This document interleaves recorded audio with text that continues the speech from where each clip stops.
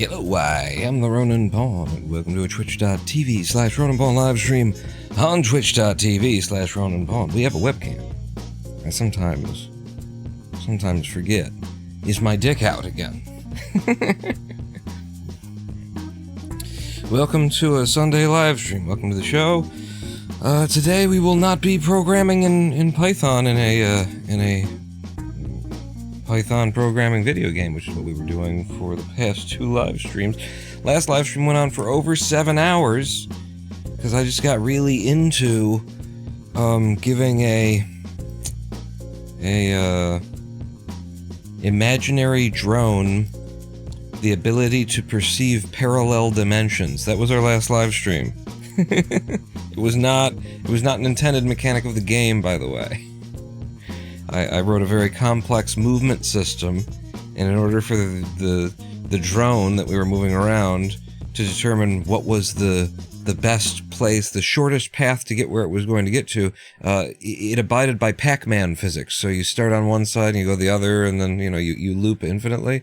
So in order to correctly calculate which was the best path to go, you had to consider the 8 nearby dimensions wherein your destination could exist at a shorter path. I loved it. It was not the most efficient way to do anything in that game, but it was a very fun way to do something in that game. That's what we did last live stream. This live stream, we're going to start out with some just sexy fun times as well. I'm going to show off the 9-10 strategy methodology that I've got now. I've gotten even better at it than the last time that I showed it on the live stream. That said, I haven't practiced it in a while because we've been playing Python coding on these streams. Where was I going with that? There was something that was leading up to. We're going to start out with Eventually, I plan to this live stream run some no utility, no pause skip, full game runs, because that's what we've been grinding up to, doing our segment grind for the past 6 months or so. I don't know how long it's been that I've been slowly each week, each live stream pushing toward, all right, we've got a time in every segment, now we can run the full game. So we will start running the full game today. But one of the interesting things we'll be doing with Clustertruck is I'm going to be using the mod at least the beginning of the day here with the option on, and it's why live split is on this side of things right now. In fact, we don't really need live split for the beginning of this, do we? If I were to do that, here we go. We're going to have the speedometer on. The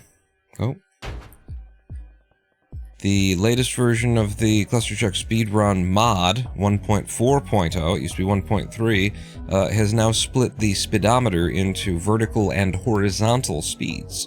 And so for the sake of, gathering more information about the game, I'm going to be running with it on, and that's why I've moved myself where I've moved myself. On screen. Is it a good place for me to be on screen? I don't know. So is speedometer fully allowed for category extension aisles? They accepted my run, so I don't know. Thankfully I'm not in charge of anything anymore. Because your run got verified, so I'm guessing so. Yeah, on individual levels I don't see what anybody's complaint could possibly be. Noah's the head of CE, and Noah verified that run, so I think we can imply that it's cool. But don't quote me, because I don't represent anybody's anything. That's not good. So the method that I've come up with for doing this trick comes in this truck backwards, gets a lot of height, turns, attaches here, feeds back there, and you see that? See how we're delivered directly to the button? The only thing that we gotta improve there is come in a little bit on the left side of it so we can hit it without dying first. But that's the level of consistency that I've gotten with that was like 3 attempts or something like that, and I got the jump again here, I get the hit here, oh, I'm on the outside, I don't think this is gonna work, but when this doesn't work, what you could do instead is die. I don't know, is there something else you could do there? There you go, I got another hit. Yeah, that's a little bit too early. I also looked at, like, just instead of, like, going for the button, because the button is very RNG, whether or not you're gonna get exactly what you're looking for. I also considered getting up there and then just going to the line of trucks, you know, cutting the path off a little short. Look at that, huh? That's, once we get warmed up to this, we'll start actually hitting some of them, I would think. Oh, too early. And that was him, you know, that was Satan pulled too early. Could I have changed that somehow? I don't really know. Boom, baby! Our first, you know, quote-unquote hardest trick in the game in what have we been running for 2 minutes? After I introed and let us in. So this is what I've been working on in my off time, is nailing this. I don't think that I would ever really bring it as a method to the speedrun. I don't know, I would have to get a lot, like, more consistent than I've gotten at it at this point. I'm pretty happy to be able to put it in once every now and again, by which I mean, you know, I would like to say that I'm doing better than once every now and again. At least we get attempts, is the thing, and then it's down to a lot of, like, I don't know how Emily ever really got the run that she got for the world record. Maybe the rest of that hell run is just, like, well beneath her standards or something like that, and she was just running on, like, accepting craps that she could get here and save the 5 seconds. Maybe that's the concept. I don't know, but this is not in any sense, like, guaranteed, even after all of the time I've put into it. Condor70, back with the resurrection, subscribed 42 months. Thank you so much for the subscription, Condor. Welcome back to the Big Dick Club. 42.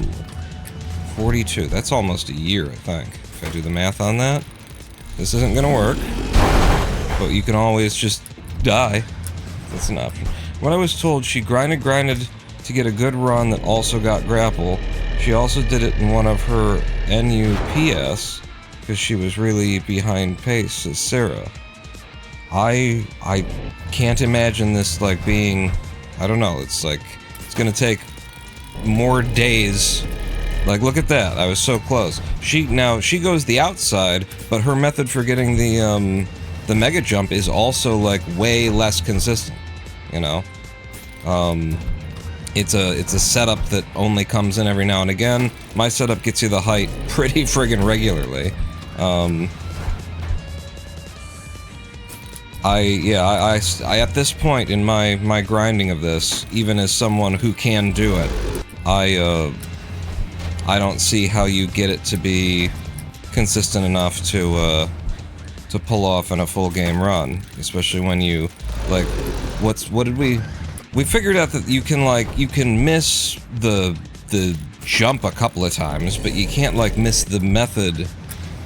You know, it's 18 seconds, or no, well, realistically 21 seconds is the other method when you don't have, is the climb skip method, when you don't have the grappling hook, but it takes 3 to 4 seconds to tab out and go get the grappling hook. So it's time versus time is the problem. You know, you've got to get this in 14 seconds or you're actually losing time.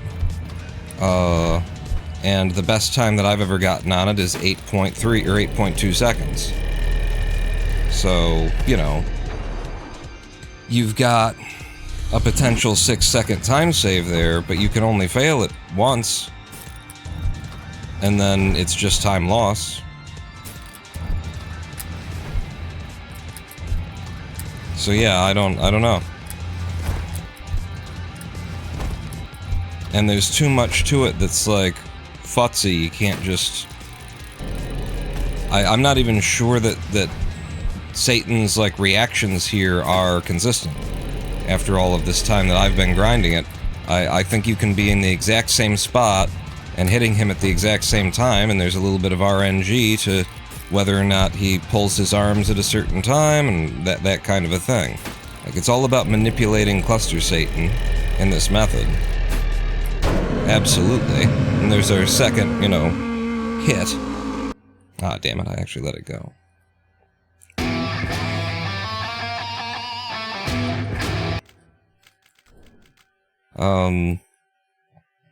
In a full game NUPS run, or full game not NUPS, says Seraces. If you got no utility pause skip,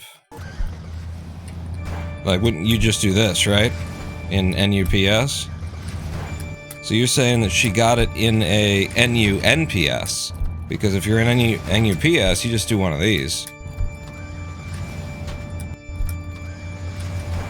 You just do one of these, and then you don't get it anyway, you know?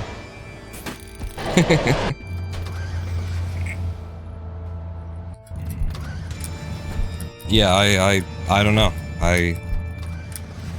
I'm gonna go ahead and raise the, go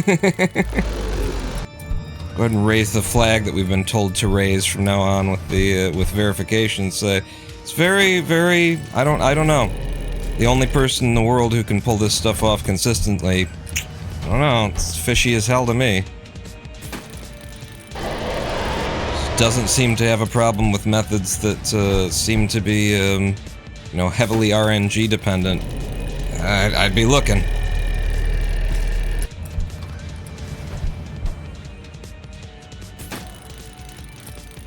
And that's fun because now, like, you can just go ahead and call out other runs, just shit on other people's hard effort and stuff like that, because the standard of the leaderboard is, we need you to tell us what to look into. You can use it as a justification. Wait, look out for Mr. Glaner, you know? 8.8 on that one. It's our third one of the day.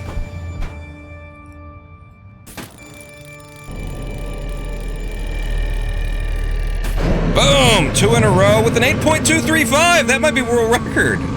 Holy shit! 8.235? What's the world record on that in CE? Let's look it up. That's a low 8.2. That's the fastest I've ever done it, first off. Yes. Yes, whatever. Yes, Bresenham. Yes, yes. Line algorithm. Indeed.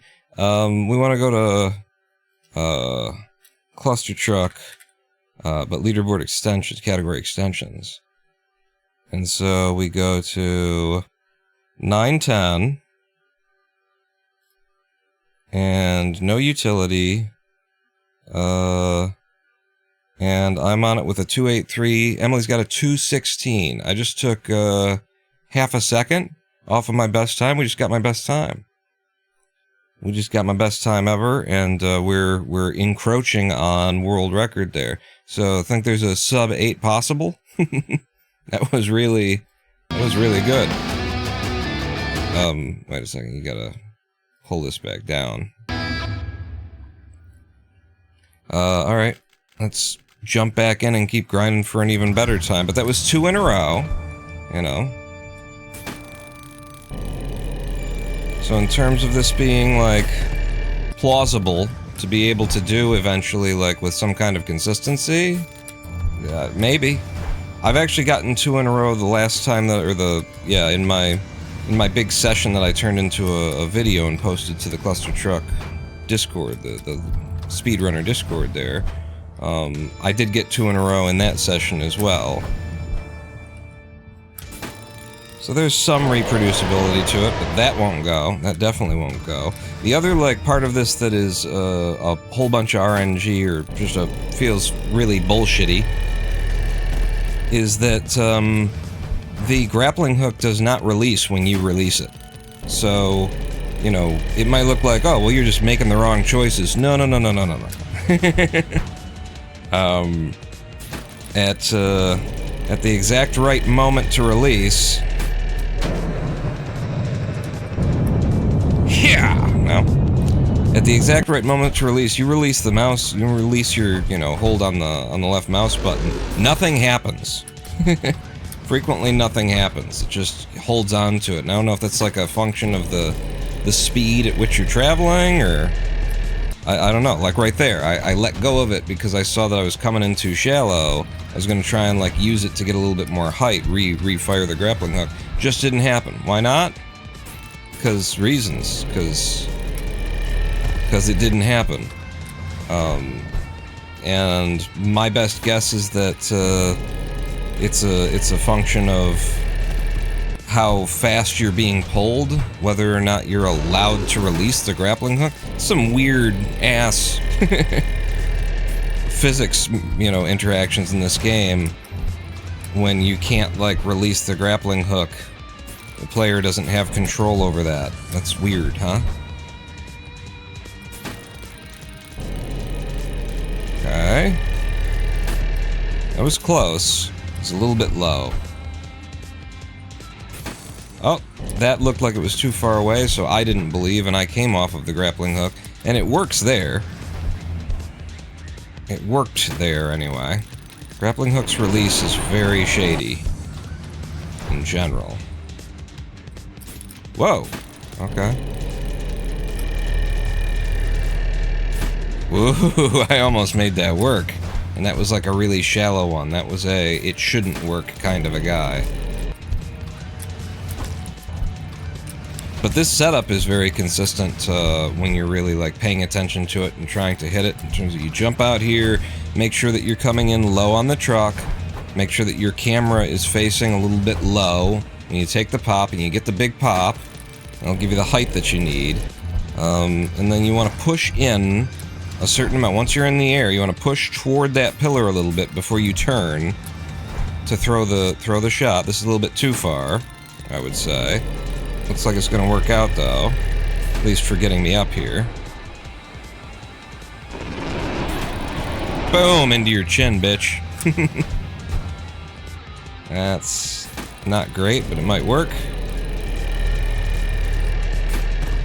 That was a really good trajectory, but, the reason why it looks like up, and then you fucking overturn, and you did this, and that, and the other thing, it all comes back to the grappling hook didn't release. So... it's like, once it doesn't do what your inputs, when they're eaten, your reaction becomes something that's trying to, like, cope for the fact that my inputs just got eaten. And you can't get what you were intending anymore. There you go. Slow it down a little bit, bring it in. An 8.9. Another pop. Get up here. Good. Boom, another one. 2 in a row, 8.5. Yeah, not quite high enough. The jump. It's going for that turkey, that 3 in a row.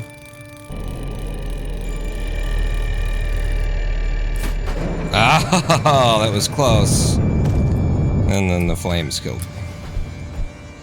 That was weird. I think it's not, yeah, that's not gonna work. It was too... I got too close to him. Like, being too high and too close to the guy just means that Satan's gonna pull the cigar sooner. And that's not going to be helpful. You want a certain amount of swing. This is less than the best right there. Ideally, you want it to feel a little early when he starts doing his pull. Like, it's gotta be... it pulls you underneath the chin, right? See how he, like, snapped his arm really fast there? That was too fast, but we want it to look kind of like that. We want to be on the verge of death is kind of ideal. Damn it, I did not believe. This is a little bit too close for me. But we want to be just barely skimming past the chin on the inside of it, because that's gonna give, like, the best whipping line when he pulls back to the other direction. The grappling hook line is going to whip you out in front of the button, so you're not just coming in line with it and slamming your head on the sort of protective shell of the button. So being closer is better, but it's entirely up to Cluster Satan. You gotta manipulate him into doing the thing that you want him to do. Like that. So that he'll whip you at the right time and with the right velocity and all that kind of stuff. Like, this is looking good. It's gonna be good and out in front. Nope. Nope, it didn't. But there is consistency to, like, the when he pulls, you get similar lines. Depending on when he pulls. Like, this looks okay. Boom. I got an 8.8. Another good, like, jump. But he pulled too soon. Ah! I almost hit the trucks on his arm. Might have been able to save it somehow. I'm a little bit too close up here, I would think. That was, like... That was almost perfect. Just another 100 milliseconds later, and I feel like it would have been the perfect pull that you would have been just passing underneath his chin on a really tight inside line.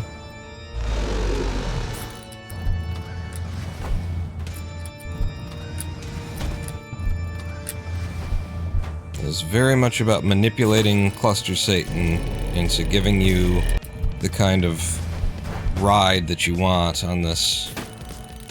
It's giving you the kind of mustache ride that you're looking for. This is, I'm a little bit too close, and so he pulled too early. Because I got too close to the pillar right there. Get out here, do your jump, push in a little bit toward the pillar, then turn and pull. I needed more height than that on the jump. This might work.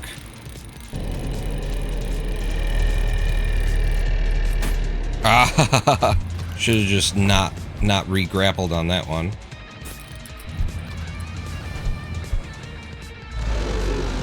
And I feel like when you're too high like that, you might be able to sort of delay yourself.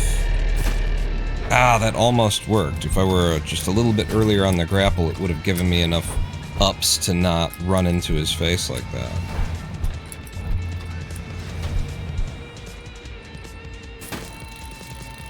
This is too much. And, oh, you know what we don't have that we could? We can't actually have it, can we? Well, I could do this. I could bring in this, even though we're not running, and then you'll be able to see my my inputs too, and you'll see like how I'm trying to steer when I'm in midair. There we go. And I'm a little bit self-conscious about my button presses because I know you're watching. But once we get past the chin, I start right strafing, I guess? Okay, that wasn't gonna work. That he took forever to pull.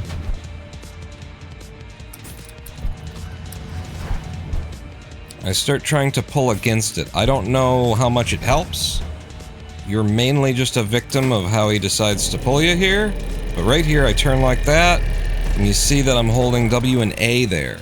I'm holding these two to try and pull myself to the outside, get toward the front of things. That was gonna die. He lifted too late. Oh, got through somehow. And then I'm still holding left mouse button. It just decided to release me there.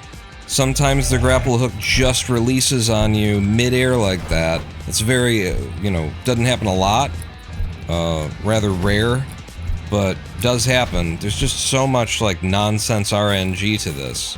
Which is why I can't imagine doing an entire World 9 run, and then coming in, switching to the grappling hook, knowing that you're wasting 4 seconds, and then getting this first try. It just let go again. Why? Just felt like it. That it hasn't happened, like, at all for the first however long we've been doing this, that was the first time that it happened, and now it's just happened twice in a row. This is the level of inconsistency and untrustworthiness, regardless of your, you know, your setup and your methodology. Did it again. What the fuck? Like, is there something wrong with my mouse all of a sudden? Have I found a very specific, like, setup here where Cluster Satan whips you in a way that releases the grappling hook every time? Found one of those things where it's like, oh, I found something that sucks that I didn't know you could do. And now I'm doing it as though it's what I want.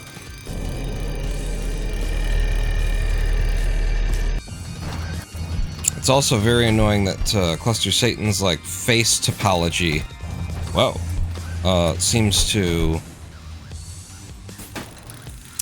to be a lot thicker than the actual, you know, what you can see. It's not quite sci-fi world levels of the walls are thicker than they look, but it does suck. You get up there and you're like, okay, I gotta release it just the right moment because there's only a few millimeters, and then the game's like, yeah, actually, the millimeters you're talking about, you're not allowed to see the real millimeters. We're making the millimeters up as we go here. Okay. Probably the most important part of this trick is getting the mega jump. And you really gotta you gotta pay attention, you gotta put your all into it. Can't just assume that it's gonna come in. There you go, we got the mega jump. Because you're not gonna get any attempt at all unless you get the mega jump. So that's why I would say that that's the most important. We're still stuck to him with the grappling hook noise going. What? How? Yes. What and how are good questions. The answer is, uh-huh.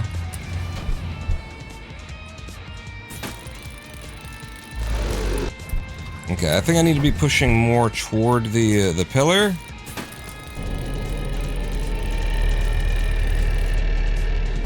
Ah! He gave me just a little bit too much upward velocity that time. And didn't turn his throw back soon enough that time.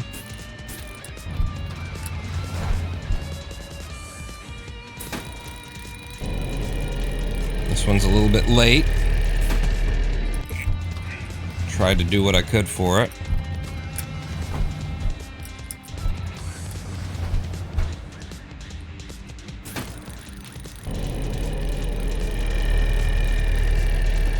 See, I was really trying to steer to the right there, and it just didn't matter. He just whipped me where he wanted me to be.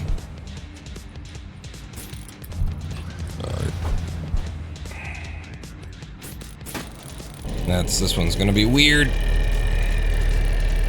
I decided to just hang on and see if it gave me something good, because otherwise it looked weird. You know, it was not entirely controllable.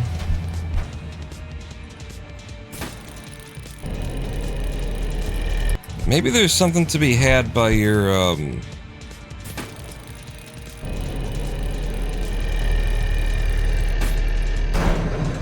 Okay, here's another piece that I'm considering now. There's something to be had by not just, like, how close you go to that pillar, but how close you are to the right pillar as well. I didn't think that was going to work at all. And I just won with an 11.1 after I was dead. He dragged me over his own button. That's cool. That's worth a highlight. Where's the highlight button? Clip that. I was dead, and he dragged me over the button. So there is a way to... What I'm just now realizing is that there's another dimension to the considerations here in terms of how you can manipulate Cluster Satan. And it's... like, where am I here? You know, where am I between these two guys? I've been mainly trying to, like, set a certain distance toward this one. But I think, like, staying a little bit further out is this is another way of controlling how he ends up whipping you. So the last, like, axis of dimension might just be the final trick here to ensure you get a line that, like, pulls you out toward the front instead of, you know, that gives you a chance to actually hit the button. Look at this. See, that's not a great line right there. We don't like that one. So what if I'm, like, I'm more in? This is something that I haven't been trying to manipulate. It's the third dimension. That looked beautiful. If I wouldn't have hit his chin, that was kind of exactly what I want. It was an early pull.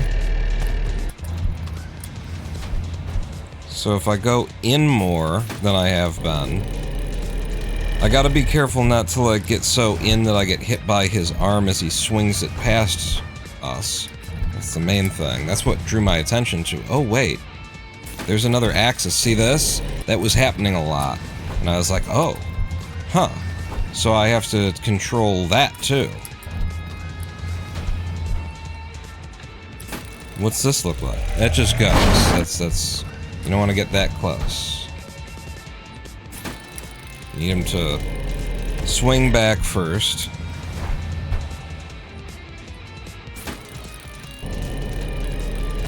Damn it. It's very close to being, like, ideal. But right next to ideal is instant failure, apparently.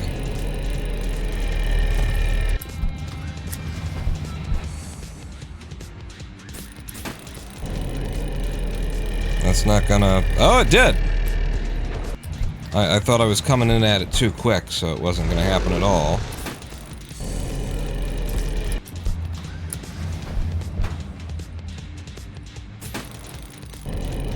Okay. Yeah, I'm still looking for, like, what's the magic line to...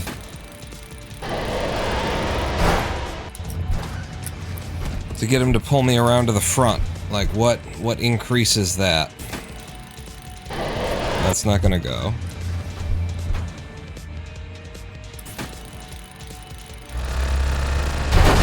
It's interesting. What if I went for an entirely different thing and, like, I get the big jump, but then I go way the hell out here? Is this doable? And then we pass in front of it instead. No. Should stick relatively near what I know works, I suppose.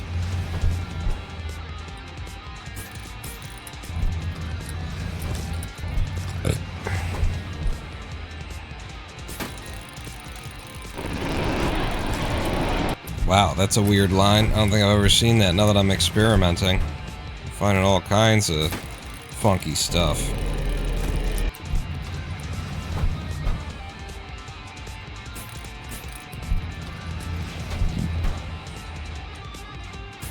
That's too close. Is it, though? It got up there. This is, if nothing else, like I'm now aware of the other contributing factor to how I get pulled. Oh, I would want to watch that one again. Where's that highlight? Click that button. I would want to watch that one again. Oh, don't do that. Don't do that. Because whatever I just did there is what you'd want to do every time to get that line that pulls you up in front, and ideally you don't have to release the grapple hook at all.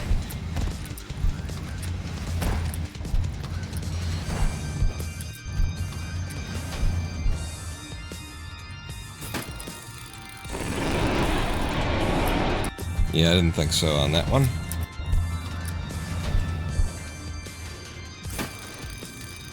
Too early. His pull. I don't know what I did that was wrong, but his pull was too early, certainly. And that one just let go of me. I didn't let go. The grappling hook just decided to It was covered in butter that time somehow.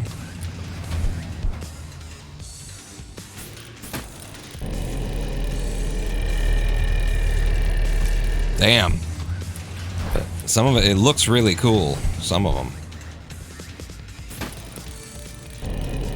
This looks real good.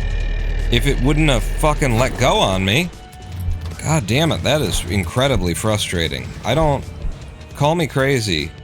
I'm not a fan of it when I'm playing a game and the buttons don't do what I'm pressed. I feel like that's actually a bad thing.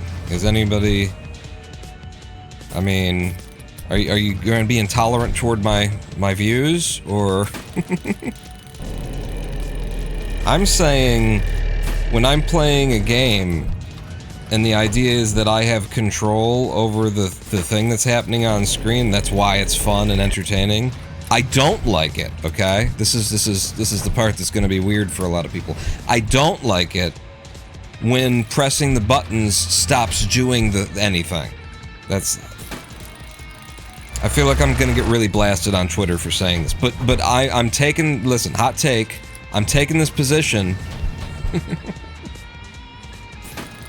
I'm not a fan of not having control over the player character in games. Just I gotta be me here, you know. I can't sugarcoat it for you.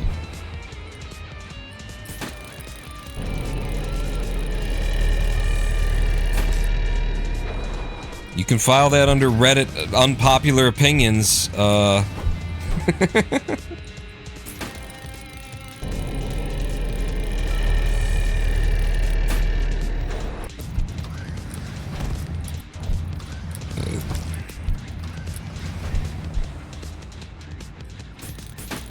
That's weird.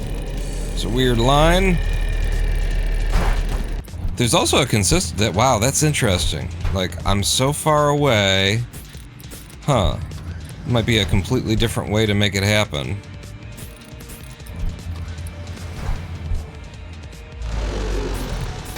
It relies on his arm being very, very far away. Oh, you see that shit?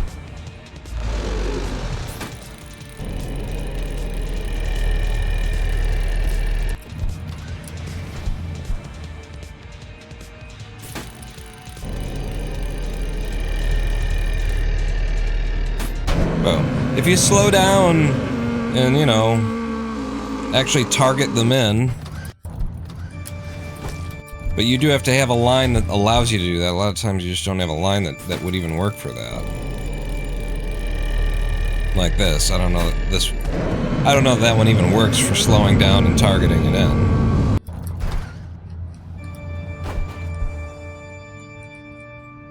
Yeah, that's not good. It's gonna work somehow.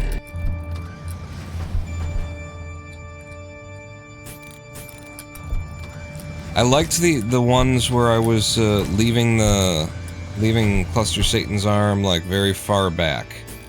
Like you get up here and you push in, but then you like stop and give him time to get his arm away from you. And then you see that.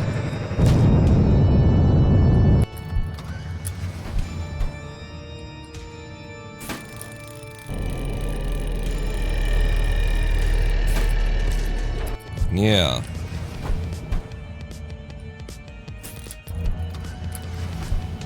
I'll sort of trick him to bringing it in, and then push back toward him so that he tries to run it away from you.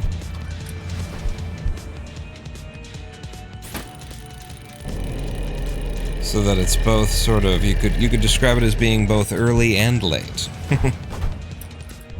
But you gotta have, like, all the height to make this happen, because you gotta have, like, airtime to be able to hang out in his airspace that long.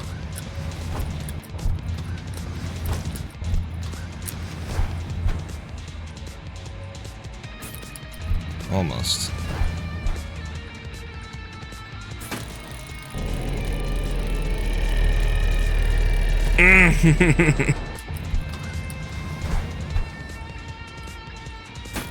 Too close.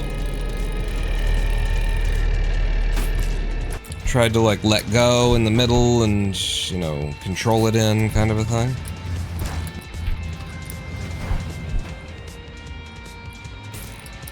If I specifically aim for, like, the consistent one...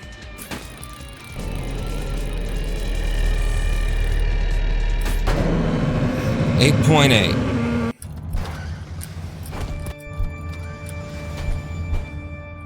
Not high enough. Probably not high enough.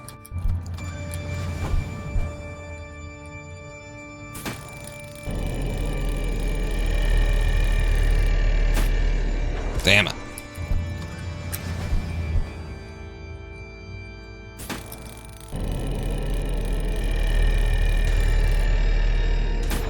Boom.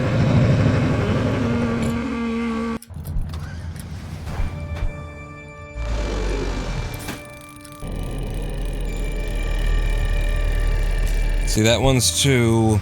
You don't get, like, enough height in the middle to make it work. Because he starts his pull too late, is the problem there. You need it to come a little bit early.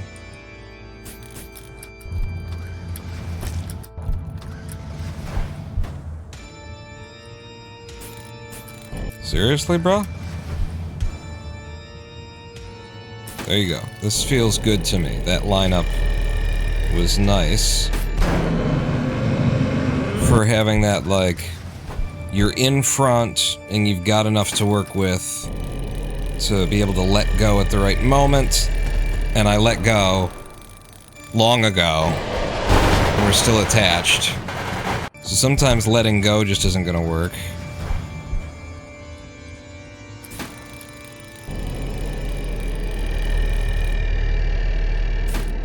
That was, like, I let go way early that time, because last time it didn't let go at all, so... What are you gonna do? This looks great right here. Yeah, that's one you just keep hanging on and you get an 8.227. Which I think is my fastest ever. I think that's my fastest ever right there. Let's highlight that. Clip. Okay. I think the other one that I got was a 235, now that's a 227. And what was the... What am I fighting against? A 216, 216. That might be world record, depends on exact timing. I think the auto splitter is pretty damn close on my computer. On 910. Like, the last submission... Actually, what is it? What is it? It's, 283... In the video, I think it was like a 285, so I think it's pretty damn close. God damn it. I don't think there's an entire tenth of a second, or whatever it was, that I would need. Damn it. That was perfect. I don't know why it didn't grab either, because I feel like we were close enough. Sometimes it's just bitchy. Sometimes it grabs it when you're like, are you fucking kidding me? I've already let go. I'm already starting the next, like, attempt because there was no way. There was no fucking way. And then other times it's right there. And shit's like, yeah, maybe not though. What if not though? This should be good. That. There you go. Made it work.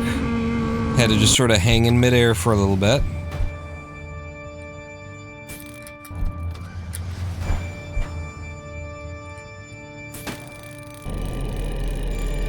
This is late. Yeah. And that's what happens when he, like, swings late. When it's like, it stays out there and you're not moving under the chin that fast, kind of a thing. Then when you come up, you're coming up, like, with a really shallow arc to be able to clear the skull at all. Oh, wow. Just blew up that truck in my face.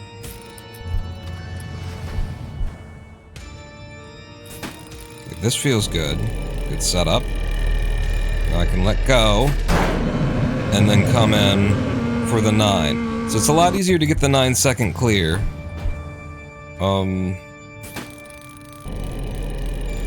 This is okay. It didn't let go. The grappling hook pulled me in. after I had released.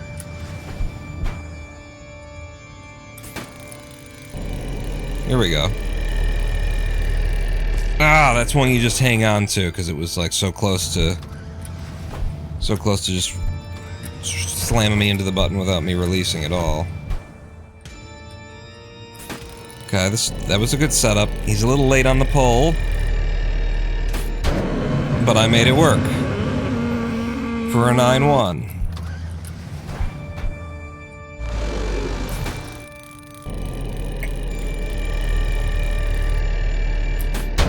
And there's a 9-0. So I guess, okay, at this point now, I can see this being like a Hail Mary strategy.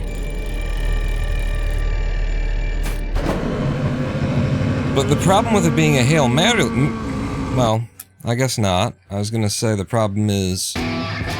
why are you equipped with the grappling hook if it's a Hail Mary? I guess when you're exiting, you know, there's a lot of time to think about it when you're coming out of 9-9. It's just a straight run, so you can look at your time, you can see what time you got.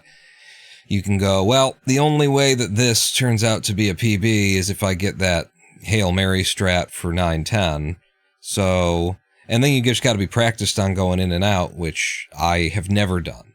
I have never practiced on, you know, so how do you get back there? You go escape, back, abilities, hit it, back, play, campaign, 9-10. Yeah, I've never had to do that for any of the runs, because I was a no ability runner. You know, when back in the NE% Classic days, and then I invented the... no, then what did we have? Like, we just had a better method or a more consistent... We just did the pause bounce thing by the time I was doing NE% runs. We'd do this, and then we'd throw a truck. Whereas the old method used to, like, switch out a grappling hook, and then there's something like... right? You jump up here... something like that, and then you throw a truck out here, you land on the truck, you wait for the grappling hook to refill, something, it was weird. Use escape button instead of pressing back. It wasn't working. It might be because I've got Q and E bound. Ah, so let's see about that. If I... main menu... well, you just go to main menu, abilities, here, hit it, and then, yeah, E... it's because I unbound it, sort of a thing. So from here you'd go play, campaign, boom. Yeah, that's a simple thing to train. The keys that you need for that. It's a little bit close, but we'll see. I think it's viable. It was. For an 8-9. So yeah, there's a 9.0 that's gettable here with enough frequency to make it like something to go for if you're mostly screwed.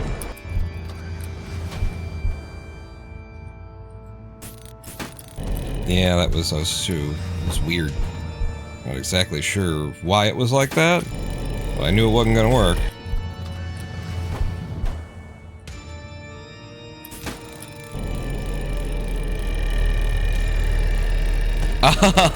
I let go too, and I let go because I saw it was coming in a little bit too hot. The game just decided not to listen to me on that one. I don't love it. Ooh, almost.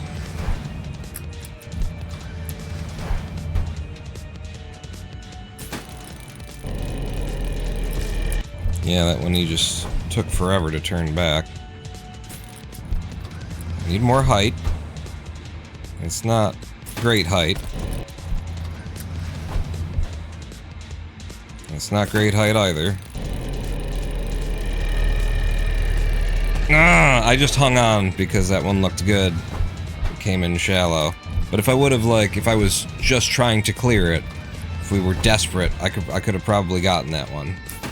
If we were mid-run and this was my only way to get a PB, let go, and then try and get that grapple that takes you dead into the side of the button. This is okay. I let go, but it didn't.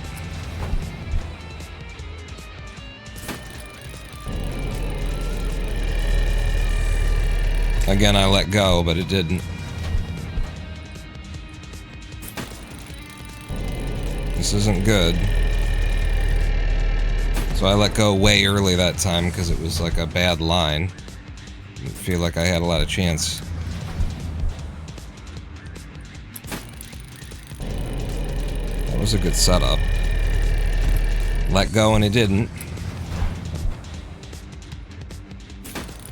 Okay, this is a really close one, so it'll be weird. Get the bounce, move forward, then turn back. Like a little bit of intentional waiting might be in order here.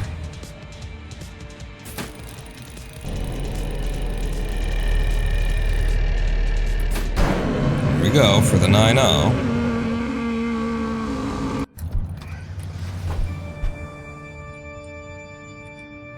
There we go. I pushed toward him intentionally, trying to like push his arm back. That's been something I wanted to do, but I couldn't like get the... didn't have the reaction time to like recognize, okay, that's this situation, let's try pushing at him. And it didn't work at all, so I will continue trying it because I think there's potential there.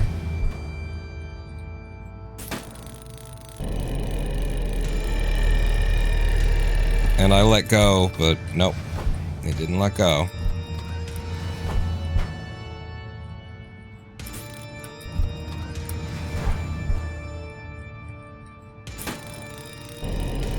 A little late. Letting go. It's letting go early because it was pretty bad. I needed to like get more height once he was going to drag me into the skull. Maffycraft, 29 months of subscription. Finally, another coach stream. Couch stream. Can't wait for the chair stream. We can do it today. Listen. I wanted to share my wisdom with you young whippersnappers, okay? You're young now, you think everything's gonna be fine forever, you got money and, you know, chicks and it's for free and you play your guitar on the MTV. I know what the kids are up to these days. And, what you need to do, you're a young... you know, professional making some money, you're in your 20s, your 30s kind of a thing. You need to buy yourself a lazy boy, a reclining chair. You need to have this, not because you need it now, not because you'll need it for the next 10 years, but you're gonna need it. You're gonna need it. When your age starts to have a 4 in front of it, you're gonna need, it's the best thing for like a lower back issue. It's just to have one of these damn things. That's why, you know, all your parents, all the old people, they're always like sitting they're represented on television as always sitting in them, like Frasier's dad and stuff like that. There's a reason, okay? They're one of the greatest inventions for, you know, middle age and beyond that humanity has ever come up with. And the problem is you're gonna think that you're still young as you're in denial. 8.204, that's the world record! You're not young, and I just got the world record. There we go. I was a little early on my hit. 8.204. Bitch.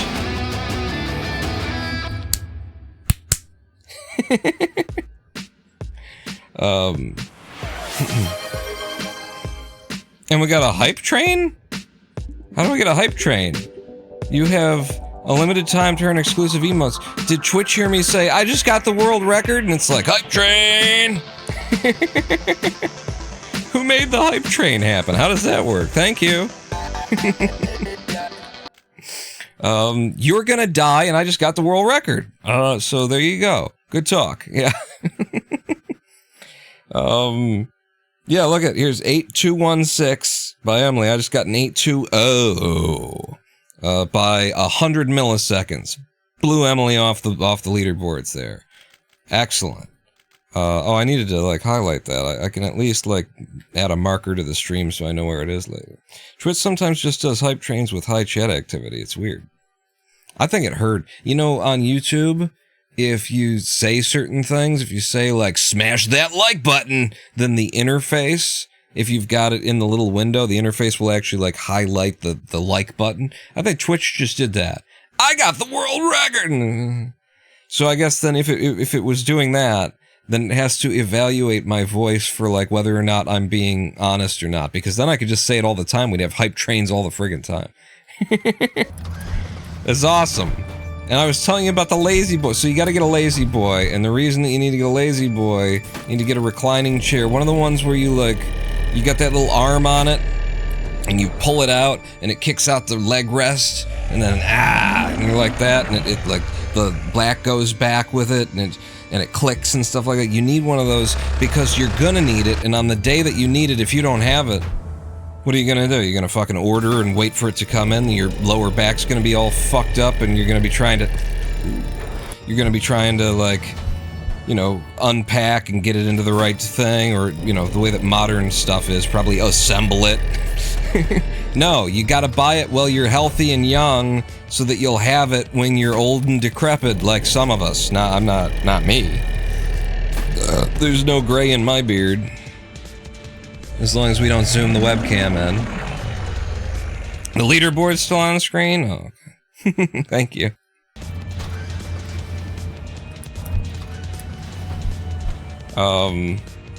Yeah, get yourself a Lazy Boy. It's important. You won't realize it's so important. I just had that event. Obviously, I'm describing what just occurred to me, which was that for like a week, I had what some people call a crick. 8286. It's not. I already have the world record. What do I need good times for? I had a crick in my back for about a week, and there was nothing I could do, and it was just getting worse and worse and worse. I was thinking that I needed to buy a new mattress.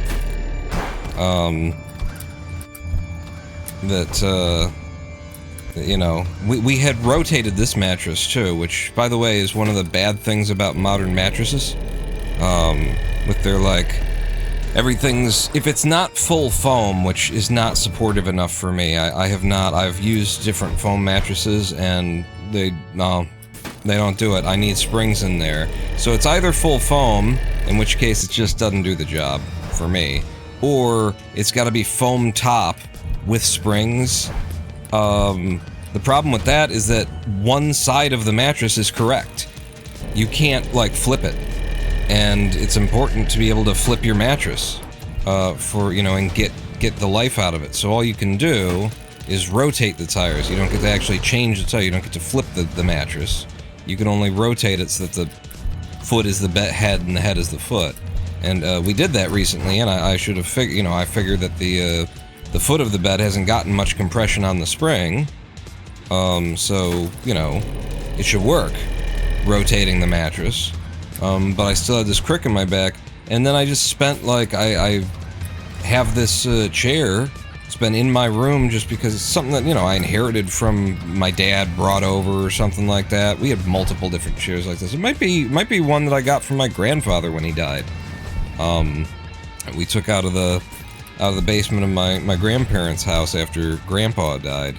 But I've got it here, and you know, after a week of suffering, it finally occurred to me, maybe I should sit in it and see if, you know, just not being in this mattress. I wasn't even thinking about the restorative power of the chair. I was thinking about just being in something that isn't this mattress, presuming that the mattress was a problem.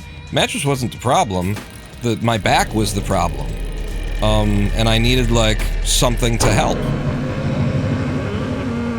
I needed, you know, something to support my back in a certain way, posture, so I don't know. I needed a little help. And the chair goddamn did it. And now, like, I've been spending every morning, I wake up and I have my bowl of cereal in that chair, and it's part of my routine now. And you know, it got rid of the back pain, and now, you know, there are days where I don't get in, I don't have to get in the chair every day. But it fixed my back, and so that's what I'm telling you here. This is the wisdom of the ancients, of which apparently I'm ancient now. Boom! 8-2-1-7. I already got an 8-2-0 though, so who gives a damn? Mickey asks, is your CFS related to long COVID? No. Although it's possible, like, I think that I'm still COVID-0 because I've been housebound for all the years and bedridden and stuff, but we were in and out of hospitals during, you know, 2022 because of my CFS flares. It is possible that I got COVID, at some point, and it, like, made my ME that much worse. Like, it took me to the extremely severe levels that I was in 2022. It's possible. But, I think I just overexerted myself. And, but my ME symptoms have existed since, like, 2012. Yeah. Since, like, 2012, I've had symptoms and indicators of myalgic encephalomyelitis. And in 2022, it just all got a lot worse. I mean, it was slowly moving downhill. But I went from housebound, but in no sense bedridden. You know, completely able to sit upright and all that kind of stuff, do live streams sitting upright and whatnot. I was 3 months on my back, unable to communicate with people. There were, like, remissions, like, there were days where it was okay, but most of the 3-month period between, like, I want to say April and July 2022, something like that, I was a stone, I was a lump on the floor. Didn't even have, like, a proper place to be my, my convalescence, you know, location at that time. And so I had, like, a fold-out floor bed, and I was just in my earmuffs so that I didn't have to, like, process the sounds of the world outside, which were, you know, any input to my inflamed brain, my swollen brainstem, pons region of the brainstem, any input whatsoever was a torture to me. So no light, had to just cover my eyes with, like, a dark sock at that point, and throw my terry cloth robe over, kind of a thing. And then, yeah, bought a pair of construction grade earmuffs just to be able to, you know, retreat from the world.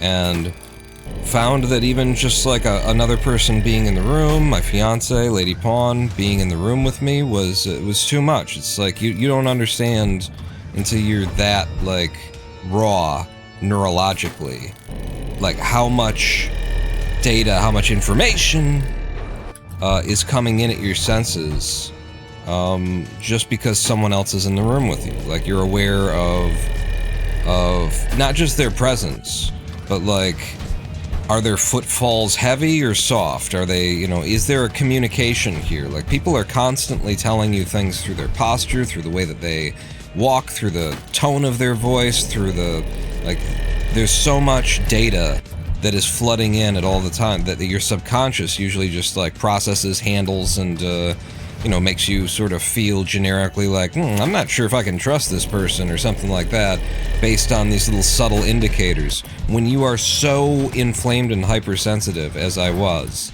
all that stuff is right there on the surface. You can feel it, and it hurts.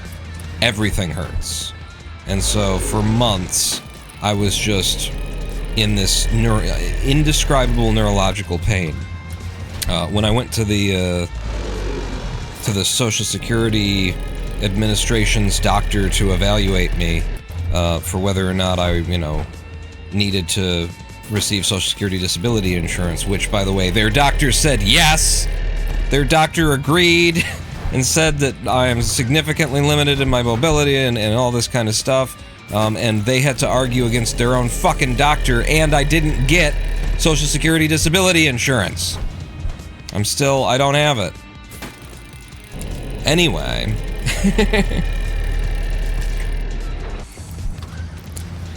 When I went to see that doctor, she was asking me about what's the pain like. And I said, well, it's neurological pain. She said, whoa, no, I need I need you to describe the pain. You can't just say it's neurological pain. What does it mean? And I just kind of looked up in a way, I just kind of looked at the ceiling and I was like,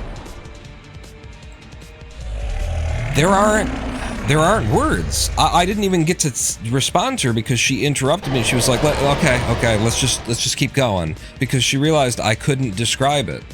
And then her, read of me and my situation was entirely supportive of the fact that I'm unable to work in a capacity that could, provide for my household. So I think she understood the concept of neurological pain, when I couldn't describe it. It is indescribable. Your brain is not working right. And so I can describe certain events.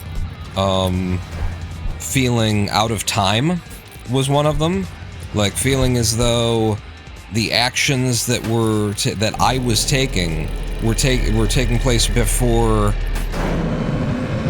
I could actually get involved in choosing whether or not to take those actions. That's scary as hell. To feel as though you're 2 seconds behind what's going on in the world around you.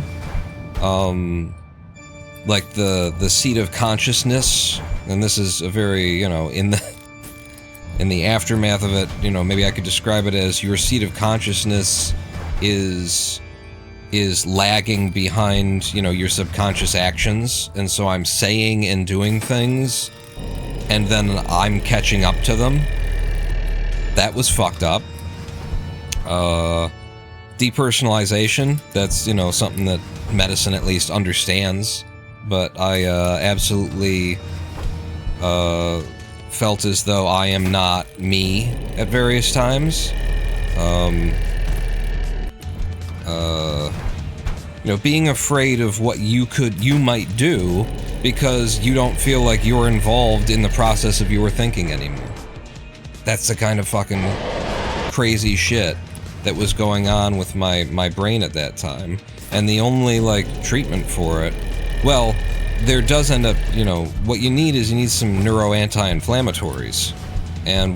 But medicine doesn't really recognize them. At least insurance doesn't recognize them. So what I take now is low-dose naltrexone, which has been known since the late 70s, I think, to act as a neuro-anti-inflammatory.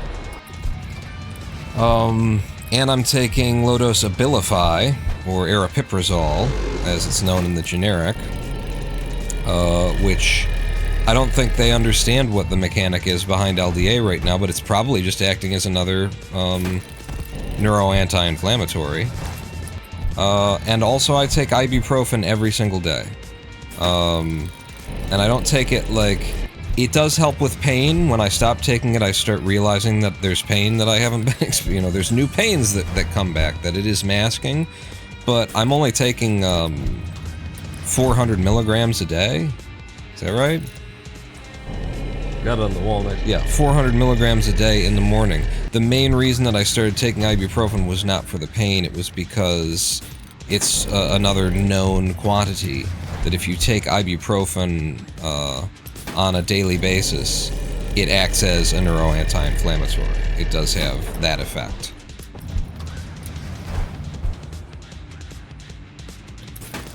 But these are all things that I came up with.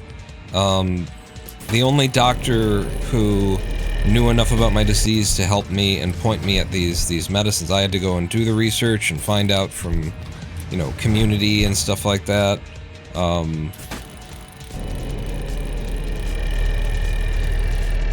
That was a good line. I figured this stuff out myself. The only doctor was Dr. Maureen Anderson of Royal Oak, Beaumont, here in Michigan, who in her documents before I was ready to really, like when my brain was still too raw for me to even process trying to make things better for myself. She had written in the notes that I should try low-dose naltrexone. But, she didn't, like, prescribe it to me, which is really what she should have done, because I didn't have, like, the functioning brain to, like, follow through on these things. There's a lot of, also, like, executive dysfunction, I would call it. And executive meaning, can you execute on what you want? Is your brain working enough to be able to, like, do the thing? Maybe you can think about it, but can you actually bring that thought to an execution of an idea? There's a great video about all the gadgets that helped in that time, says Sarah. Yeah, on my channel. That's true. Is that Noah? What's the late hour on Sunday that you're here? 3, so it's only like 9 or 10 for you. It's a very nice Speedo you got there. Speedo? Oh, I was like, wait a second. What am I wearing? Yeah, I decided I've got it on for the sake of, you know, just grinding this IL. And by the way, Noah, just getting here, I got the world record on this method. I got it on the stream here, in 8.206, I think. I picked it up. That was almost an improvement on it right there. And then I forgot to highlight it, but I did mark it. I didn't clip it yet. I didn't clip it live. Oh, 8193! Never mind! Don't worry about the 82! You just saw the world record live! I got another one. I'm talking about the 8.2 I just got. Like, but I didn't highlight it, so it's not like you can go look at the highlights and watch it. And then I get an 8.1. Consider it verified. No. Okay, maybe we should, like, quit doing this method now. I don't know. I mean, I wasn't even really... I'm trying more. I'm going for, like, the consistent... Like, can I figure out a setup that gives me a consistent delivery of it? And if you don't go for the low 8, if you go for the 9 instead, set it up. You want to, like, release as you're coming up here. Sometimes the game doesn't release. I released there and it didn't let go. But, like, if you can just get sort of hanging in front of it and take that last shot yourself, that's the most... It didn't release, again. It didn't release. Maybe... I don't know, is there something I can do? Is there... I'm gonna try, like, right-clicking or something when it doesn't release like that. I'm gonna see if it just needs another input to get it to let go.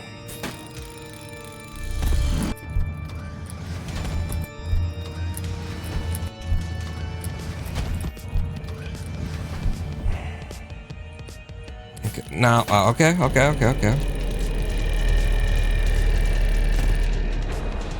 The right click didn't work.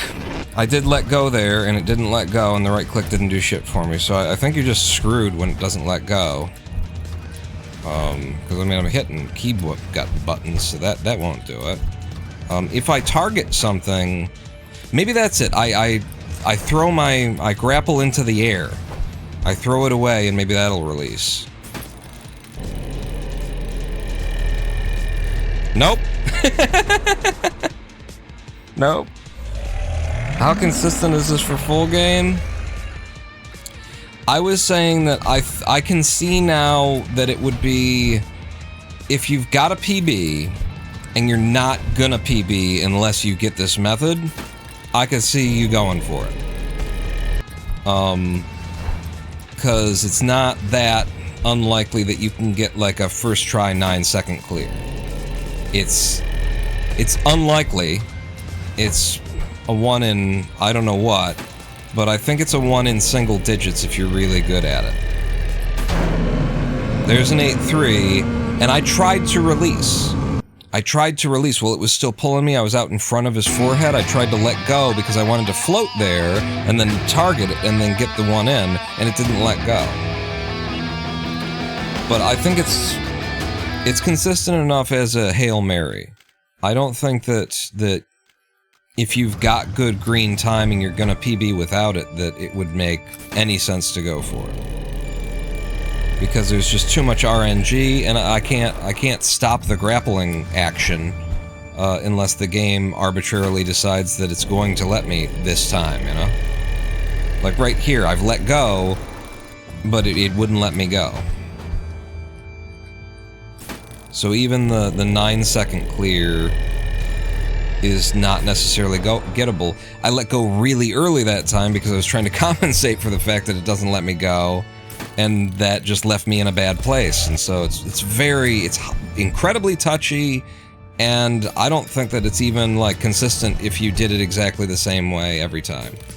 I mean, can't say for sure, but I think there's even RNG to Cluster Satan, how he reacts, how he moves when he pulls and stuff like that, and certainly to whether or not your grappling hook is going to allow you to let go. That's a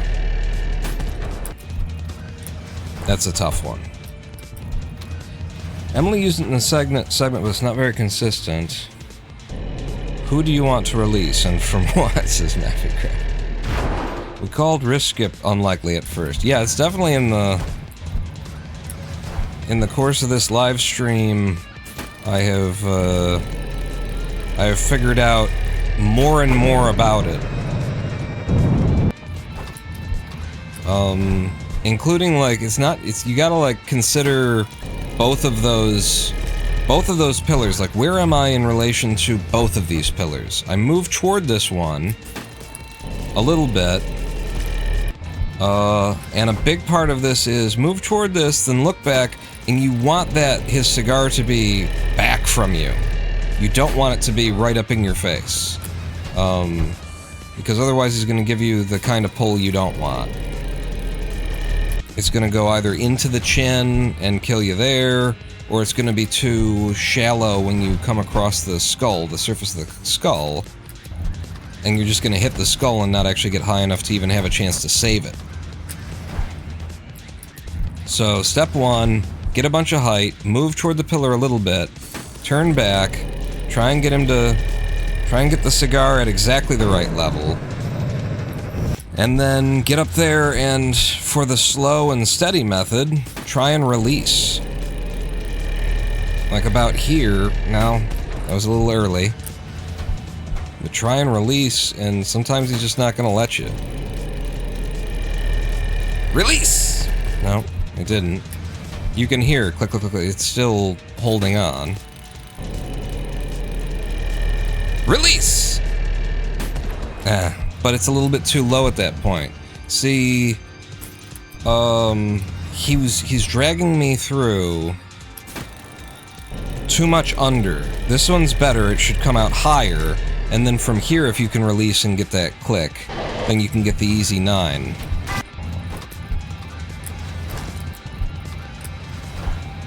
But I definitely find that an easier mega jump to get the big air off of. You get up here, and like that. That's what you want every time.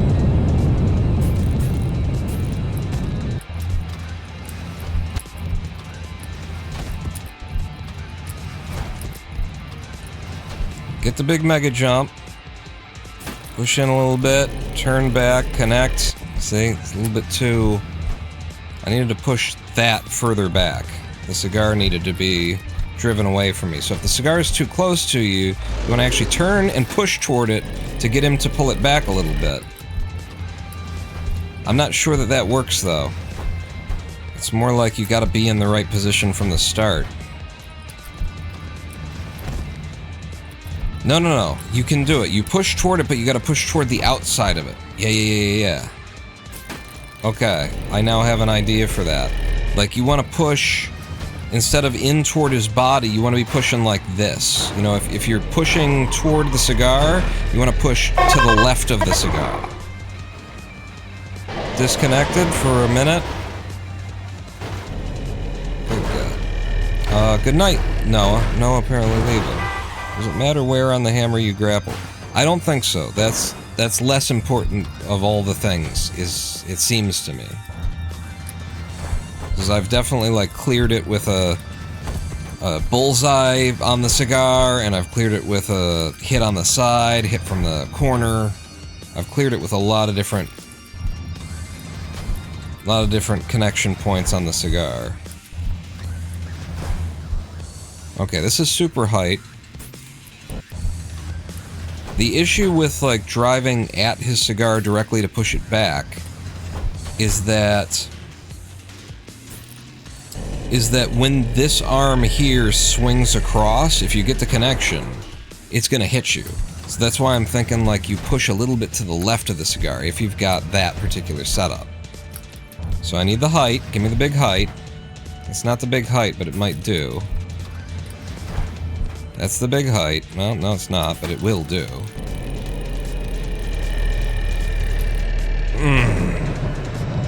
There's no way to get back from it, really.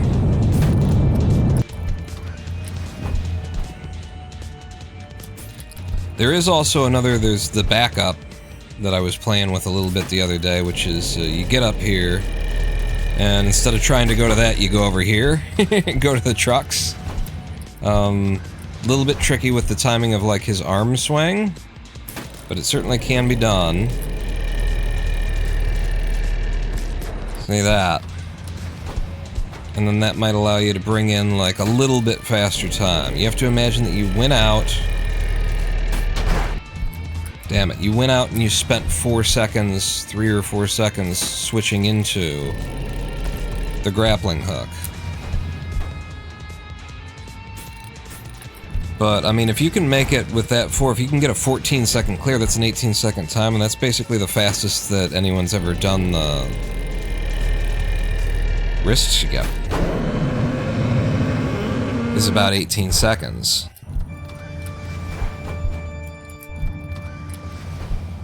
It's far more likely to get it like a 20-second wrist skip.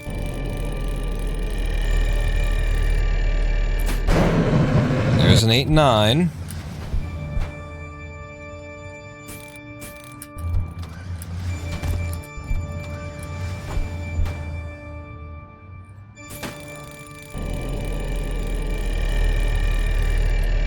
Ah, you friggin' balls and shit and tits.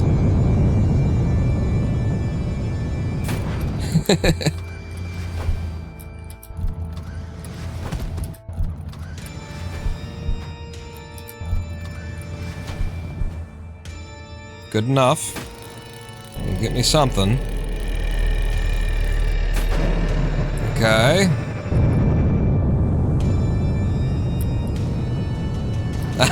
Managed to just find that gap.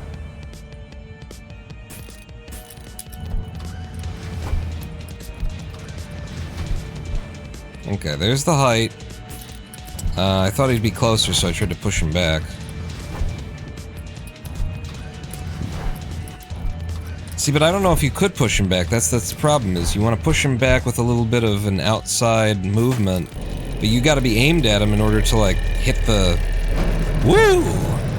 To hit what you need to actually fire the grapple at the damn thing when the time's right. So it might just be a kind of a... Yes, in theory, that's what you would need to do if you could do that, but you can't do that, so you either get it or you don't get it.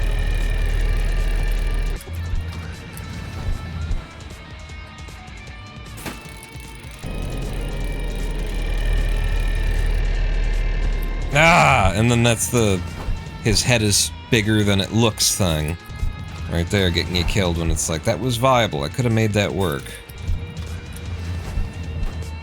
But I misjudged how close I was, because I didn't misjudge how close I was. The game misrepresented how close I was.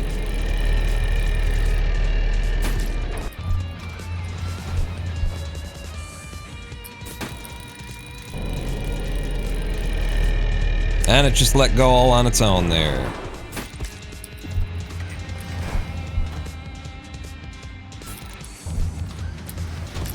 I'd like to do the backup, actually. This weird backup that's actually probably almost as hard as the, as just doing it the regular way. Which makes it kind of not really a thing you should try. See, his arm comes back down with the clap there. That's why you die, so you have to go to either further back or further forward on the trucks.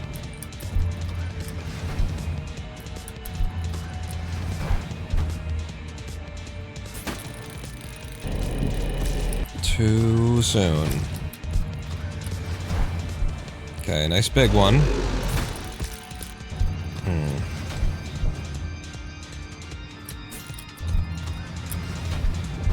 I think there's a little bit of magic to staying to the outside there. I'd like there to be a little magic for that, so I'm trying, like, going here. Instead of driving dead at the pillar, driving a little bit to the right of the pillar. I need to pull him back less, though.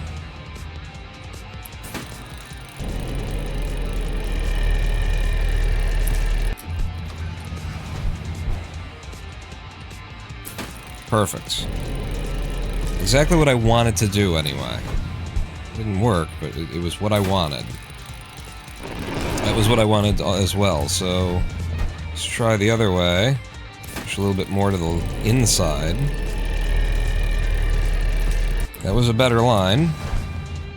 It's not enough height.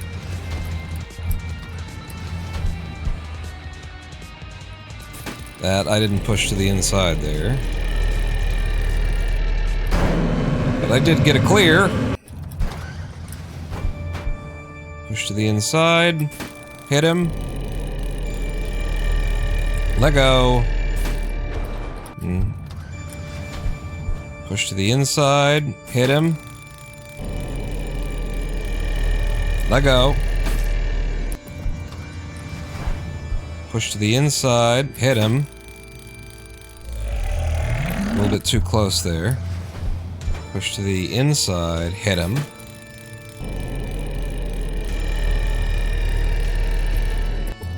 I'm gonna push even further to the inside.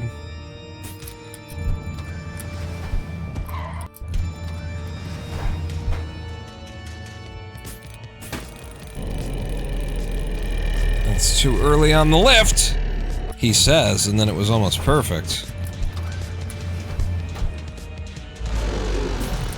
Need more height than that.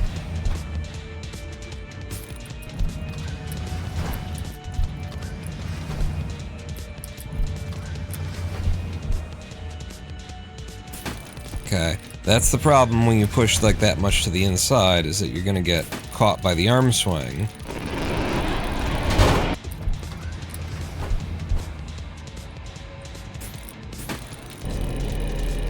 That's too long.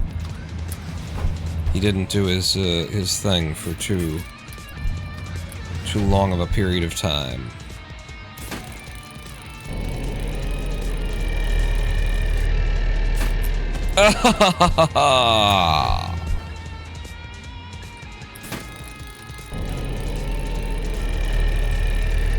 Oh, I just held on that time because I thought it was perfect. I thought I was going to get another world record. Look at that. Through the teeth. Over the gums. Look out, baby. Here it comes. Yeah. Balls and shit and tits.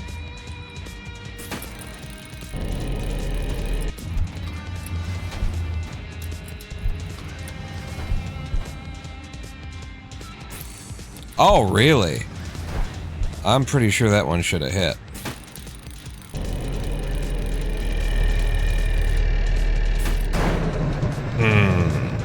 Damn.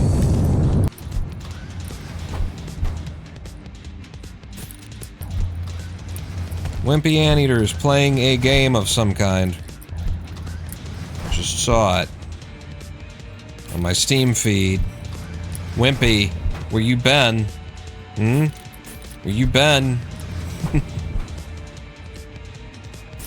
Okay. Well, a little bit on the inside. Give me the height. Got the height. Set it up. Bring it in.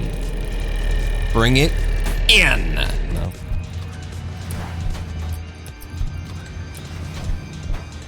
Okay, I got the height. Turn and throw. Too close. I don't know, driving dead at the pillar kinda seems like it's the best way to go. I've tried the outside, I've tried the inside, but moving dead at the pillar, there's a little bit that's slightly on the inside.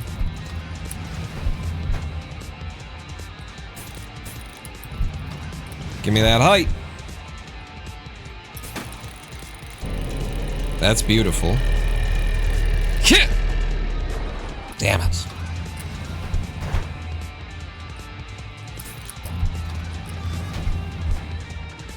Not great height, but I think I can make it work. Yeah, it's too late though. He was too late on his thing.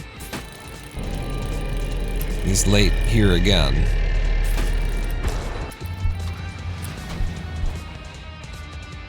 This is good.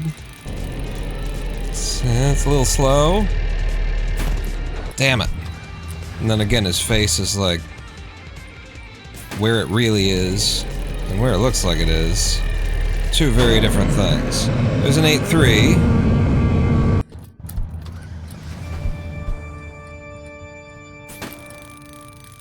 Nope. Good enough. Yeah! 815! Is that lower than what I had before? 815?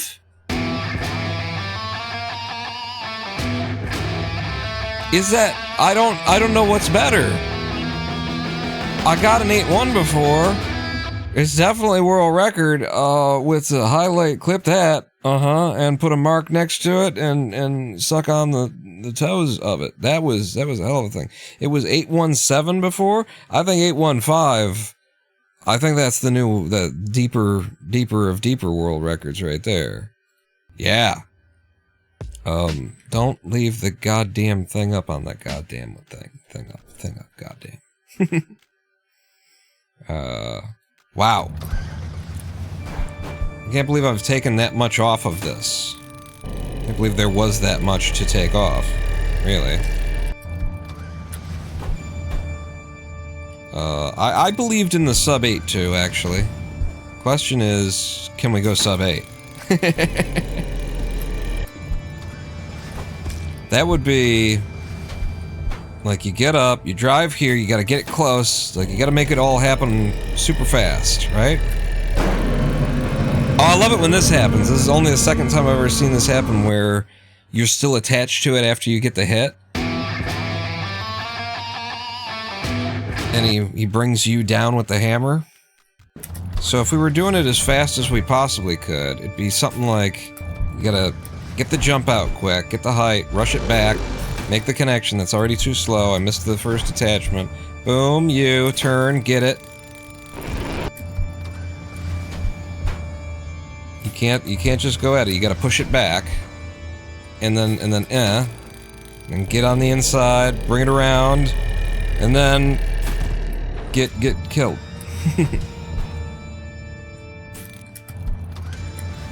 What would the fastest movement look like? Like this. This is what it would look like. Yeah, that is what it would look like, and then you just gotta, like, get the line in. So it's like, you gotta do a little run into this. And then you don't want to get it on the second grab, you need to get it on the first guy.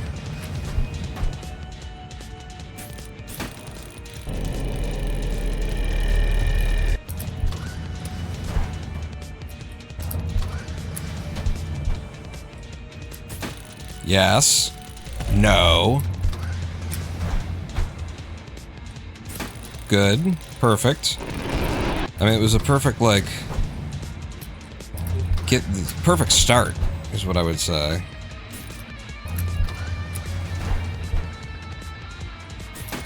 Yes. Yes. Unfortunate. Bad line. But I did kill him, you know, so there's that.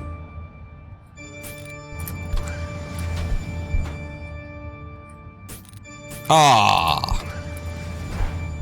Okay. Yes, early. Good.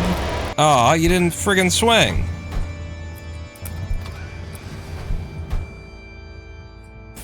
Like if I'm trying to make up some incredible world record route, then it's gotta look like this, right? Oh my god. Yeah, not so much there. Good.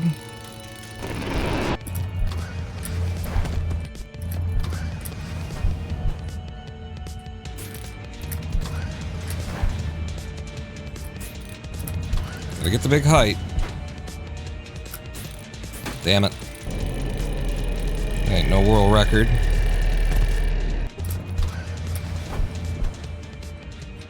Good. Now go. Now into the button. Damn it.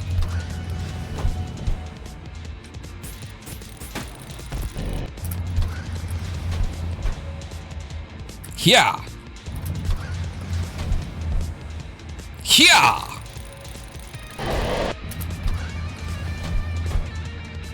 Kia.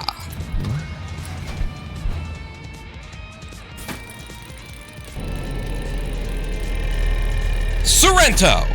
No? Kia Sorrento. Kia. All right. Korea International Auto.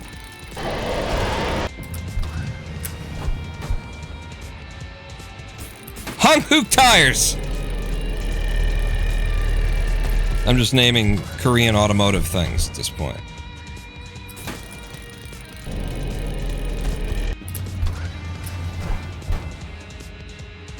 Do Americans understand that Hankook Tire means Korean tire? That's... Literally, it's just... They just named it Korean Tire.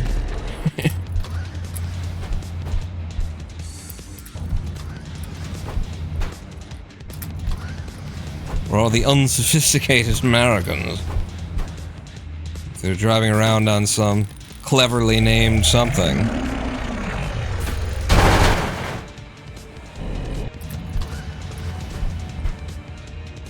It's this very, like, almost socialist kind of a...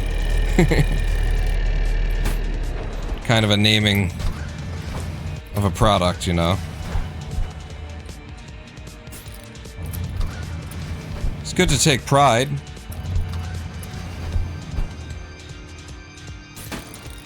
Like, we're representing Korea in the industry of automotive.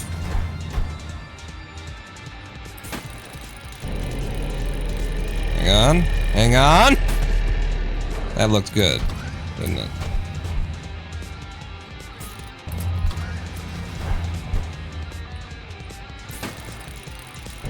Nice. Nice. Ah, it just let go automatically like it likes to sometimes do. Man, grappling hook's really janky. Sometimes it just doesn't let go. Sometimes it lets go regardless of you. This is some really weird physics choices they made for this particular thing. Okay, I'm gonna stop going for the world record that I already have. And I'm just gonna try and go back to, you know, what I was doing before, which was, don't forget, like, what you've learned here. Which is, 1, get the height. Get the height. Okay. And then 2, you want to be hitting that, like, close but far, is the best way that I can describe it, is you want it to be sort of as far back as it can be while still being hittable, and you want to make sure that you haven't moved into the range that Cluster Satan's going to swing his arm past. And sometimes you just go for this because you're not getting the big jump. Give me the big jump.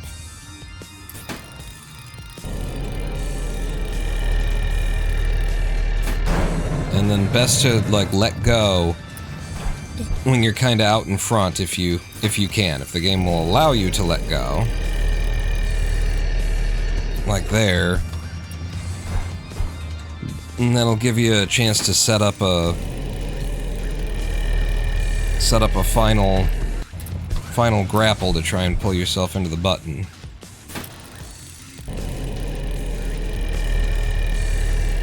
I let go, but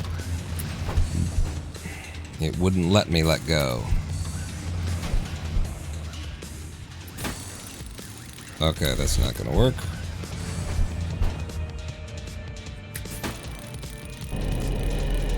Good. Good!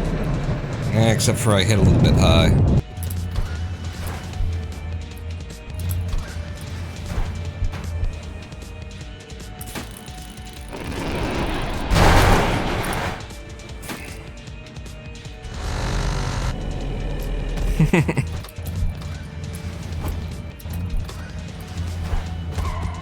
I found a truck to aim at in the midst of the chaos. That's a little bit too close, I think. It got me up there.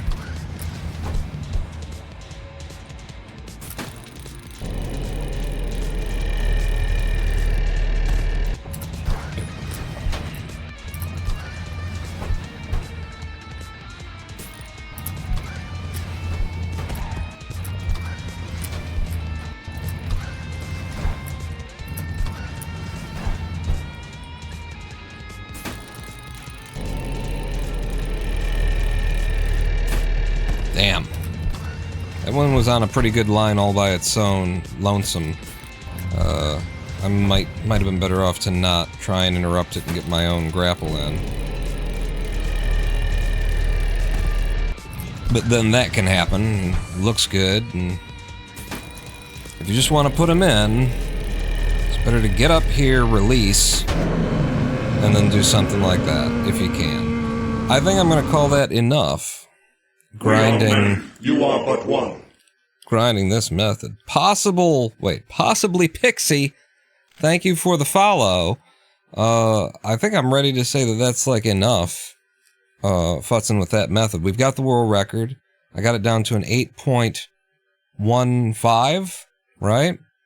And so I'm thinking, at this point, we take a live stream break, come back at 7 minutes, and do full game runs. Of no utility, which would mean I need to switch out of this and go into levitate. There it is, levitate. And then I will also need to turn off the speedometer if we're going to run the full game, because it's not allowed on the main leaderboards. So actually, let me do that while I'm thinking about it, so we don't forget. Get open the mod, which you guys can't see. Miscellaneous, turn off speedrun or speedometer. It's for practice only. Apply patches. Okay. Official speedrunner mod has been configured for no utility, no pause, skip runs. When we come back, actually we'll start out by we'll ease our way into it, because I got to work out some of the trickier methods. Like when we get to Ancient World, we need to be able to get through 6-1 first try. We do that, like that's necessary. And 6-1 is very difficult. Really, all of Ancient is really difficult. But that's where we're headed. That's what we'll be doing. I'm going to close that down. And in the meantime, while we go to live stream break, I'll play you some music that I made. Let's see if I scroll down. What we got here? We'll start off with the Red Brick Waltz. Meet me back here in 7 minutes. Don't go anywhere. Pawn not out.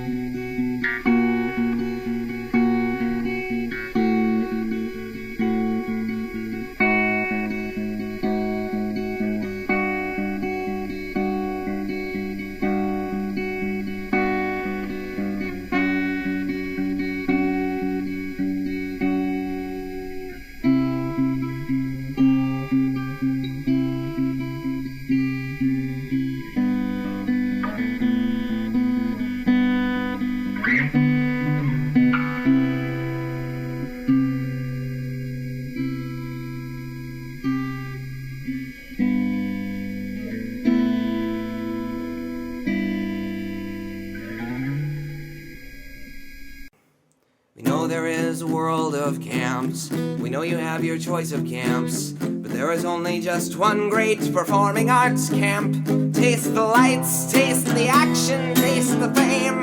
Camp Gampingston's Falls. Wallet making, reenacting, balloons and friends and fun. Oh, one magic week, come on! Taste the lights, taste the action, Camp Gampingston Falls. Taste the fame, Camp Gampingston's Falls. Taste the fame, Camp Gampingston Falls. Taste the fame, Camp Gampingston Falls.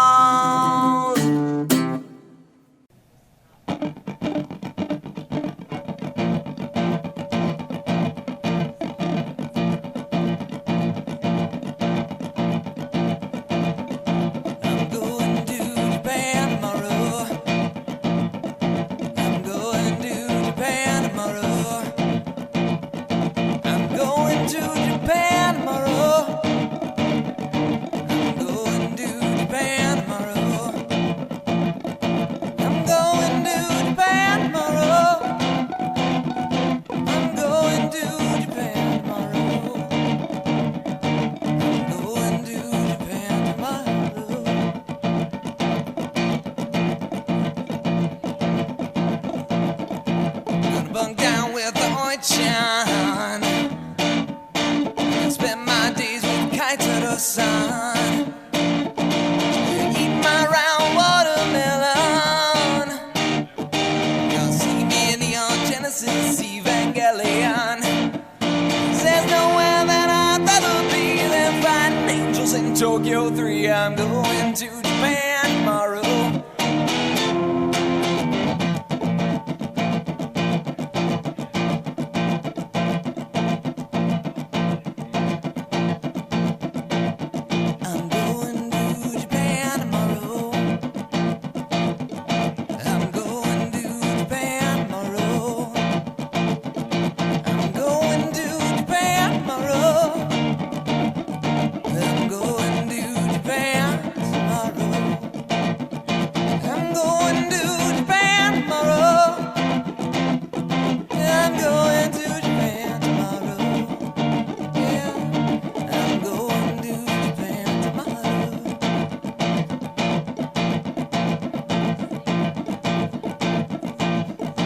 I'm a single white male seeking retired battle type android for living mates. I'm going to Japan tomorrow.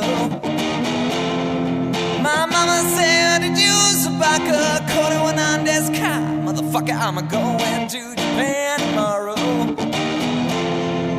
I know we don't know tomorrow Wanandes Ka Koto Wasashi des. Anata no, I'm going to Japan tomorrow.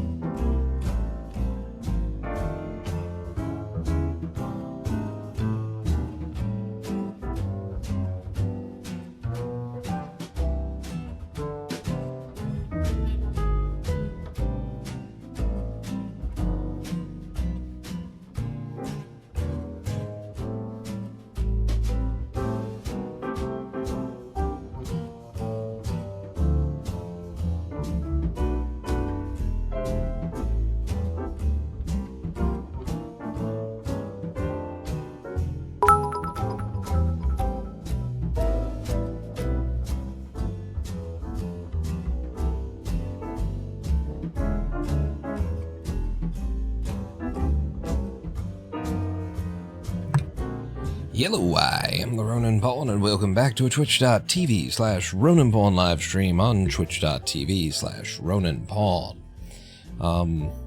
We're cluster trucking today. The speeding, the running with speed. And I've just taken the world record in the IL for 9:10, no utility, no pause skip, using the grappling hook only method. Music can... Shut up? Shut up, yeah. I'll shut you up. Before we get back into the Clustertruck speedrunning, I'd like to just decompress a little bit for a moment here, for a mome. What is... I have to look at, like, how is this set up at this point? What is... So, chess.com... We use the Thorium browser at the bottom of it. So, I'll just take you out. Can I take you out? Why can't I take you out?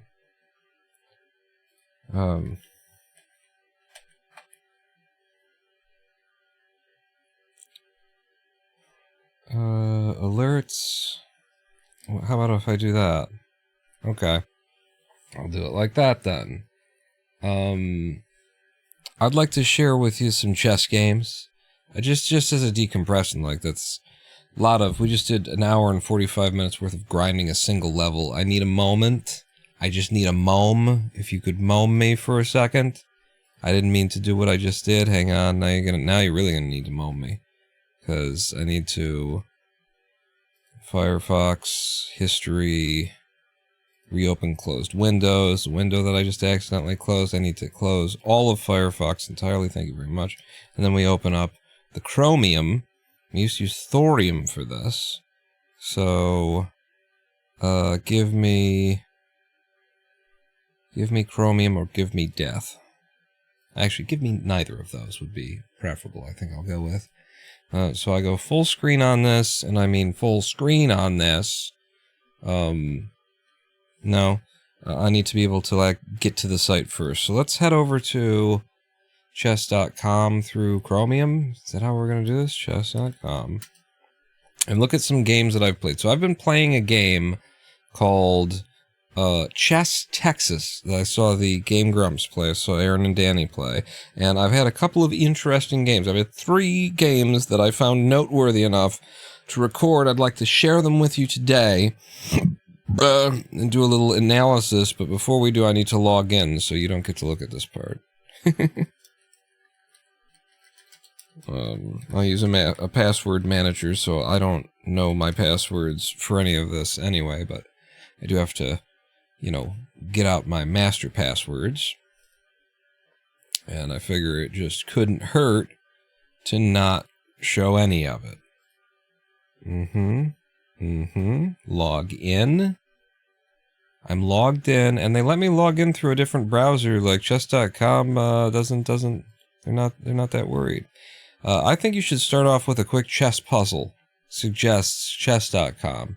Your puzzles suck, chess.com. I don't like chess.com. I have to say, you want to be able to show notifications. No.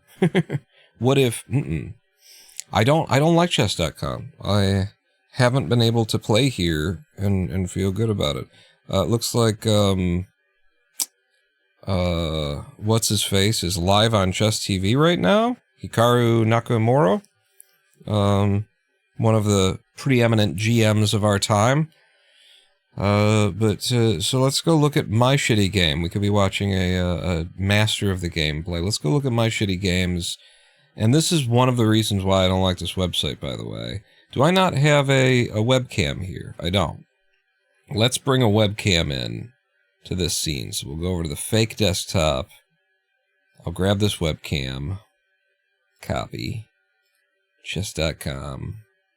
Paste. Hi! I'm here now. In fact, what we can do is we can just go ahead and replace GM Hikaru. No, put me down here, I guess, or... Where do you go? You go there, and then, like, in by 10 or 20. In by 15, I don't know. But yeah, I don't like this site. One of the reasons is, look at this shit. Like, I like that it's toyish. I like that it's very approachable. Look at how simple this website looks. It's been very nicely graphically designed, in one sense, and in that sense alone. In a not like the graphic design is lovely, wonderful, good job. The actual site's user interface, play. Underneath the play, we have 7 options. Underneath puzzles, we have 5 options. Underneath learn, we have 12 options. Underneath watch, there's 4. Under news, we've got another 5. Under social, there's 6 plus the number of friends you've got. And then under more, all this shit. And then, of course, we could go ahead and upgrade. This is a horrible, horrible UI right here. And you're like, well, it gives you access to everything. In order to find the thing that you're looking for, you have to look through 152 different fucking things in order to get there. It's awful. It's disgusting. This is bad user interface design, and I hate it. But I also find, like, just playing on chess.com is it's stressful. Even doing the puzzles, it's timed, and it's like, and it's not helpful. You're not learning anything when you're trying to rush through a puzzle, you know? And like a lot of the default choices on chess.com, there's too many competing incentives. They have to keep the site from, they've got to work against cheaters. So there are certain things that you can't do easily on chess.com. You know, you can't, like, bring a fen code in like a really convenient way. You can't get the fen code out of a game. There's certain things that are made more difficult in order to, I assume, that their user interface sucks and they don't have as many of the options as you want them to have, because they have to combat cheaters. They're also heavily monetized. This site is so fucking trying to make money off of you. It feels like it might as well be loot crates and in-game gambling and stuff for how it's trying.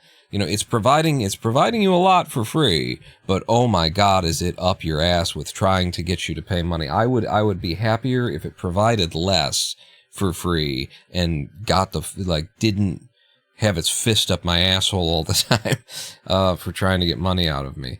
I have navigated this website enough to know that what I want to get to is my library, and that is under more. And it's one of those things where user interface design should be intuitive. You shouldn't have to use it long enough in order to know how to get to the place it should be intuitive. It is entirely unintuitive. Until you memorize the position, you will never know where you're supposed to go in this menu to get where you want to go. These are my Chess Texas games. And, the first one that I recorded is the game versus Paul Morphy. If you know anything about chess, Paul Morphy is a playa. He is one of the greats of all time, and he was playing before computers could just tell you what the best moves of the game were. So let's head over to the analysis of this game. And do I want to zoom it? It makes this stuff more legible on the live stream. Yeah, about here is probably good. It's probably good. But where do I fit into this mess? I mean, nobody needs to see the entire line. Nobody needs to see these buttons up here either. You need to see my Ronin Pawn logo. That's my branding. And I gotta keep my fist up your ass with my attempts to make money off of you, as I've learned from chess.com. I like that fist. Is I'm Batman supposed to be there, says Danyan? Kind of. I did design this to have that little notepad in there when I made the chess overlay. I'm Batman. So, beginning of the game with Paul Morphy. It's just, it's a little game. Chess Texas is cute. It is Pokemon, but instead of like the trainer battles, and I mean old school Game Boy Pokemon, where you just walk a pixelated character across the screen, and then another character like that you cross their path, they run up to you, and Nurse Sarah wants to battle, that kind of a thing, except for the battles are chess matches, chess puzzles, chess challenges. Can you finish this end game? Can you mate me in two? It's that kind of stuff. And then, full-ass chess games. This is one of the full-ass chess games, and this was against, a major dude, Paul Morphy. And it was on medium difficulty, average, like playing on normal difficulty here. Morphy, I was playing the black pieces here, so we'll reverse it. We'll see it from my perspective. Morphy had white, I had black. Morphy plays e4 to start, king's opening. I went for the Scandinavian. I shouldn't be playing the Scandinavian. I'm not. I don't think I'm 1,000 elo. I think maybe 750.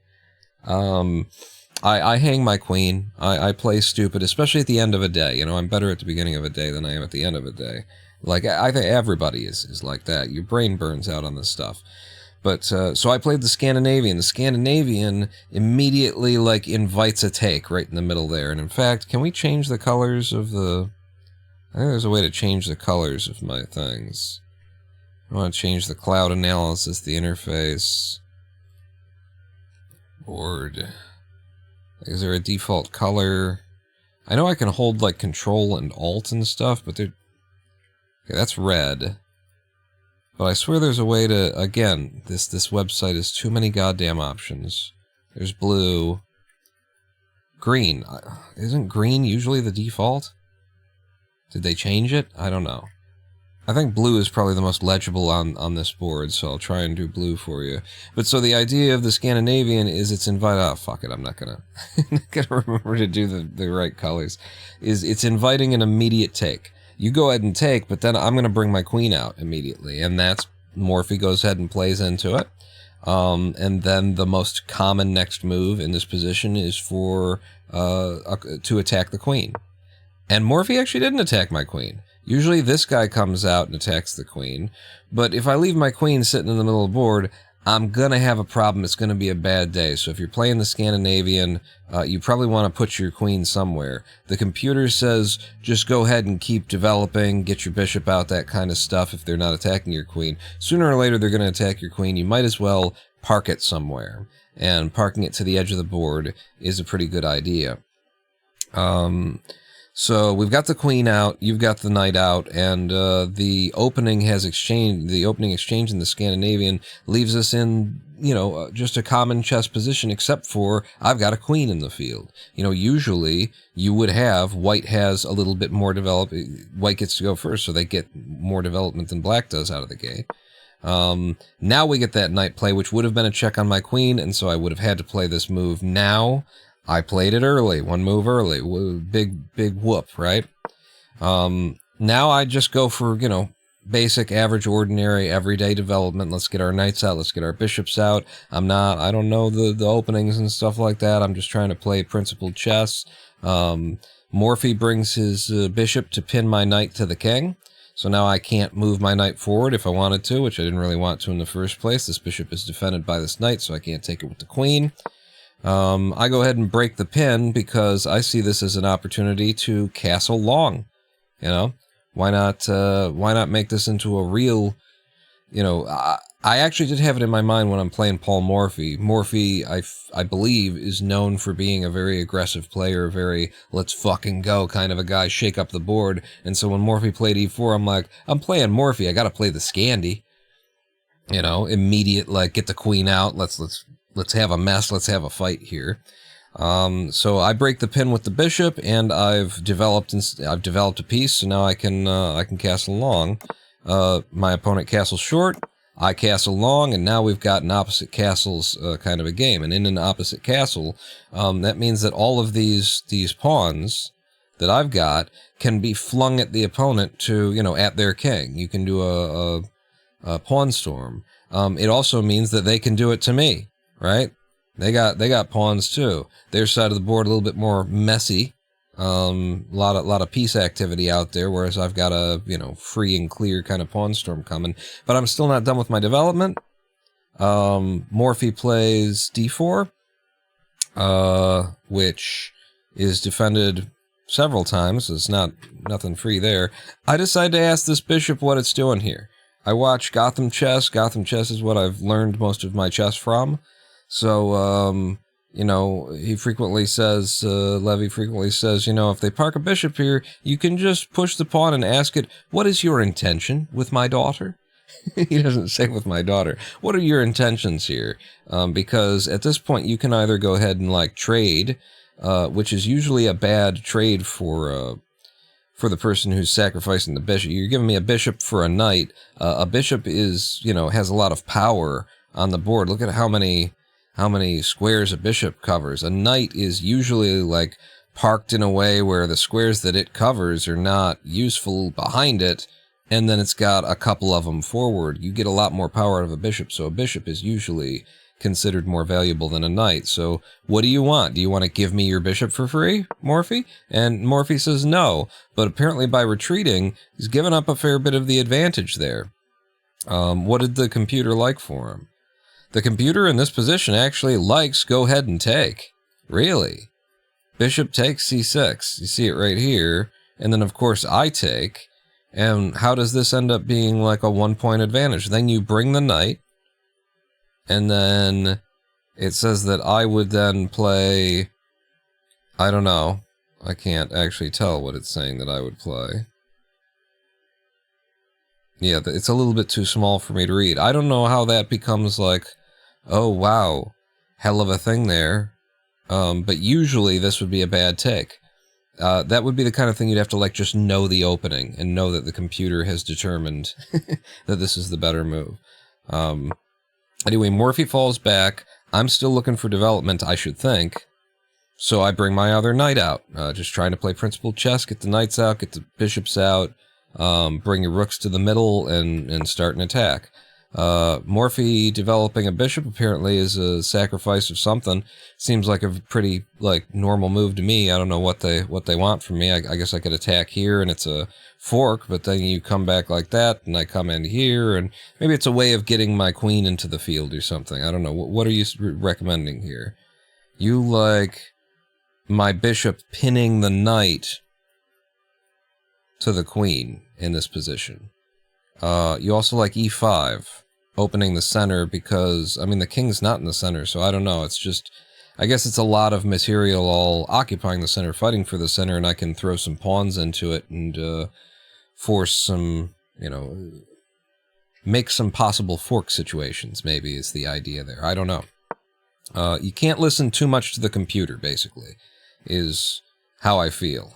You listen to the computer in these situations, or when you're doing these reviews, like, unless you're a 2500, you know, unless you're 2000, unless most of the players in the world are rated about 600 elo. That the average rating is about 600. It's not even 1000. So let's be realistic here. The computer is a 3200 or 3600 player. It's going to know the better lines. So I'm still looking for development here. This isn't the, you know, best way to develop. The computer would have liked me coming here, apparently. All I saw was I come here, you take like that, and then you're pressuring my knight, and I got to do something about it. And I take with the knight, and then you take with this knight, and then you're threatening my bishop, and, like, whatever calculation I do, it's a big mess that I didn't want to get into. So I pushed here, which kind of sucks because I've blocked my light-squared bishop. My light-squared bishop no longer has that nice view along that line. But you know, I'm preparing a development, not to there, but I'm preparing the development of my bishop with that move. Morphe moves the queen forward, maybe looking for a queen trade. I'm defended over there, so I don't see any particular threat. My intention was to bring out my bishop, and I guess I decided to set up a battery. You've just put your queen into a spot where I can bring a pretty legitimate threat against it. And so if Morphe were to push here, and I take, and you take, I've opened up a nice little hole on this side of things. Yeah, I don't know what comes next after that. Actually, wait, if you push, I take, you take, then this and this would now be weak, but there's no definite next move after that. In my mind, anyway. Not that I see immediately. Anyway, we carry on. Morphe brings rook toward the center, which is reasonable enough. I do the same. Now we both got, you know, I've got both rooks on the middle, and I've developed. You know, I'm pretty much done with my development at this point. It would be nice to get my my bishop out of this hole that it's in, but we've got basic development here. Morphe now, because it's an AI, and it wants to give me an opportunity to win, just kind of starts shuffling that rook back and forth. A little disappointing for the game, but it does give me an opportunity to, like, make a plan. And we did do opposite side castling, so I want to send a pawn storm down the file here. I can't immediately take this position because I, you know, would get taken, so it would be free for the knight. So I push the H-file pawn first in order to support the advancement of the G-pawn. Rook comes to the center. Again, this is just shuffling because it's an AI. It's trying to give me a chance to kind of win. I, you know, follow up on my idea. Now, if you take, I take, you lose the piece, so you can't take. And, I mean, you could, and then I take, and then you take, and then you've got a threat on this, but, you know, I'll figure out a way to defend it. Is there a way to defend it? It's several moves away. I bring this back. I bring the rook back like that, yeah. So still shuffling that rook. Now, what I was planning was to step forward here, and then that, you know, hits you. But then, like, what you want to think about before you just push a piece forward is, where's it going to go? Where is its next move? Can it go here? No. Can it go here? No. Can it go here? No. Like, where are the positions? So it can go here after I've done that. And that, you know, is a bad position for your knight to be stuck on the outside of the board, so it's not bad to force it off to there. Where else can it go? Once I'm there, it can't go here because my pawn covers. It can go here. It gets taken, you take, and then we're opening up the middle. And I think here I was just a little bit reticent to open up the middle yet. I liked the idea of keeping the middle closed and firing off this, you know, pawn storm on the left side. If I can keep the middle closed, keep everything just kind of tension held, and move my pawns forward, if Morphe will let me, then I'm going to win this thing. So I push this pawn. I guess I just said keep the center closed, and apparently I decided that there was a reason to come in this way. Like, if you take, I get you forward? No. I don't know. What is the idea here? I guess I take with that, and then I get rid of you, and then I get that out. I'm not sure what I was thinking here. I've got a lot fighting for this square. Let's say that. I got you, I got you, I got you. So this is actually a really good move by the AI that I don't see coming, because I've got my queen on the edge of the board here. But what you need to do if you're going to play your queen like this, you are responsible for making sure that your queen doesn't get trapped if you're going to play the Scandinavian opening. And my queen's right here. How many, like, where can my queen go at this point? Well, this knight is covering that. It's covering that. These are the places I can't go. Knight's got it. Knight's got it. Pawn's got it. As soon as this pawn steps forward, this bishop is going to cut all that off. So by pushing this forward, like, we're getting real close to my queen being trapped and being able to be taken. So I need to handle that. I need to address that. I didn't see it. I didn't see it coming. So I, you know, continue playing, like, my game, which is all trying to get, like, focused over here. We want to attack on this side of the board. So now, if we get b4, what is the situation? b4 comes, the knight is covering that, it's covering that, the bishop is covering that and that, the pawn's covering that, the knight is covering that, this is being covered by that, this is being covered by that. My queen will be completely trapped. I guess you can fall the queen back to here, and then you play this, and then my queen is dead in the water. Like, you're gonna get my queen in this situation. Interesting thing to note is that we're only at a +4.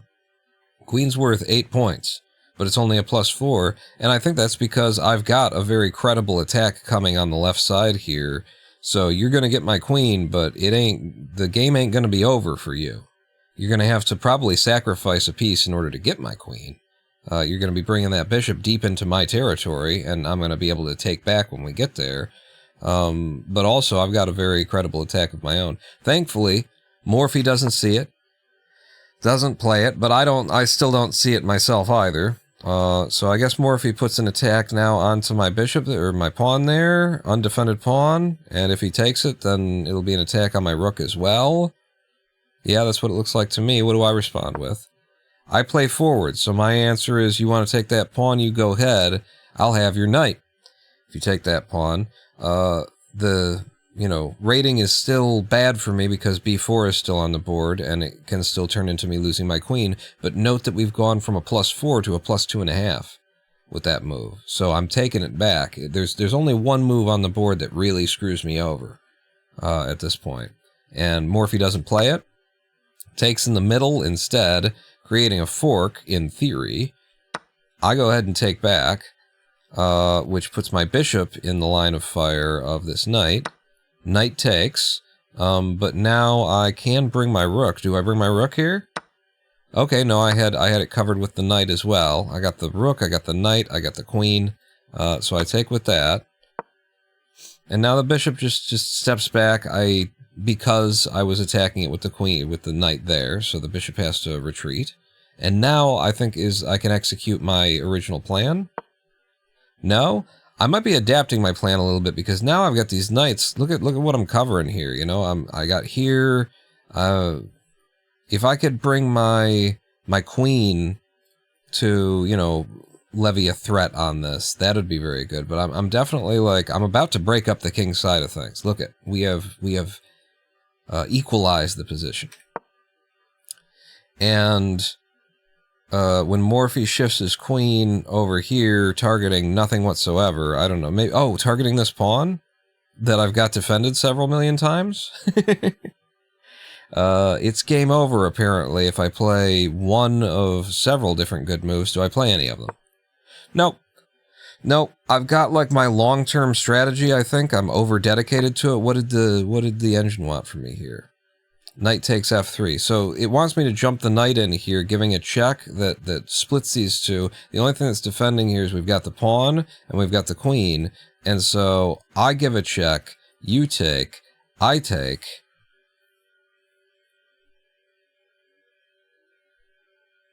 I don't think that's how it goes. Let's just I'm also covering here.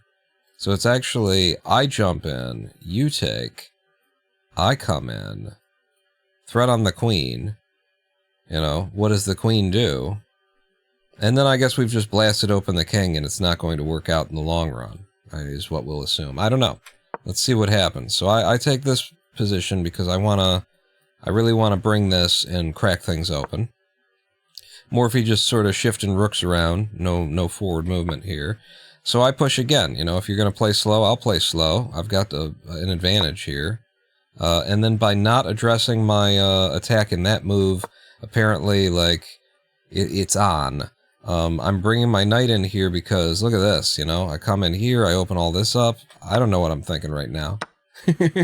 We trade some pieces in the center of the board, rook shifts back, I finally push forward here.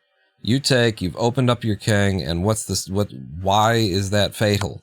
Because then I jump in with a fork here that you can't answer. You can't take with your queen, or else you're giving up your queen.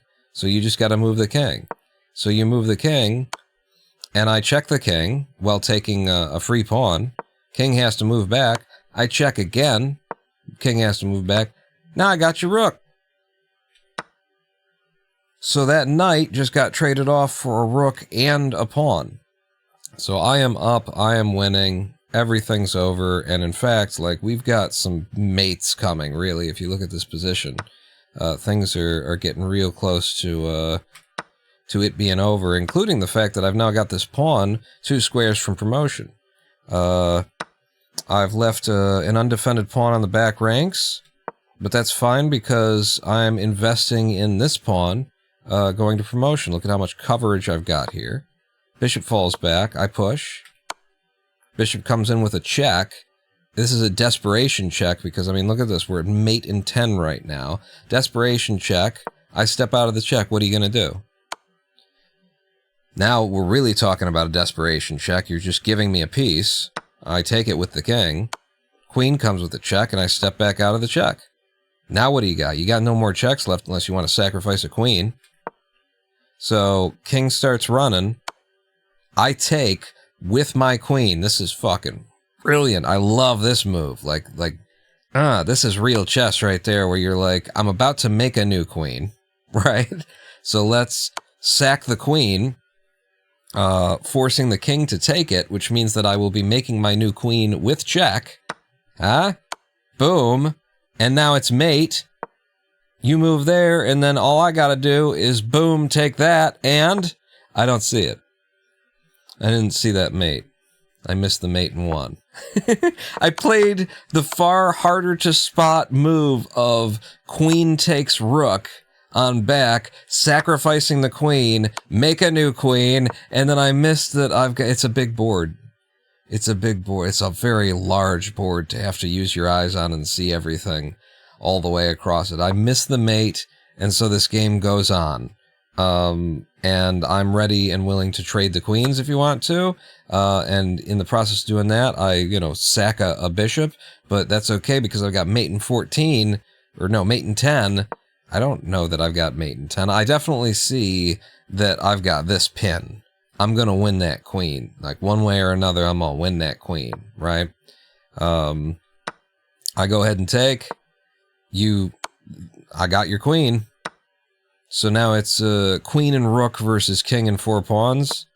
Let's go ahead and take that pawn so that now it's an even game. All I got to do is mate now.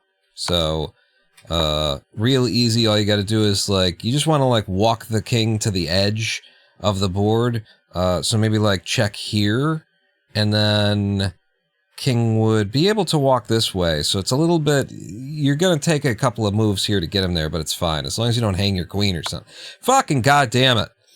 Hung my queen. Because I'm thinking, the queen supports the rook. Okay? Ladder check. Ladder mate. Right, Dangyan. That's all you got to do. Very easy stuff. I'm thinking that the queen supports the rook, and I'm thinking the rook supports the queen. Maybe I was tired. Maybe it was the end of the day kind of thing. I walk my queen into it, and now the game's going to be that much longer. I got to, maneuver my rook around and actually take. Yeah. And then, you could go for, a mate with a king and a rook. It's doable, and I do know how to do it, but it's just way easier and faster to go ahead and just, here's what you do, okay? I've built a situation, all my pawns are supported, and now I've positioned my rook in a place where the king will never be able to take it because it's protected, and now I can just walk a pawn to the other end of the board, make another queen, and then we can do a ladder mate.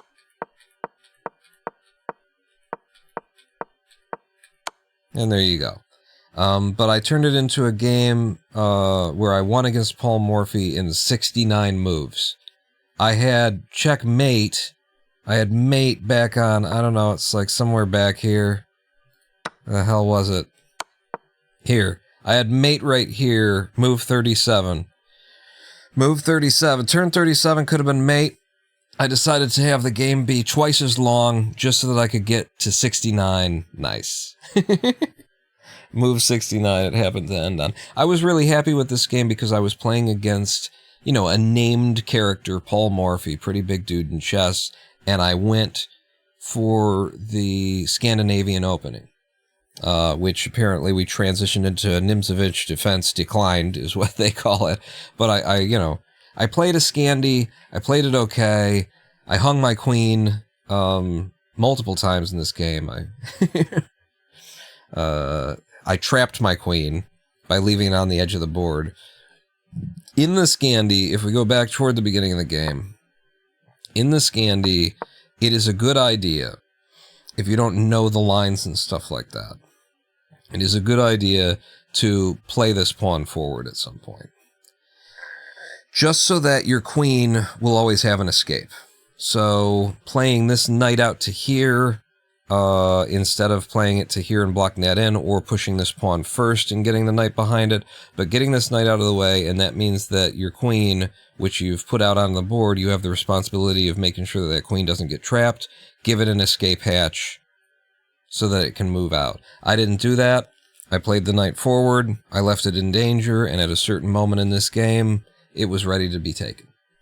So, yeah. I've got more games from Chess Texas to show you, but I'm sure I've lost all of my audio. I don't know. I can't see who's watching who is. I'm sure I've lost you all. Let's get out of the full screen mode, get back to the little mode that we use everywhere else, and then we'll head back over to playing some Clustertruck. And, you know, maybe if you're good, if you're lucky, I'll bore you to tears with some more chess later on. I've got a really short game I could show you. It's not a 69 move friggin' long game that could have been a 37. Is that what I said?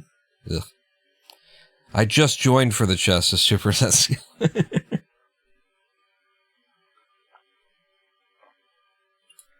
I'm starting Clustertruck up again. The game Chess Texas, I'm going to make it easier on my eyes. In fact, I'm going to go to purple. The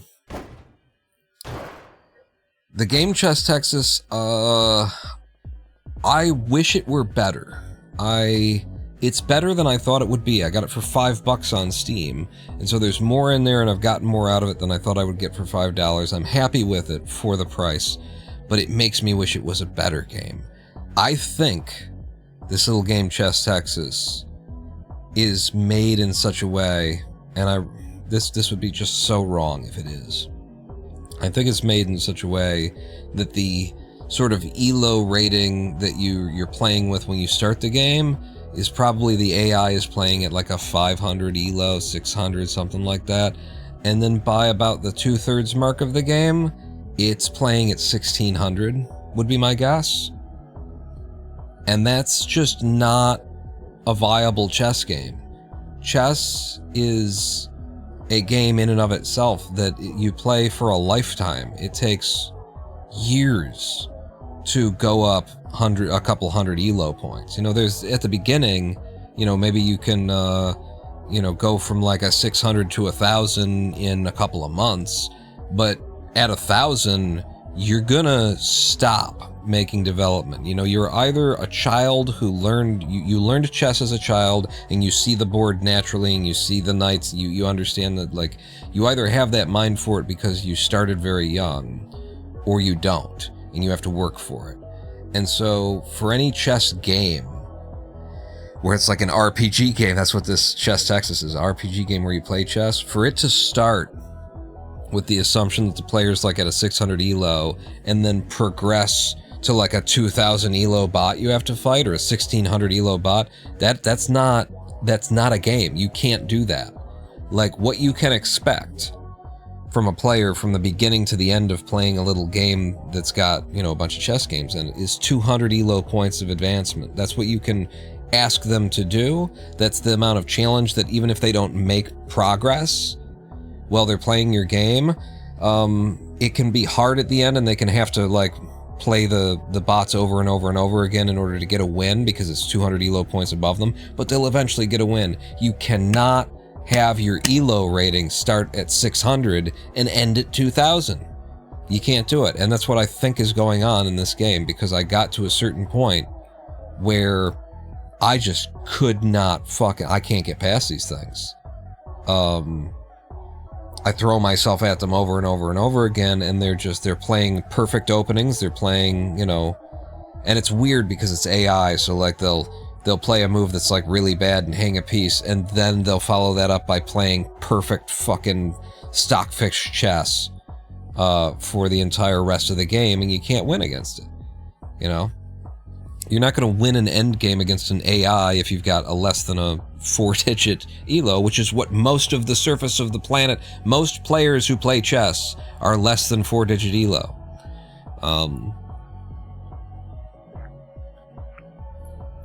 So the way that you would want to make a game that's doing what this Chess Texas game is doing my lights have disappeared. Is you would want it to, like, establish what the player's elo is at the beginning of the game, either by play testing them, you know, like there's a early area that gets a sense, tries to measure how good they are, and then have the elo rating go up 2 or maybe 300 points by the end of the gameplay. But you don't walk up from 400 to 1600 in the course of of a game like this.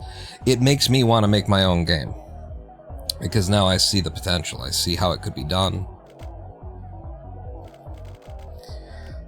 Before we get started, okay.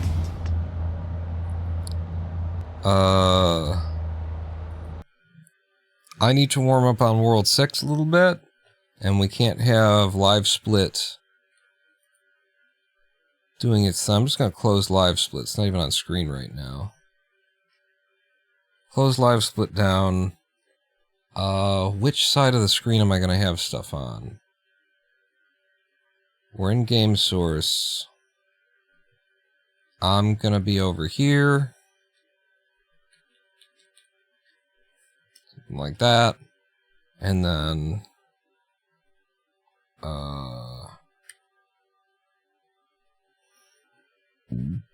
I don't have a way pre-configured to where I can show you just the keys without the live split overlay right now. But I guess I should set that up. Not right now, but I will try and... How do I do this? The right transparency, left transparency. So there's that, and there's that. So I should have a way of making that disappear by the keys. Okay. Alright. Let's cluster, let's truck.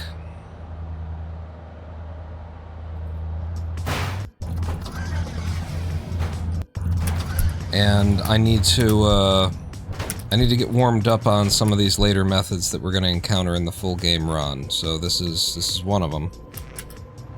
Woo! That went better than I thought it was going to. Good. And that was a nice 18. That's not bad. And then you. Good.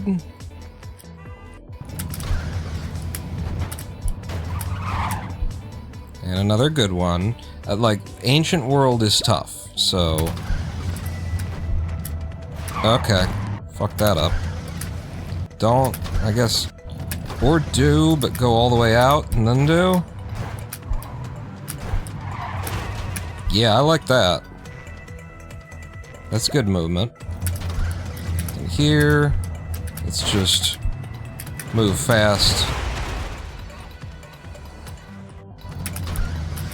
And then here we take a little bit extra speed by doing that. And then we float into the goal underneath. And then here I think I'm gonna do my,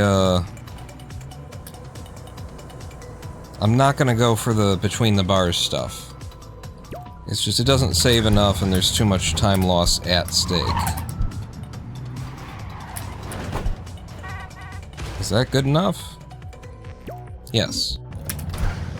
And here, just get up speed off of the first two, and then go out to the left. No big deal there. And then 610, again, there's too much time loss, so I will just do this. Okay. In fact, I want to... There is where I want to do that.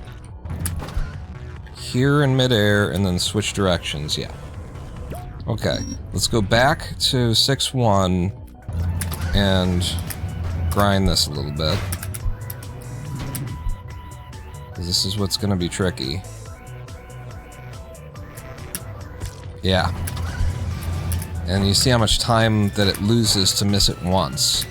Don't want to do that. So here, and then here, and here, and out to the right.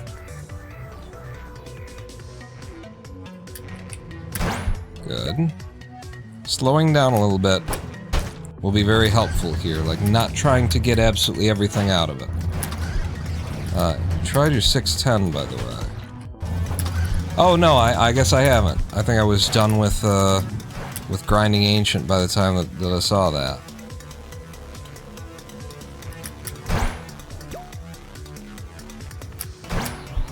Alright. And that's one that we can go through. I need to remember that. And 6-2. I'm just 6-1, 6-2. 1, 2, 3, 4. That's why I wanted to redo it, is because this one's a little bit tricky. Get the speed. 1, 2, 3, 4. Okay. Well, let's do 6-1 again. I just want to loop on this for a little bit and try and get some consistency. And the idea is I stay straight there to come in at this from a little bit of a back angle. Fuck. So that the idea is to come at it where the trucks are more... There's more of the truck to hit from the angle that I'm coming in at it. Like that. Okay. Figuring out, like, what movement I can and can't get away with. And also what's worth it to risk, you know, something on. Nope. I shouldn't have leved there.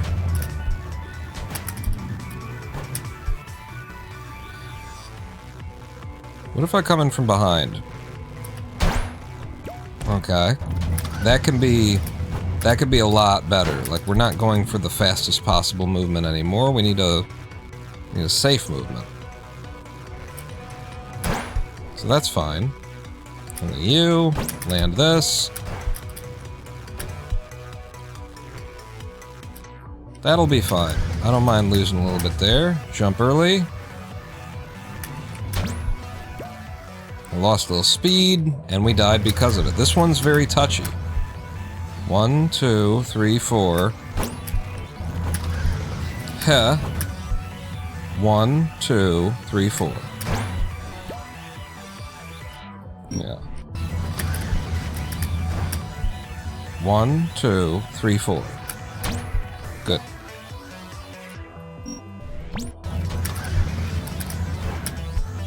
One, 2, 3, 4. Good. Okay. Back to 6-1. And I like this, I like this coming from behind concept. Woohoo! That's not good. Don't do that during the live stream, or doing the run.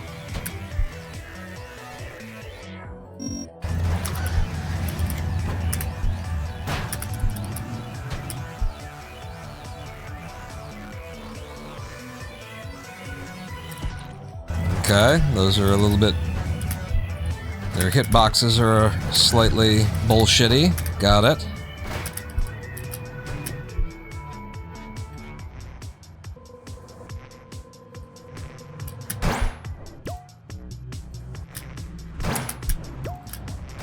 Oh, eat my asshole. I would still be happy with that, just to exit without dying.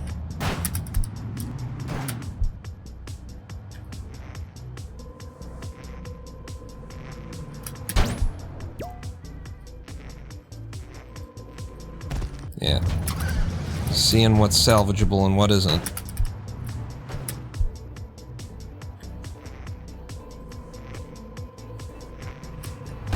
That's really nice. I like that.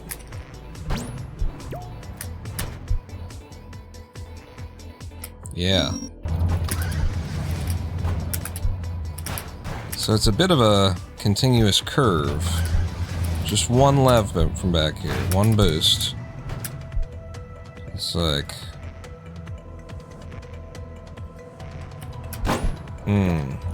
Gotta get the top of it. There's no, like, middle ground. If you have to sacrifice lev or whatever, you gotta make it work, man. Okay, that's the wrong truck.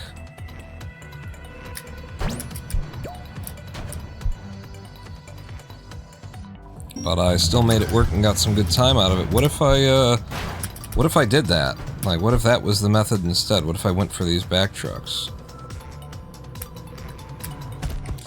It's gonna be easier to go for the forward ones because you'll be more at their level. That's why we're coming in at this sort of weird angle. You gotta fucking land the fucking truck, you fuck. There's no hope to... Like, that's what you would have to do during the run. You have to land the fucking truck. There's no like, well, maybe I'll get something in a speed kick and I'll get lucky. No. You must touch down on the goddamn truck, moron.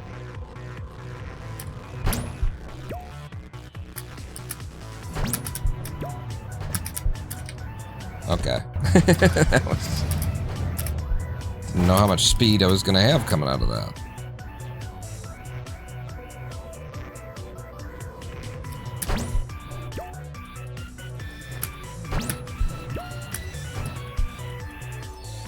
That's not good. Don't do that. You go over the top of that little guy and you might die by dragging a toe over it.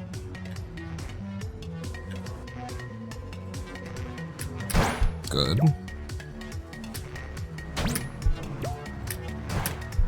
You want to go out over this one. That one doesn't exist at all. Okay.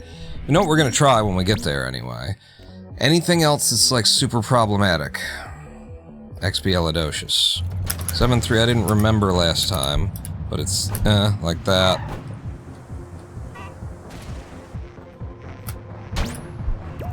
And if we miss that, that's okay. Just push through, clear the level. First try.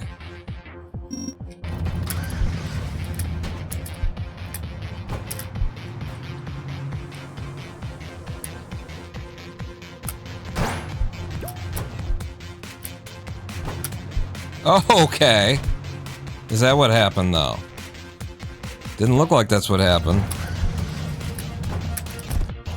Didn't look like that's how I was coming into that. No. You go, and then pop.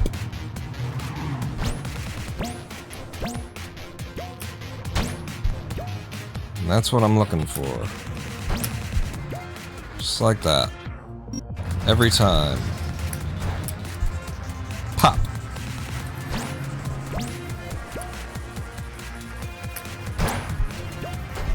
Did not get it. But again, you just push through. You make it work. Pop.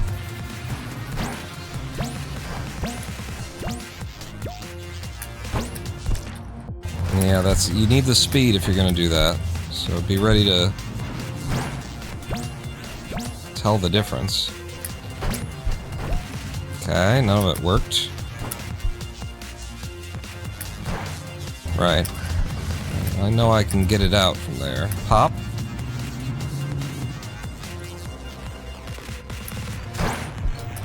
See that bullshit? I'm running into a truck that I'm a fucking mile away from. Lying game. Alright, maybe this little nose grind thing just isn't, like, good for the full game run. It's a little bit too sketch. We'll hop like that, and then if I figure out some movement to exit.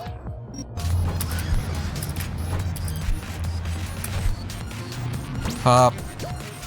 When we get down. Ah, fucking goddammit. Pop.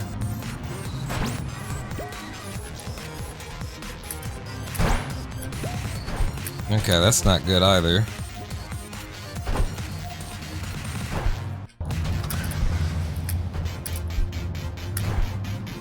Just looking for something that's safe and quick, you know?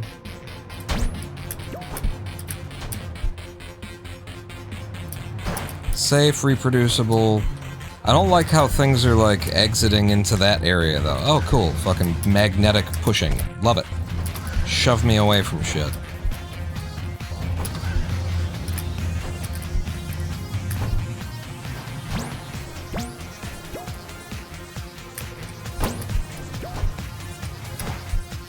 Okay, 3 pops. just popping your way out isn't that bad there. It makes you look like a noob, but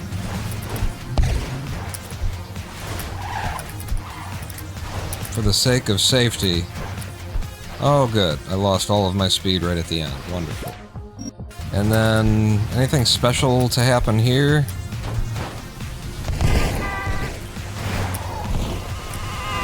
No, it's just kind of hope and pray. Yeah. What else we got? 7-6. Oh, wait, 7-7.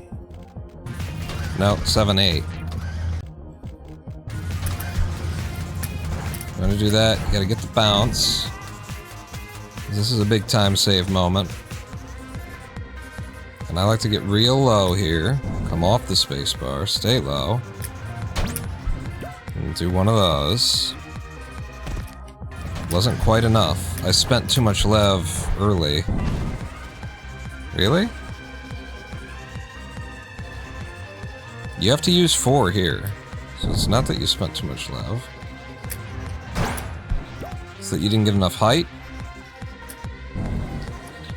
Yeah. Okay. Let's just do that one more time to prove I can do it semi-on demand.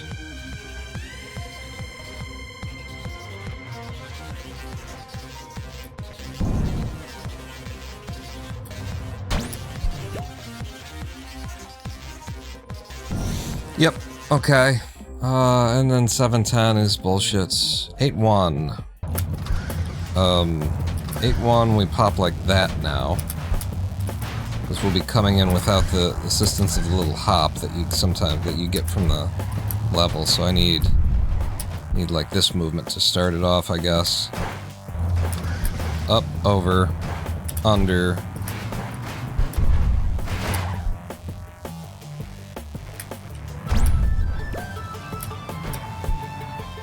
Something like that. One more time. Up, over, under, go, go.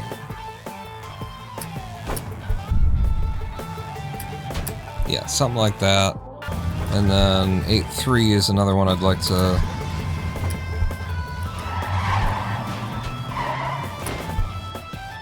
That does it.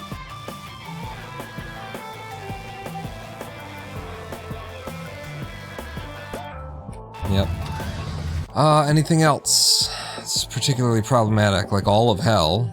8-8. 8-8 I should just do like the safe way that I usually do it, which is like this. Come down to you, and take the jump from here, and now it's guaranteed. I'll go under.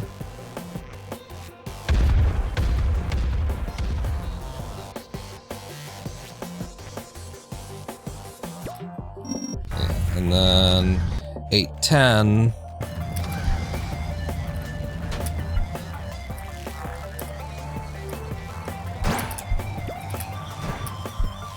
Yep. Okay, I still got it for 8-10.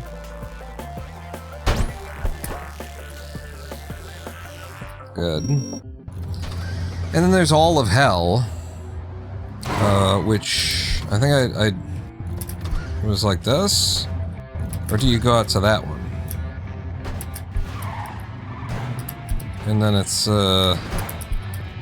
run along the sides of them, mostly. I don't actually have to go to the outside there, I have enough lev for it.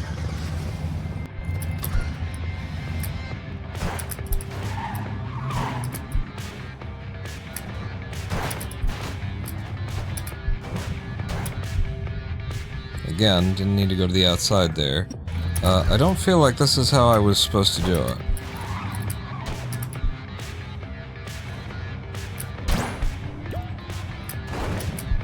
Yeah, but it works better if you don't push it. Don't push too hard on that. So up to here, land the top, go, and then from here, off the side of you, and get fucked. Perfect. Yeah, no, you jump down to this one. Or is it just like this?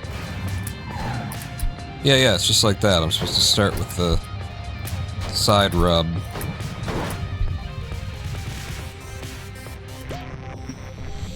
Okay. So just forward, side rub, off the top of this one, side rub from up here. Try and get some speed. You just go straight out. 9.2 is 9.2, 9.3. I've got a method for 9.4 is random bullshit. 9.5, what's 9.5? Oh no, 9.5 is the one I was thinking was 9.3. Oh right, 9.3.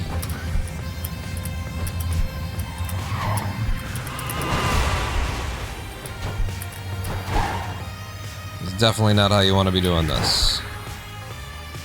Way too dangerous. What do you do when you come to 9.3?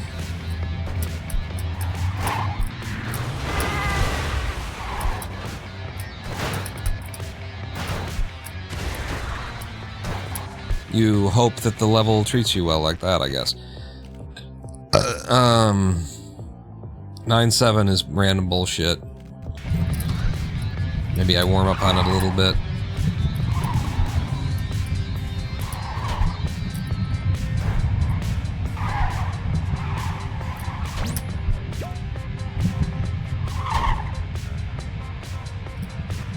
Wow, that was just very helpful there. And then 9.10, we've been doing the grappling hook method all day, so I should do this a couple of times.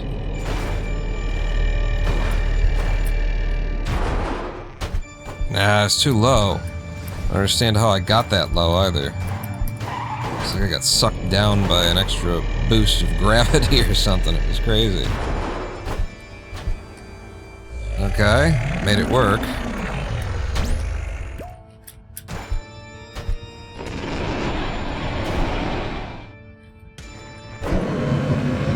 Good. Let's do it again. Pop, pop. Pop, pop, pop, pop, pop. Wow. Yeah, good thing we're practicing.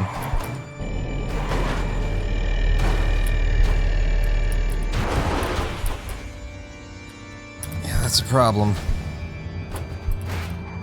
You don't want to get there too early. That's what I did there. Are you fucking kidding me? I have never had a problem with this. I invented this shit, and I've never had a problem with— oh my fucking god!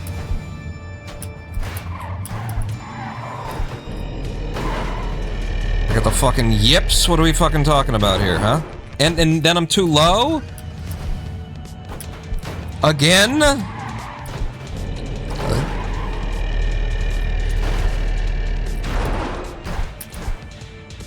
And then I just get fucked? Oh my shitting balls.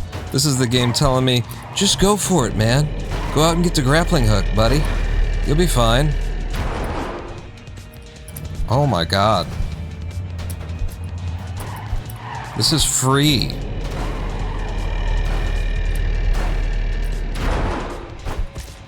Oh my god. This shit is free to me. I can't stand on the fucking truck even.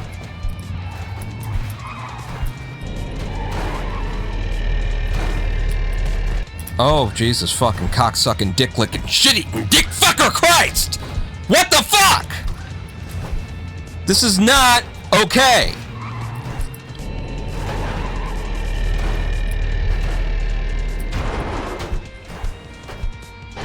This is not okay. Just drew grappling hook. I'm sure you get a first try. Like, that's what the fucking thing is trying to tell me to do. This is not okay. I cannot suddenly lose the ability to do 9-10 on year 7 of having invented the fucking method. This is not okay.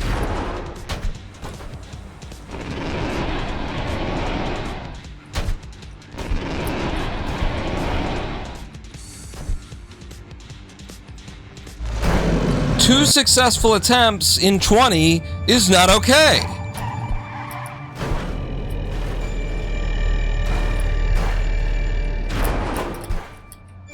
And I'm way too early there, so it'll never work.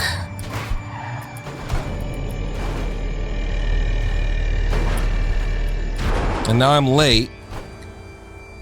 Okay, maybe I'm not as late as I think I am.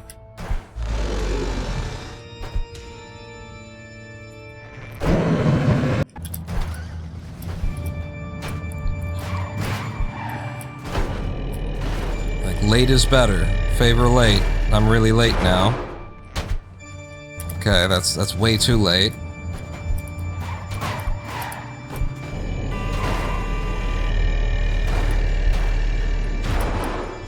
And this is the easy version of it, too. You've got levitation here.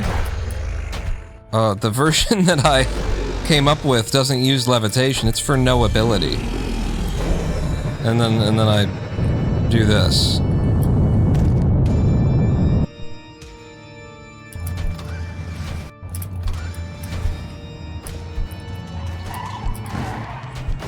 Levitation, you have to be even more exact, or without levitation.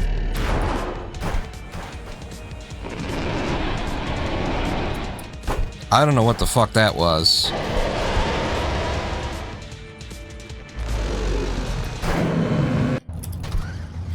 Not being able to do the method for... Cool. Like 20 attempts straight.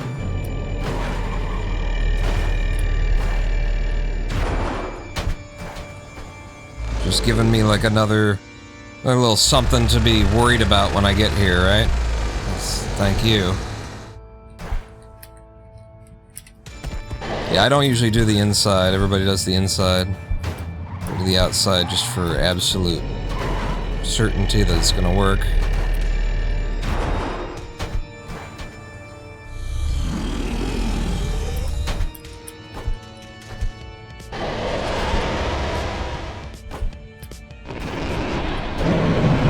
That's the inside. One more successful.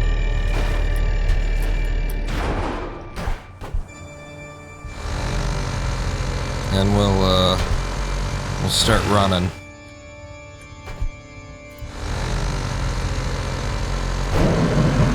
Okay. All right, let's get some live split open. Let's get it displayed. What?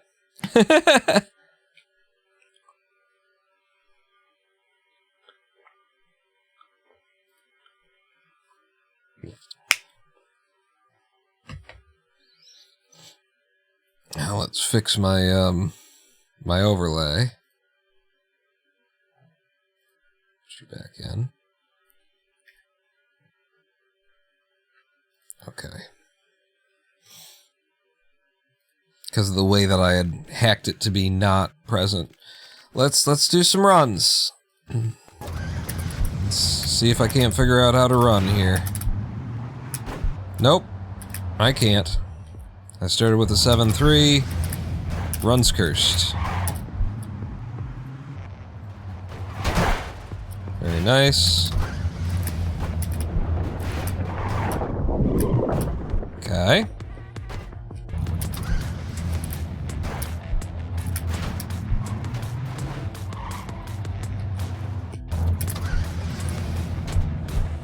Hey!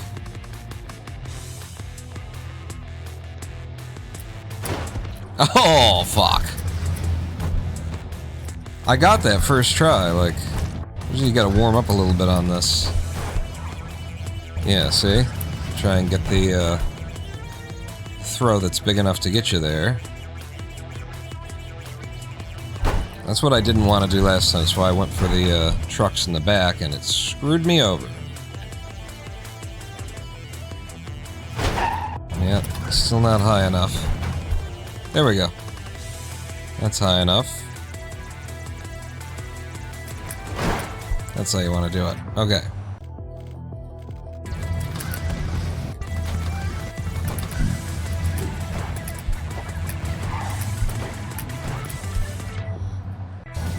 Try that again. I'm sorry? You're supposed to reset on exit. Have we got a... Is the mod broken? Enable timer, enable confined cursor gameplay. Reset on previous level select. Okay, that wasn't on. So Noah changed how this works, and just something that I had enabled before doesn't exist anymore, and there's a replacement for it, so I had to re-enable it.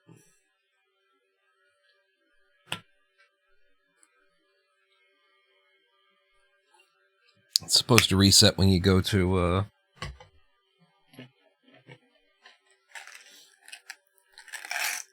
when you access a previous level now, instead of like when you access the level select menu, which is a lot smarter. That's clever. Okay, we good?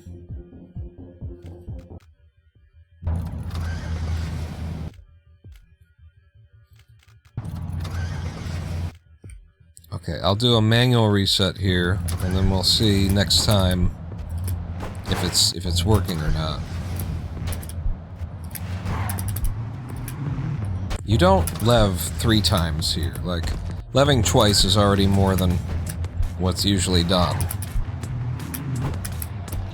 Just eat my jump. That's cool. You know we love that. And you did lev 3 times there for the 7-0. Wow.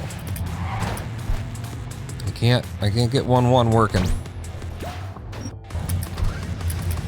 Also, the new timer is a little bit like soul sapping, manhood sapping. Like it steals 1/10 of a second from what you're used to seeing in the old days. Good. Very good.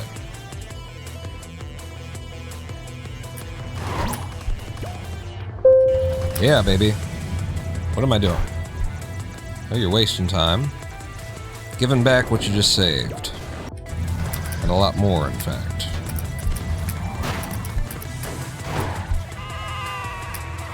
Weird bump there slowed me down.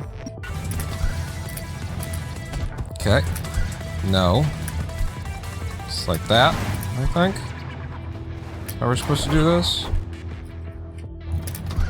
1-9. We do a and then and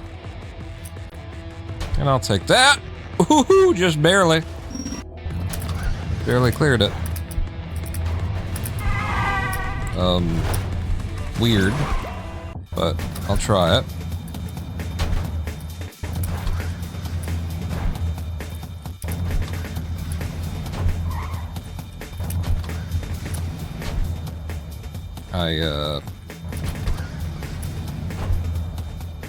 That might be big enough, but good God. What the hell's what's the fucking problem?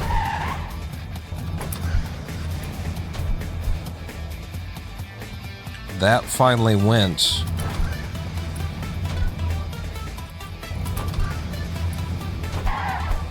There you go.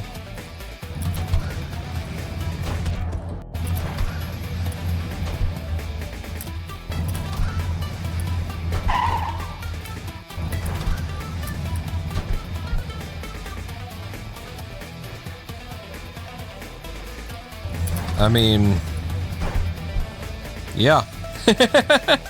I'm gonna do it this way. Does this go? Not quite.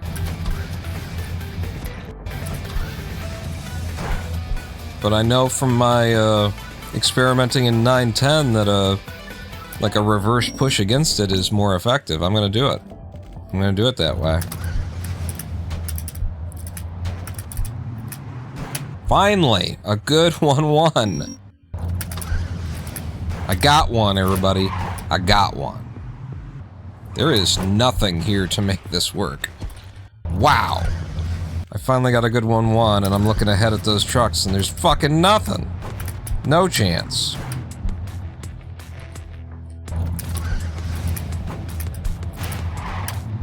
mean, I guess I could have just done the lev all the way from back here, but it's faster to clap off of it, so I'm always looking for that.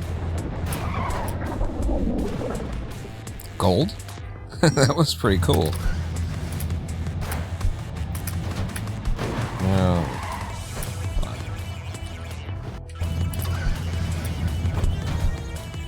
That's big enough. Woo!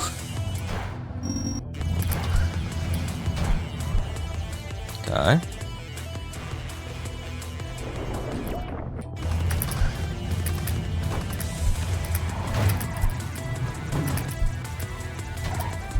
Beautiful. Need that little clap, honestly.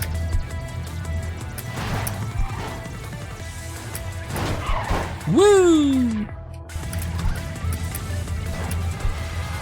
Okay, the truck you're supposed to use exploded there.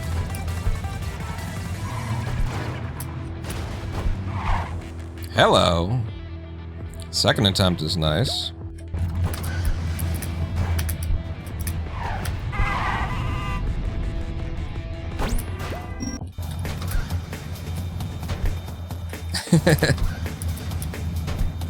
It seems ridiculous.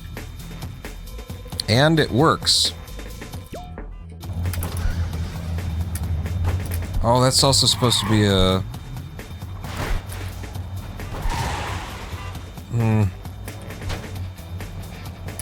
That's also supposed to be a mega jump out of there.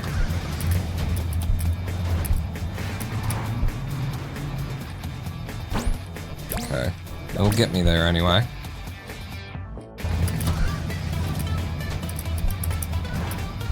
Whoa!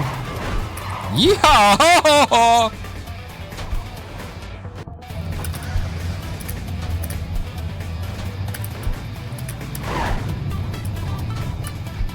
Wow. Just barely. Good.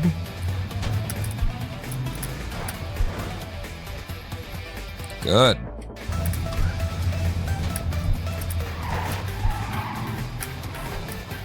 Spent a lot of lev already. We're fine.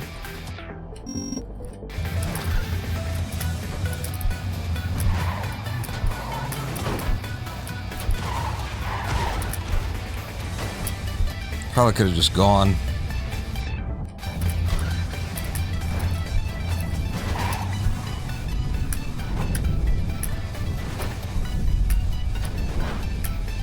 Very nice.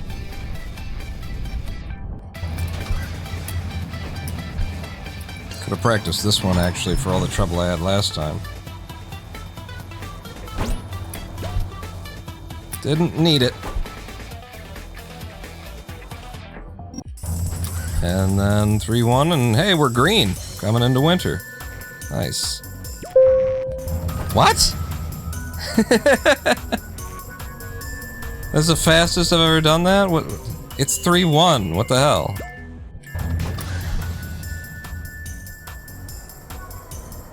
I got the right segments, right?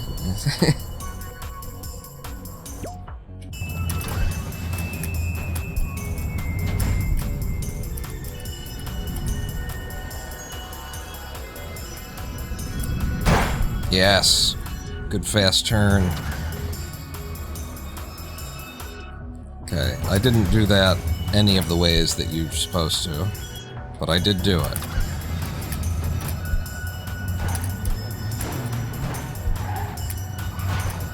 Okay, none of this was right. Does it get in? It did. Okay.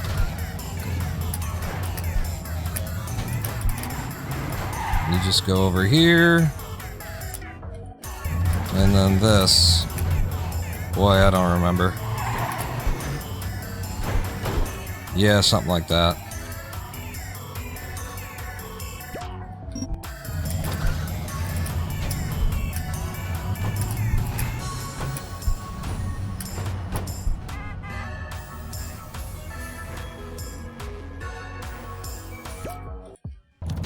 Alright, got out of winter pretty good.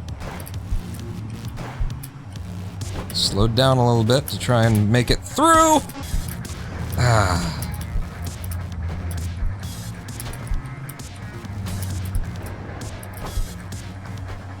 Thank you. Lose any more time to 4-1.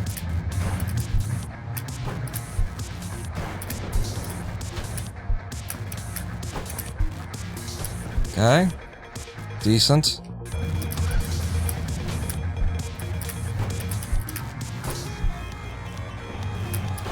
Curses. We'll just...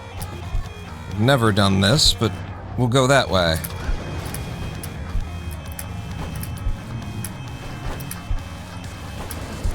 Alright. That was wrong all the way around. And I'm still somehow 10 seconds ahead. I don't know what these splits are.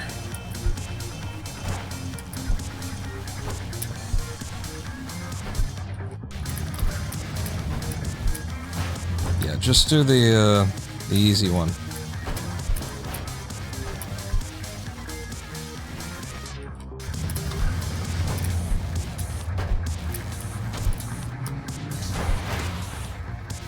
Yeah, that gets me there. But it's a little bit slow because of the having to feint back thing.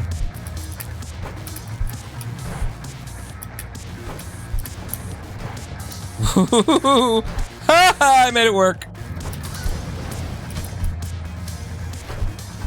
Oh, beautiful mega jump. All the way to go with that one.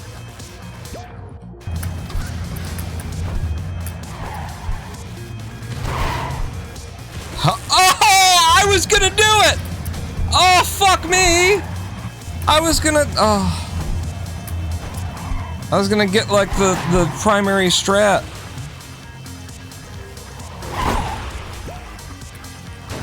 God damn it. Instead I lost all my time because of a rogue laser in midair.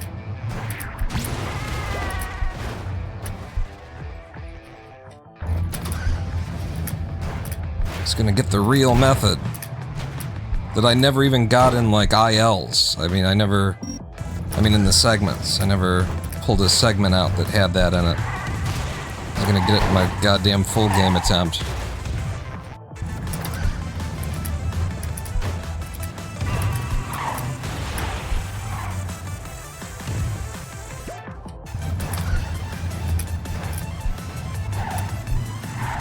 Uh-huh.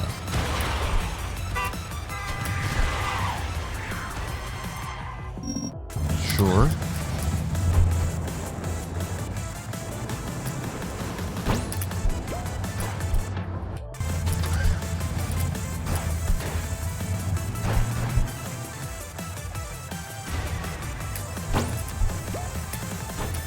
Very nice. Yes.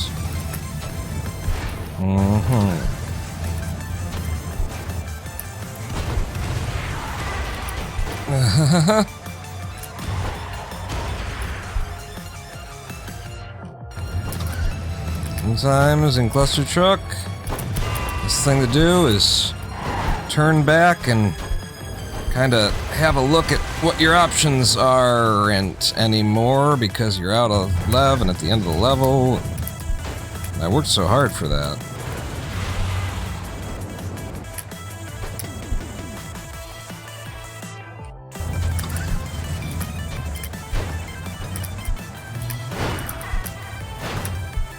Okay. Good close. Whee! Now, here's where we practiced. Does it show?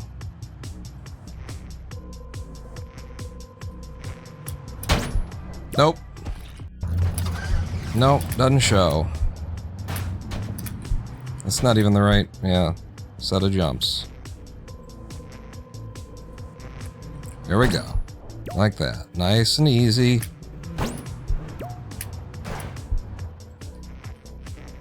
Yep. Better. 1, 2, 3, 4.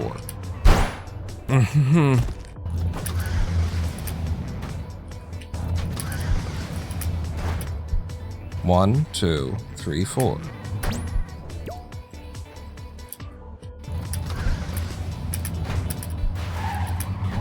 This is why we practiced the level, is Ancient is fucking, you know, it's the first, like, challenge of the goddamn game. Hang on, my mouse is in the wrong mode. I had to stop and switch.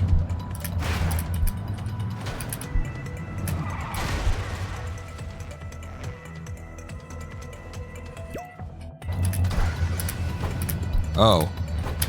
Gold potential. Yeah, that's gold. Yeah. It just started so good.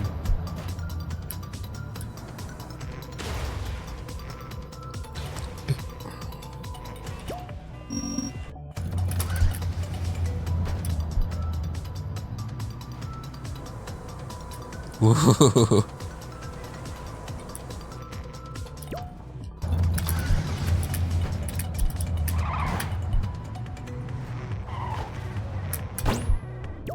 That's the idea. Yeah. Isn't it, though?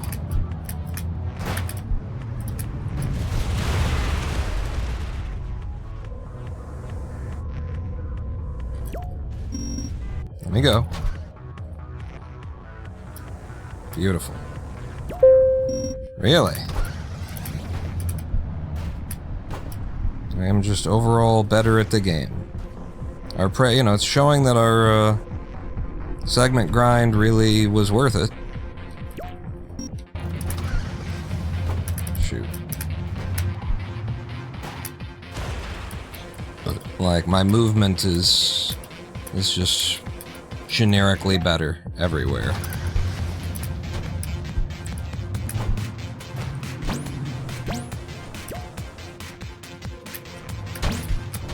I was trying to do the little hops! Oh my fucking god. Nothing would let me land on it. We planned 3 little hops here. Hop, hop, hop. Just keeping it simple and straightforward, not making it tricky.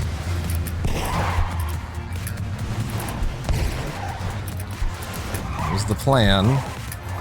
How'd the plan go?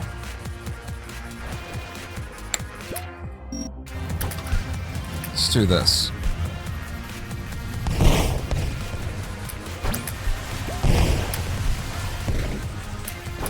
I am out of lev.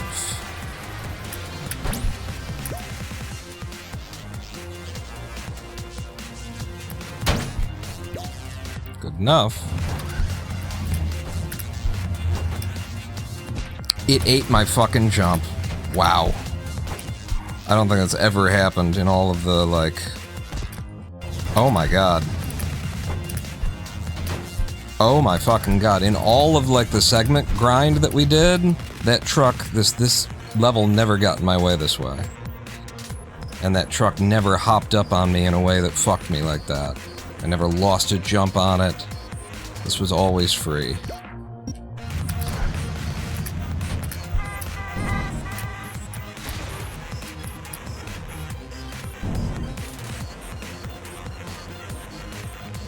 I think I gotta put a little parachute out there on the fall just to make sure that things went right.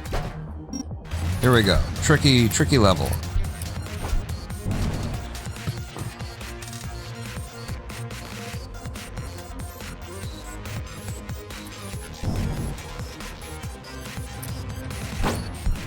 Ah, I didn't get far enough. Oh, fuck. Suck my fucking cock, dude.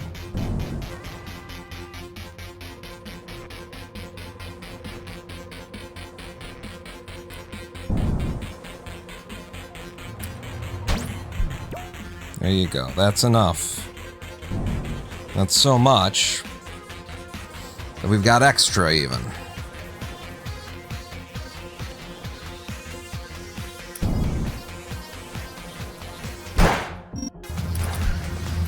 This goddamn level, though.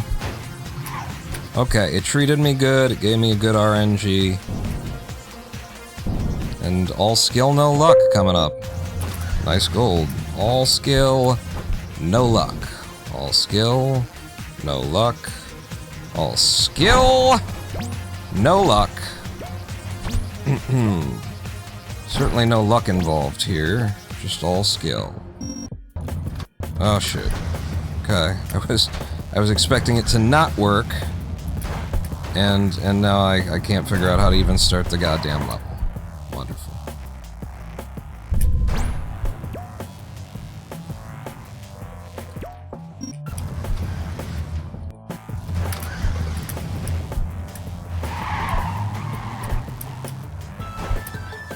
Good. I don't know. Actually, I think I'm fucked. I am fucked. God damn it. They gave me bad RNG and I made the best of it, but now this one's in. I just wish I would have been able to tell whether or not I should have reset. It's too close to call.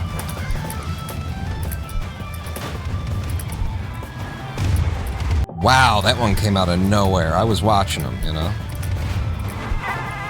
Some of that one came out of nowhere too. It was like behind the explosion of another one.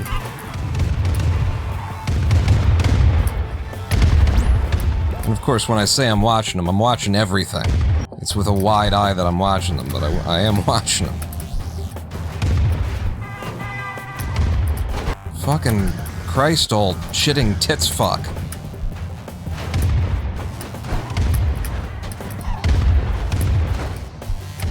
And then you just ate all my speed at the end. Wow, hey. Maybe you can just go to the end without the trucks. I don't think that works. Yeah, so I hung around to get an extra kick. I'm pretty sure I didn't have it.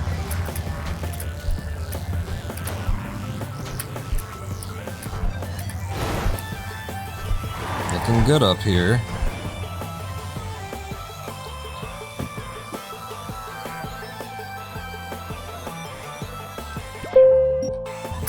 Alright, and I was gonna do this my old safe way.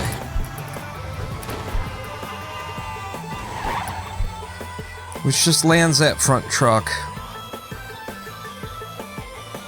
and doesn't struggle.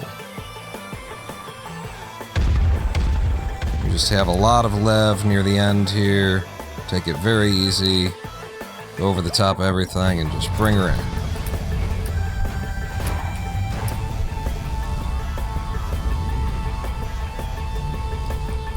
And here we go on Mr. Tricky Pants. Lost a bunch of lev there from accidentally, like, triple tapping some stuff. Yeah, saw that coming. Nope, gotta go like this. Nope. Don't want to go too fast here. We're going way too slow here now. Jesus Christ. Problem is, I trained myself in this shit. And so, like, if I tried to do my old method, I think I'd have even worse luck. I think I'd be even worse off trying to do it the way that I used to do it. Which is a lot easier. And virtually guaranteed, but it's also like a 20 instead of an 18, or a 21 even.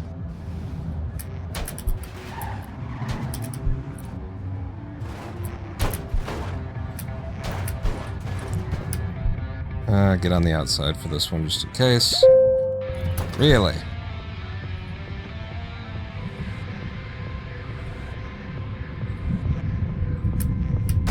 Perfect. Ah, with my balls in your mouth.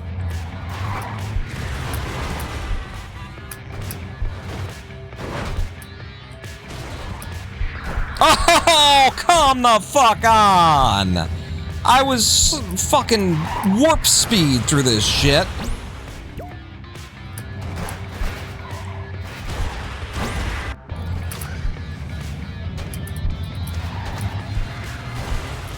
And just trucks jumping up to get in my fucking way. I had that shit nailed. Robbed. And there's just no trucks out there.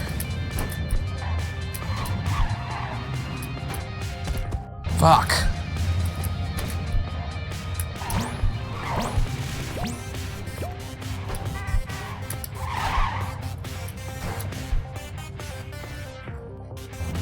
One, two, three, and go. Okay. That never happens. 2, 3, and fuck my mother. What? The fuck was that? What'd I die from? There's no threat there. What are you talking about?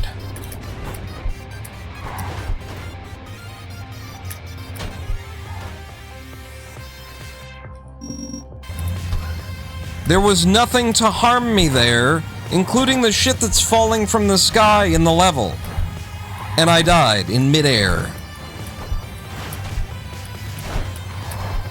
I can only assume to terrain. Invisible terrain. 'Cause it's hell. And that's what we do in hell in Clustertruck. We have terrain that's just, you can't really see it. It's there, but how you're supposed to know, it's not using your eyes, it's trusting in the Lord, I guess. We are in hell after all.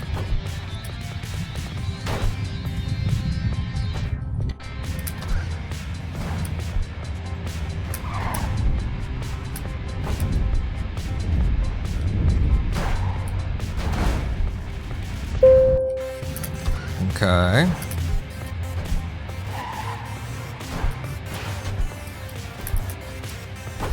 Lots of golds in hell.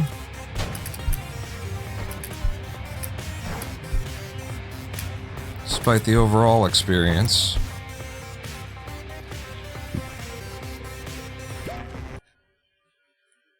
Oh Christ, I reset the game, that's right. Because the splitter wasn't working right. Oh my god.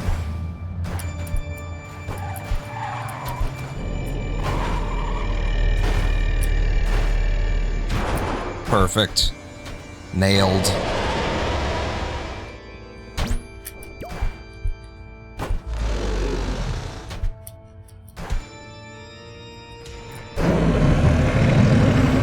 Alright.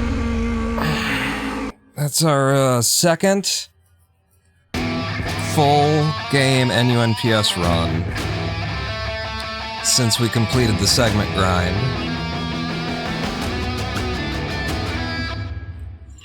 And both of them have come in, I think, about 3 minutes over PB. And both of them have been easily ahead of PB out of the first half of the game. Ancient is the problem.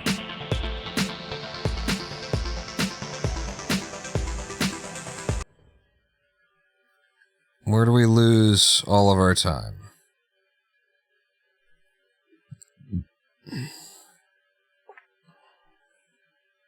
So we lost on 6-1, even though I practiced the shit out of that level before we got started. But we managed to hold it together throughout the rest of it, so just 6-1 is a problem.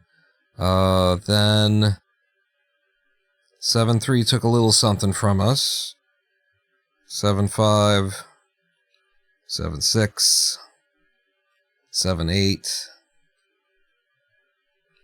It's just late game percent in general.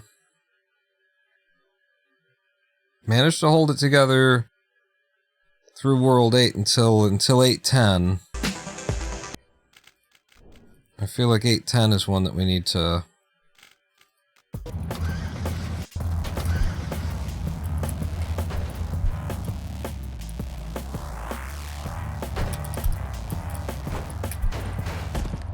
Wow. So how did I used to do this? It was, I would... something like this, and then I went through there. I can't do that anymore. That's like a 3 seconds worth of time loss. I can't be living on that.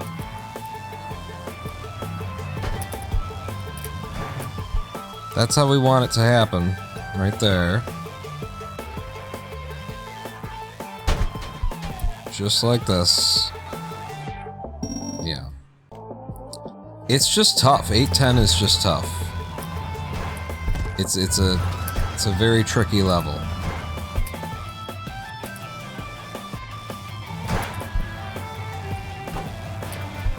That's what I can do. If I'm coming in like really slow like that, I can just slow down even more. Yeah, and if I'm coming in really fast like this, then I can just slam my face into the ground.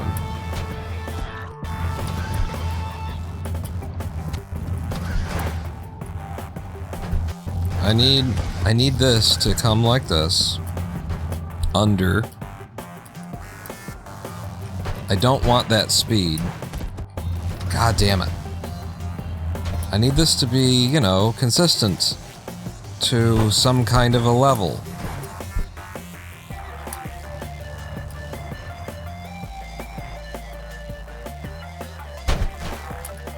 Oh, good. I don't think that even clears when that happens.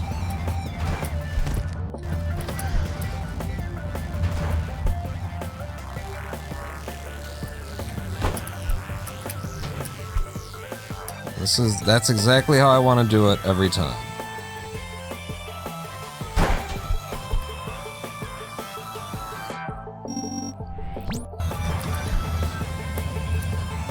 Don't do that. Don't rush for, don't try and get good speed. We want to be a certain speed coming out of here. Not fast, not slow.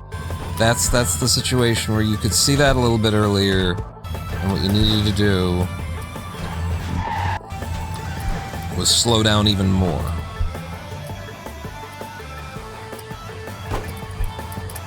Now this is beautiful.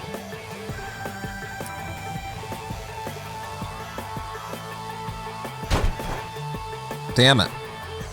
And again, we don't clear because we got the weird clap.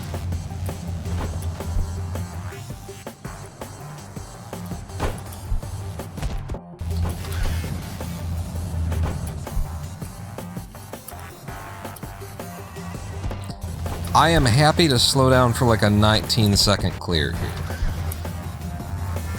If I can figure out how to do it.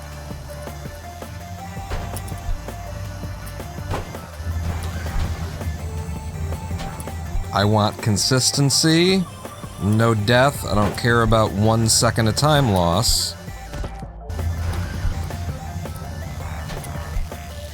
So I'm slowing down a lot.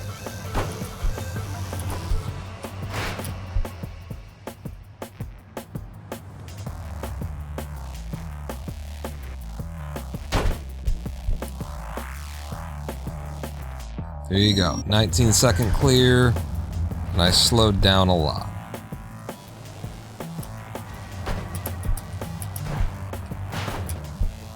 Just like that.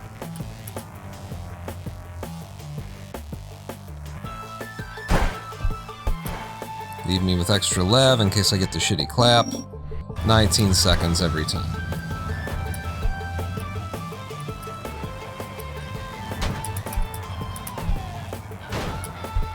Yep, just like that.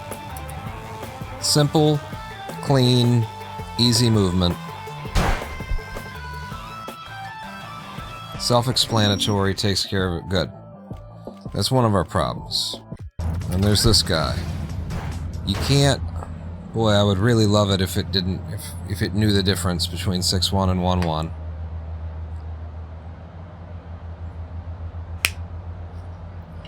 That'd be great.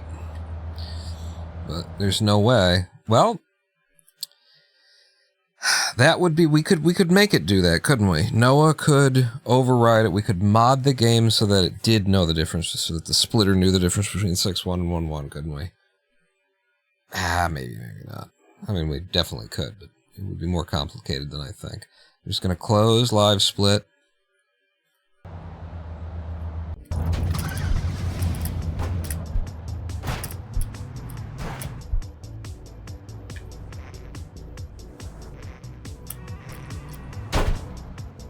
Fine. I would be thrilled to do that in the full game.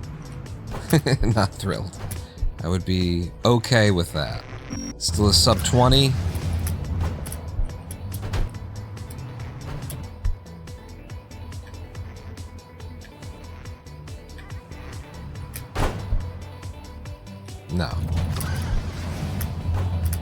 How do I make sure that I land the tops of these? It's so easy when you get, like, the movement, the correct version of the movement.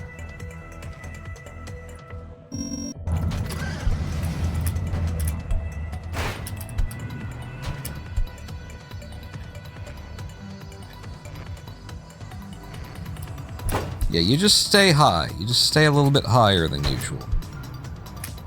Oh, okay.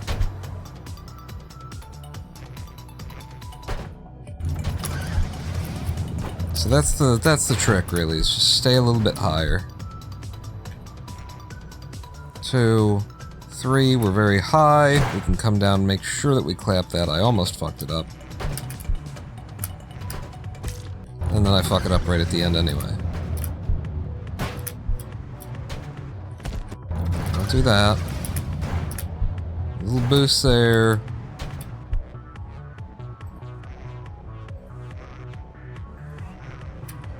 Yeah, come in high and clap down on it hard. And it's slower to do it that way, but it's also safe. It gets us out. Okay, I know what I'm gonna do on 6-1. Let's go again. We're gonna need live split back up.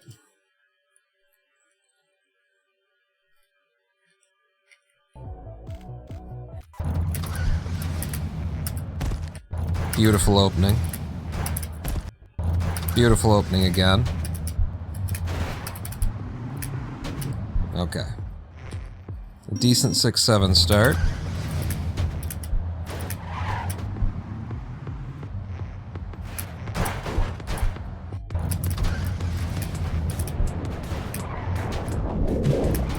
Ah. Whatever, though.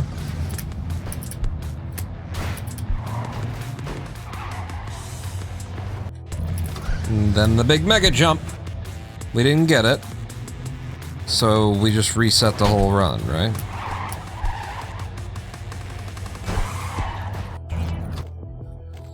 Yeah, if you don't get 1-5, then that's just an early full game reset.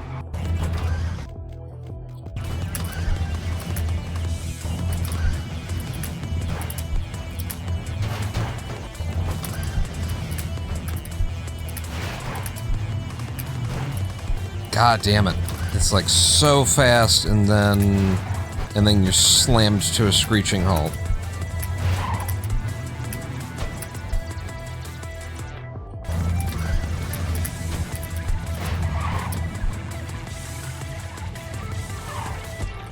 Christ all fucking mighty.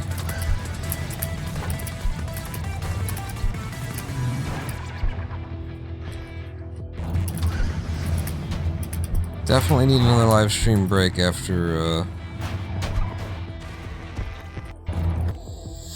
we get one more run in. I certainly tensed up quite a bit in the last one. Need to loosen.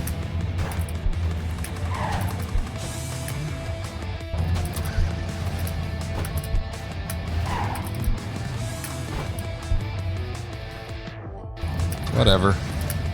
As long as it gets me started.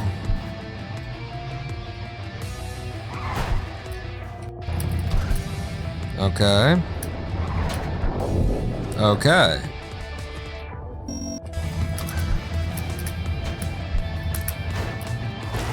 I leved over the top of it, and that's a reset.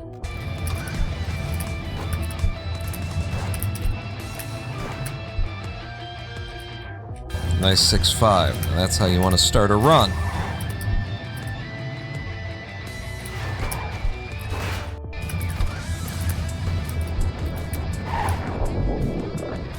Wow, that was buttery smooth.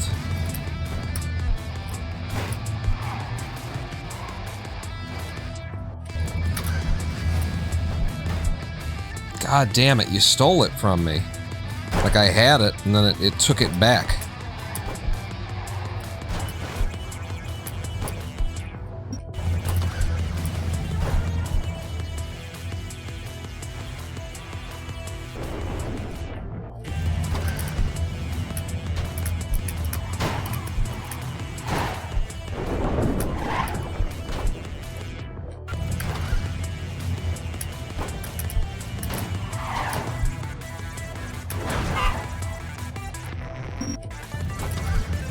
Okay, just don't explode. It exploded. And then that one just disappeared. Did a full fucking nose grind.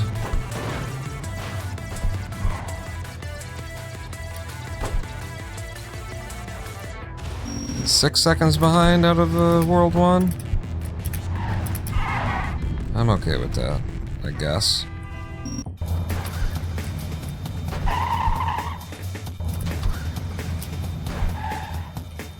Okay, one more attempt, and then we gotta reset. One more attempt to prove that I can do this, that I can get it this way. Why the fuck is it giving me so much trouble? There we go.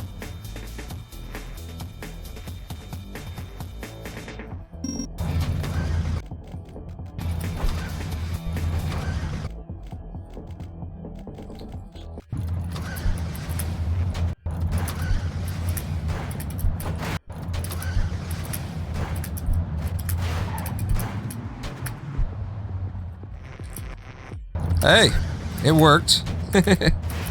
Not my usual movement, but it worked. Really. Just steal all my speed.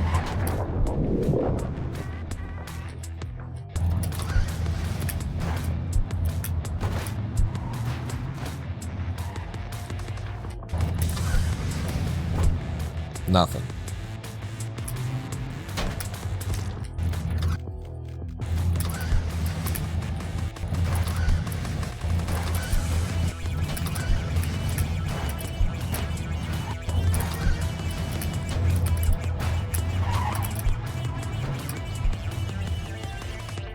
Eh.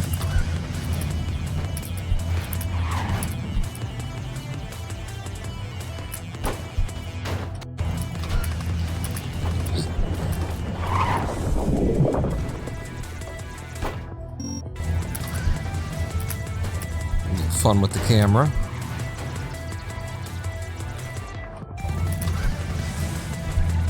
There's a... That doesn't go. God damn it. It's so close. But I knew it didn't go. Whatever. It's fine, sub 7. Take it.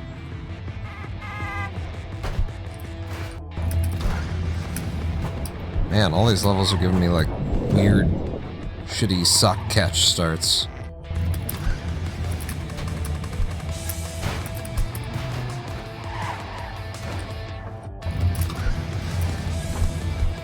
There we go.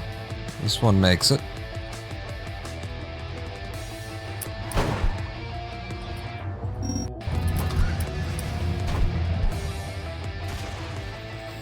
Almost hit the ground there.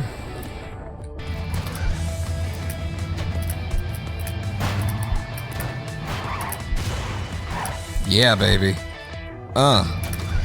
See that speed?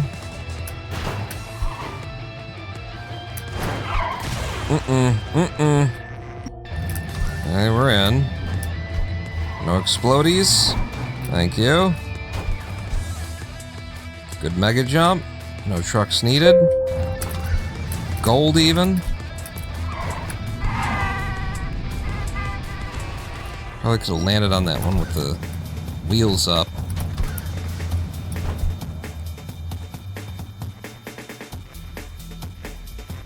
God damn it. This is supposed to be my cheat code for not having to fight this fucking thing.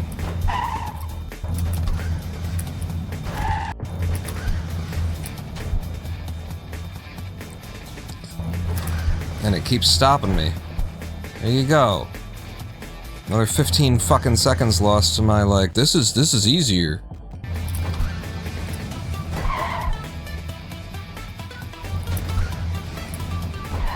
It's because I'm going too far forward? Yeah, that's not... You need to turn around more and face the...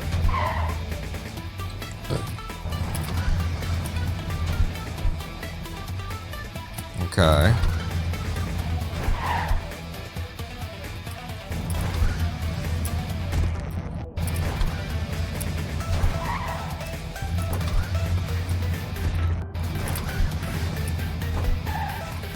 Because, I mean, this one doesn't want to go most of the time.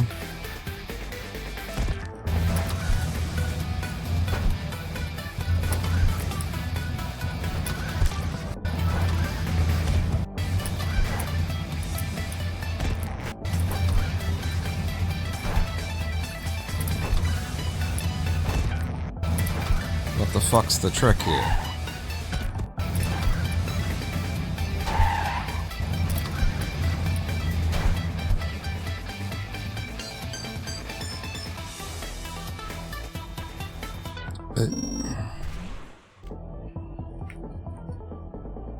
Yeah, sure, save whatever golds you fucking got.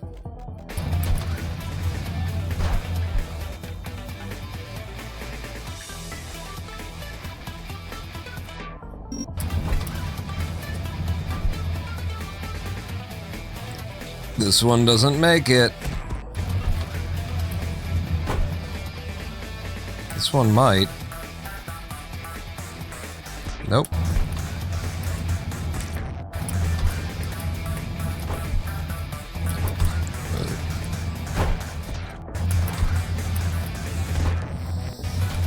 Alright, let's have a live stream break because I'm about to throw my fucking mouse through the goddamn screen. No, not there. This button. That button.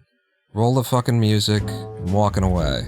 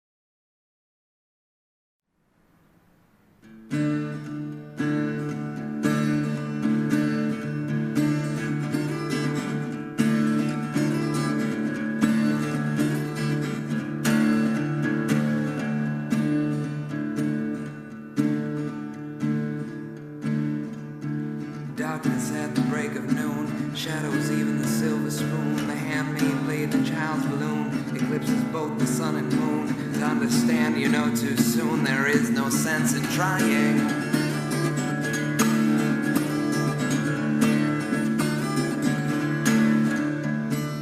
Pointed threats, they bluff with scorn. Suicide remarks are torn from the fool's gold mouthpiece. The hollow horn plays wasted words, proves to warn that he not busy being born is busy dying.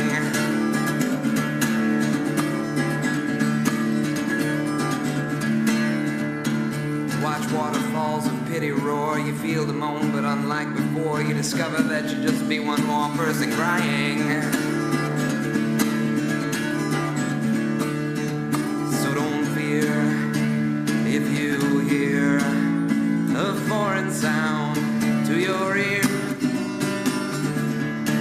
It's alright, Ma, I'm only sighing. Hello, I am the Ronan Pawn, and welcome back to a twitch.tv/Ronan Pawn livestream on twitch.tv/Ronan Pawn. I'm gonna have some salt candy. Himalaya salt. Made with salt, pink salt from the crust of the surface of the never seen earth before salt of the you get a Sherpa and a guide and you go up. You know. That kind of a candy. Let's have another chess break from the horror show of playing Clustertruck. You know, you were good. I wasn't good, but you were good, so, you know, I said if you were good, we'd do some more chess. Because everybody loves my chess. So, we reviewed the 69 moves against Paul Morphy. Let's have a look at Walter Sr. And can I just not have this in this mode? I can't just not have that in that mode, but you can do this. There we go. Alright. Walter Sr. is just a character in this little chess game I've been playing, Chess Texas. Played Walter Sr. in all these people I played in normal mode, medium mode.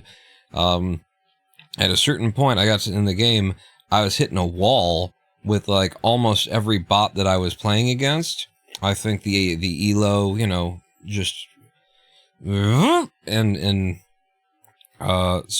I'm actually playing in beginner mode now, which made the beginning of the game really tedious to go all the way through again. It's very, you know, it's too easy. But once you get to the middle of the game, or maybe the last third of the game, which is where I was when I hit the wall, it's the you know, play is about right. So, this is a normal game against a character called Walter Sr., and I don't remember even why I made a note of this this game, but let's find out together. Let's see what happened. It was Walter Sr. Ronan Pawn, so it looks like I was playing black. We'll look at it from my perspective. Walter Sr. plays E4 to open. What? Maybe I was white here, because there's no way that I played a C4 opening. It might have been also like a preset, like where the game starts. It says Walter Sr. Ronan Pawn, white, black, right? So it might have been like you play from a certain position. And so this was the position. Alright, so what have we got here? This is a Sicilian, and it's the traditional line of the Sicilian. In the Sicilian, the C pawn comes out, and the knight comes forward and wears it like a hat. I do remember that as the main feature when I was studying the Sicilian. Isn't it supposed to be like this or something? Maybe that's the Irish. I think that's the Irish. Anyway. Walt brings his bishop out, adding a defender to his pawn there, I guess, is the idea. And if I'm playing black here, I decided to just jump in. Did I? Okay. And lose a pawn? Am I black or am I white in this one? I'm still unconvinced. you know, developing a bishop and attacking the knight that's come in. Knight falls back to where it started. Bring my knight forward. We see short castle from Walt. You know, why doesn't when the game has a name, why don't you put that over here? Chess.com is such a shit website for, like, how much it has the entire market. It has all of the money. It keeps trying to extract more and more money from you. And this is the quality of the you know, systems. Short castle from Walter. I develop another knight. I think at this point, since I played this funky, you know, this bad move, putting my knight in the middle, I saw that I could possibly make an outpost out of this, right?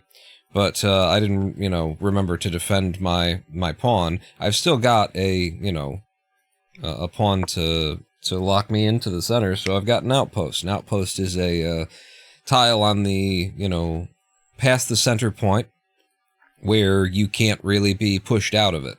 And it's very early in the game to call this an outpost, because the knight jumps forward and push a pawn, and now I have to leave, but I liked being here. So, trying to justify my idea, I brought this knight out this way with the idea of coming here and supporting my pawn. So, very bad practice, I would say here. Don't learn from me. This is very bad chess. I've moved, you know, multiple pieces like twice in the opening here. We're only at move 7, and this knight has already moved twice, and I've lost a pawn. So, bad way to open a game. Walter brings his knight in. What's he threatening? Is there a threat here? I don't see it. There's a threat here. I think maybe Walt is just sort of doing what I did to him. You know? Stepping in, trying to, you know, claim an outpost square, like, ha ha ha, you can't push me out. And this is more of an outpost for Walt than it is for me, because actually after this move, maybe this is Walt's idea, after this move, you can push this and I lose my outpost. I have to flee. Whereas my pawn on this file is gone, and my pawn on this file has moved forward so much that you can't get this knight. So that's a true outpost for Walt. I've played this opening horribly. I'm 2 points down. I'm a pawn down. How's this game gonna go? I short castle. No opposite castles like we saw in the last game. Good move for Walt, trying to claim the semi-open file. I mean, it's not open, but there's only one piece on the file. I reinforce my whole queen side here, and also maybe I'm preparing to, you know, launch a pawn storm down this side of the board. Even though the king's not there, it doesn't mean that that's not a valid way of creating an attack. I don't know, that just feels like you're just shuffling shit around. You need to develop, you know, Walter Sr. needs to develop this bishop, needs to get that out of there, needs to get the queen into the game. But as far as the engine is concerned, I just keep playing bad moves. So now I've brought my bishop forward, further defending, like over-defending this knight. I don't know what the idea was there, except it's probably, like, clearing the way for something, right? Like, I'm backed up out here, like, we both need development, and I need to get my pieces into the game also.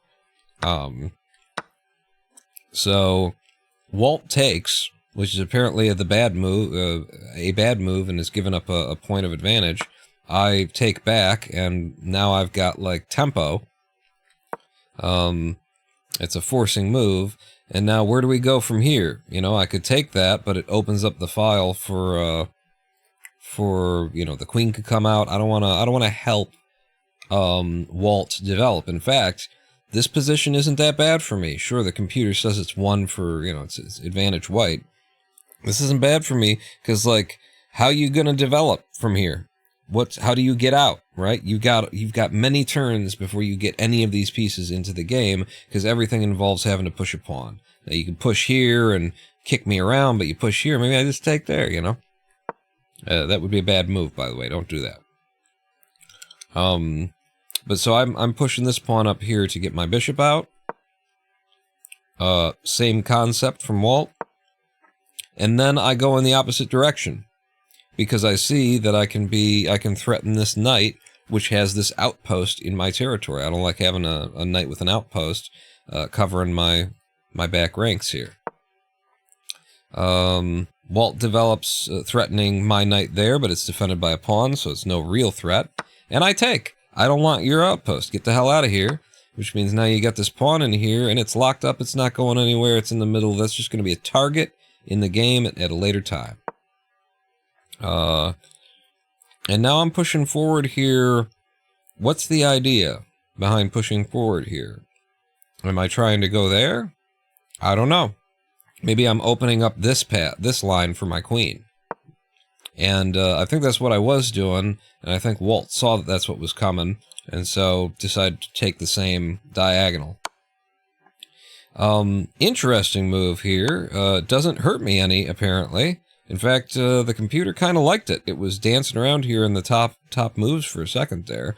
Coming in here with check, taking the bishop, maybe trying to get the queen off of its file, and then Walter Sr.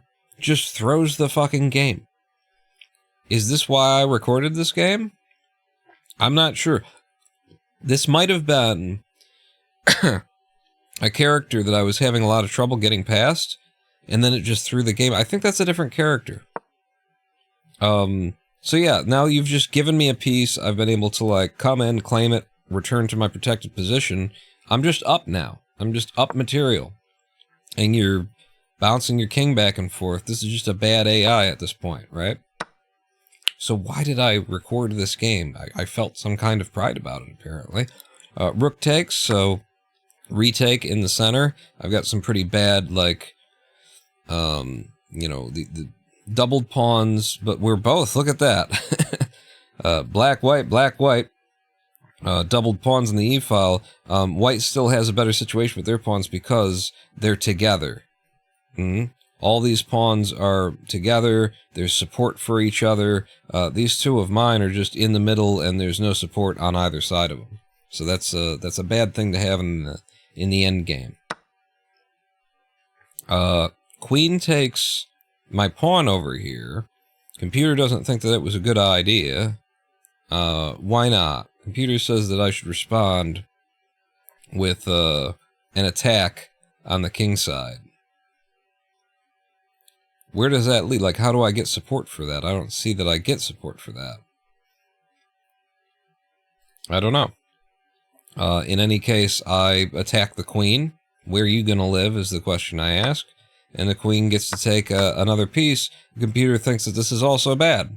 You're ignoring, like, a significant threat that I've got, apparently, for queen f6. So right here, threatening that.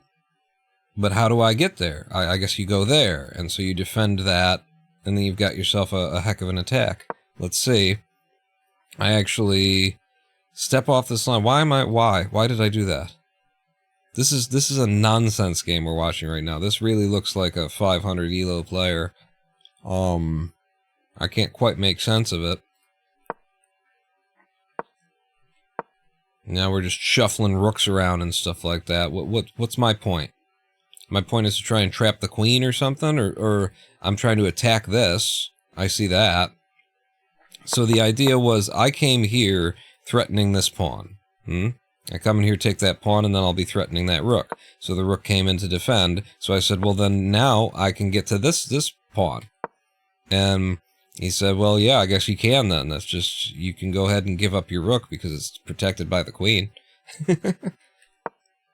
And so a lot of rook shuffling, extra defending of the knight there. And now we've got, you know, a renewed threat, which I'm still winning that. But now I've got, yeah, a little pawn to anchor in my rook here, bring a threat on the queen. But yeah, that is a good block right there, isn't it? Now I could still take this. I don't know why oh no, I can't because of the queen. That's why. I think in the game that's how I was thinking too. I could still take, oh no, I can't. I think I was doing that all game in this position looking at this pawn. Finally, I'm bringing my queen to the, you know, kingside attack, like I should have done a while ago, according to the game. I think the game would have wanted me on this file? No, because it wants me to do one of these. Yeah. And then I push a little bit. What am I doing? Oh, that is, I'm creating a luft. Just in case there's ever like a back rank, you know, mate situation. Now I won't be able to be mated in one. They'll have to mate me in two. Queen falls back. Not really putting an attack on anything. I think this is just a shuffling pieces kind of a moment for the AI. And I put my rooks together on a line saying, fuck it, I'm gonna take that pawn, which I'm still not gonna do, because I'm not gonna trade it goddamn. I mean, at this point I could, couldn't I? Because you can't take it with the queen now. Yeah, you take it with the queen, then I get a queen for a rook. I get a queen and a pawn for a rook. Ah, so I do have a plan. Stepping forward, adding a defender there, now I can't take it. But now my queen has a diagonal attack on that, which doesn't really matter because you've got that defended.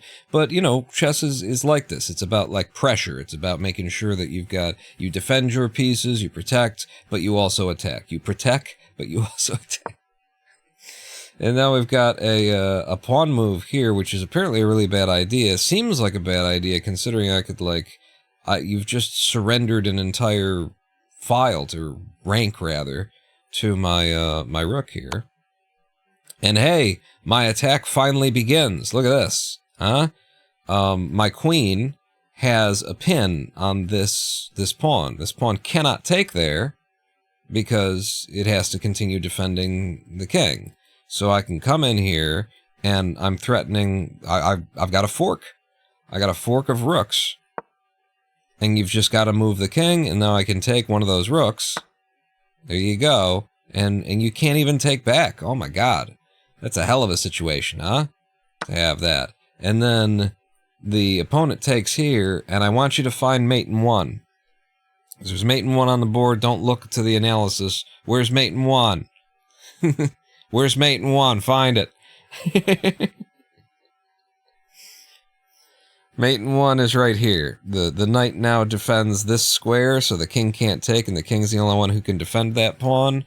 And indeed I do. Maybe I was just happy that I found that little mate in one in the middle of the game, and that's why I saved this one. I don't know. I don't know. It was definitely a messy game. It wasn't like, ooh, look at me, kicking ass and taking names here. However, I believe in the game review, I think I do get like an ELO analysis of like 1600 or something. Yeah. Game rating, I played like a 1600. The AI paid like a 1550. These numbers are, I don't know, they're not super reliable, I would say. But whatever, I'll take it. I was 67.5% accurate. My opponent was only 60% accurate, so there you go. It's more chess for you. And if you're really good, I'll show you the final game that I've got under this pack at the end of the live stream. But you have to be really good.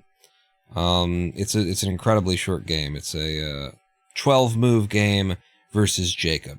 And I remember that the reason why I saved this was because Jacob was kicking my fucking ass. I threw so many lives. You know, it's like Pokemon. So you get defeated, you go back to the Pokeball, the Poke Nursery, you go back to Nurse whatever her name is, Nurse Joy.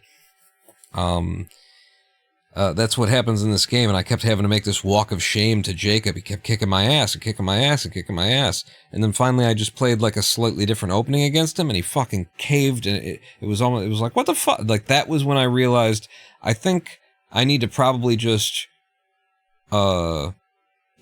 switch to playing in beginner mode and play all the way back up to this point, because the AI cannot be this incredibly good and then throw the game out of nowhere, you know? But let's get back to running some Clustertruck. So you go back to like that, and then I'll get rid of you, minimize. We head back over to the game source. I have to reopen the game. And I'll need live split back up. And we need to figure out what the fuck's going on with 2-1. After all that experience I got in 9-10 doing like a reverse mega jump,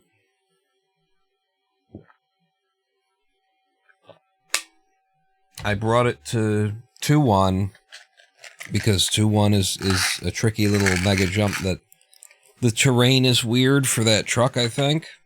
Same thing with 1-5, and so it's like it's a very inconsistent mega jump to try and get out of 2-1. And the goddamn thing's gonna start. Oh my god. Yeah, no. Eat shit.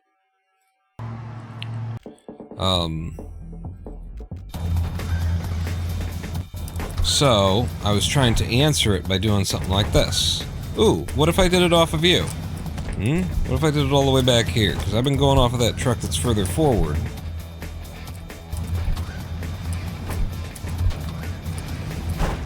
I don't know, it's kind of harder to get into the position against this guy. So, more up here. That's not going to be enough.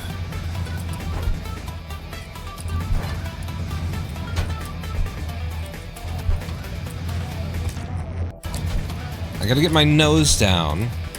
That's the thing for getting a good mega jump. Just get your nose down.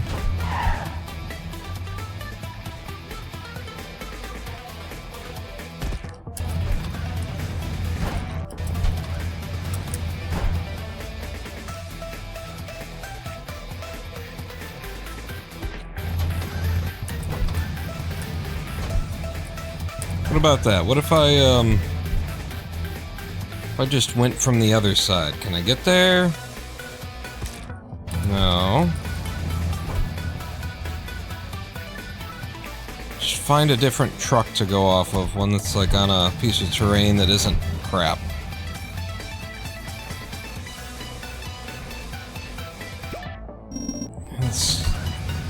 But it was close. We don't want it to be close.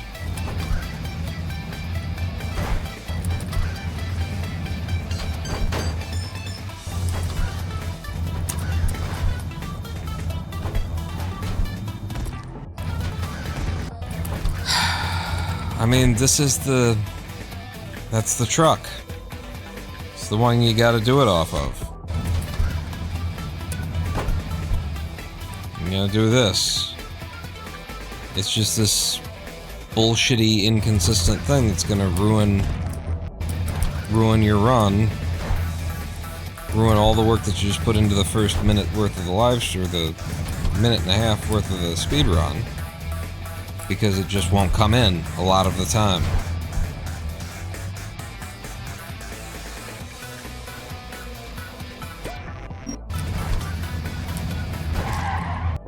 I don't know how that happened. I was like completely against the truck. It was pushing into me, I was pushing into it. How do I end up on the ground there?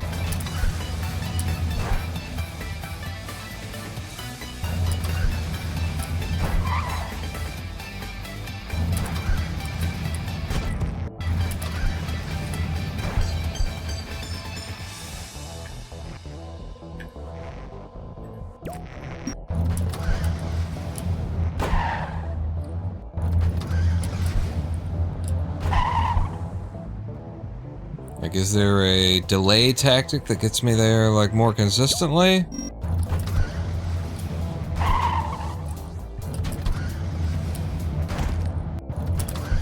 Is there a section of the truck that I should be running into that's gonna be more likely to give me the jump? Front wheel, maybe?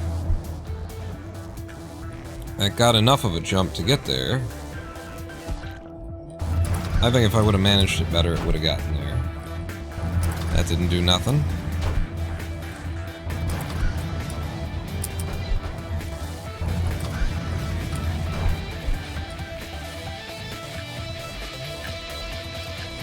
If I don't lev, which means I gotta get the jump correct.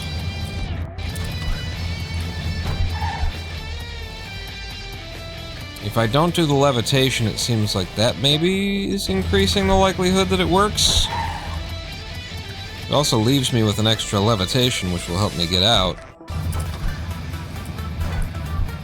think that's probably the way to go. Yeah. Is don't lev for this.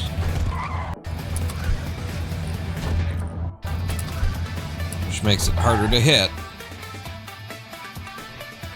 But it gives you a lot more chances of actually getting out. Yeah.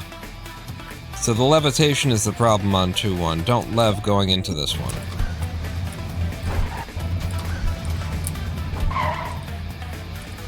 I don't think that would work.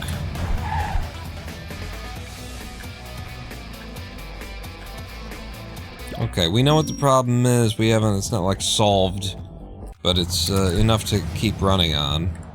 I need live split back up.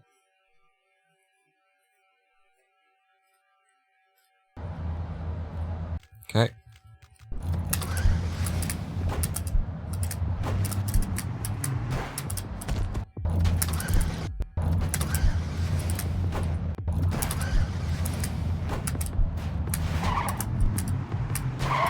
God damn it.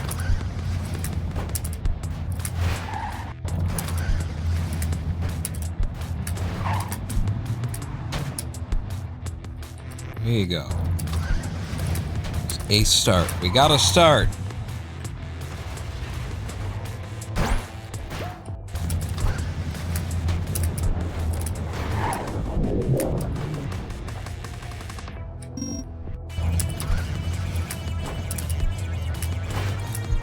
Wonderful. Love it.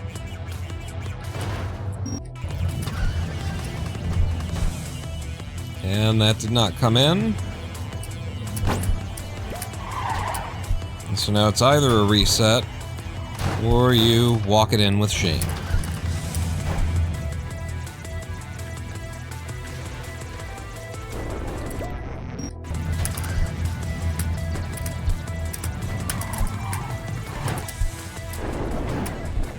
It's very nice. Yeah. It was gold nice, apparently.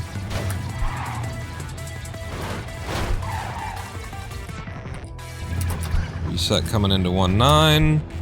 No explosion. Okay. Works.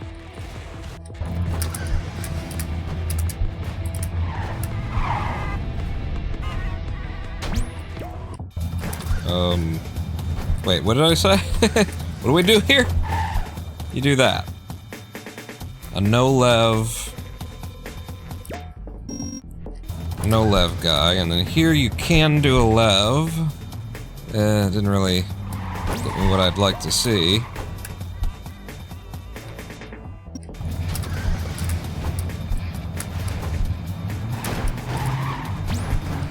Hey, I'll take it.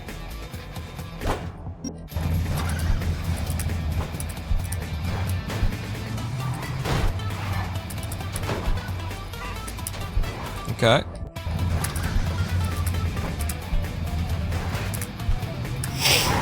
No, fuck it. How can you be touching like 8 trucks at once and not a single one of them give you anything like any contact benefits, you know? How many bitches do I have to have in my stables?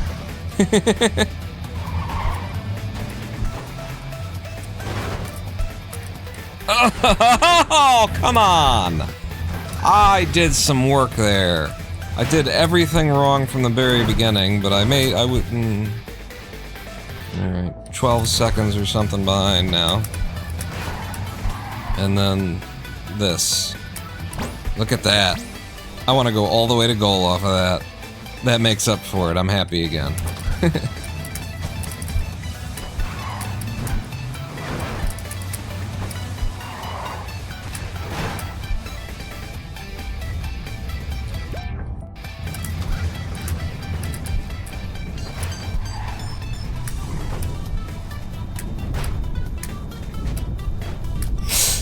Nope. You prick. That's a reset. That's too much. That'll happen. What the fuck was that?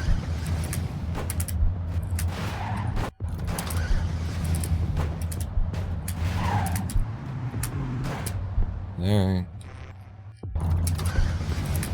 6-8.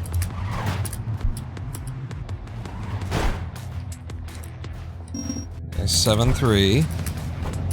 Kind of number we like. Okay, bad wall out of 1-3.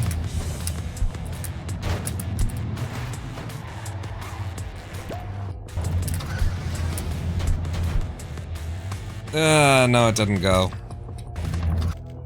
It's not enough.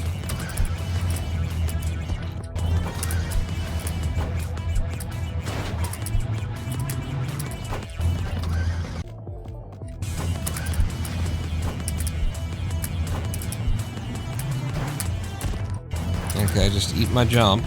I'm not even lev boosting at this point. I'm just like, surely I can get out in a decent time without levitation.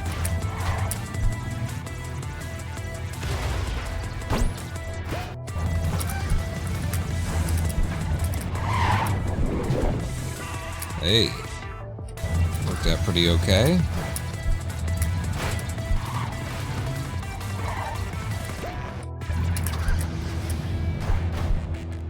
Yeah, nothing.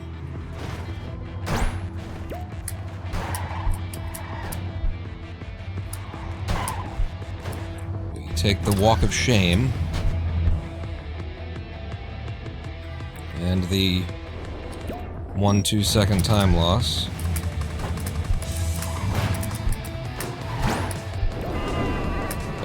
Bad RNG on 1-7.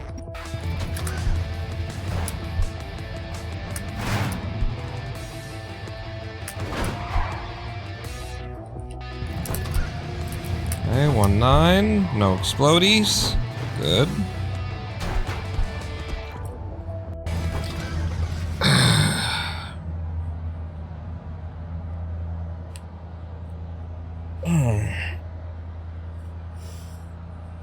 Just go ahead and wear this like a habit or something. A little bit too cold on my neck. But I know that I will need it in a couple of minutes, so it's gotta like either stay there or...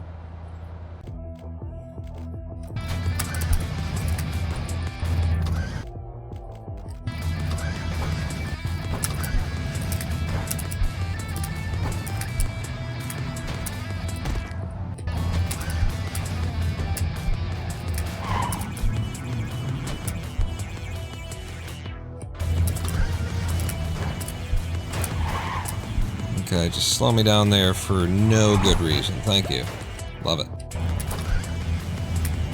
And I love that bad opening you keep giving me on 1-3. That little stuttery, hoppy bullshit. That's awesome.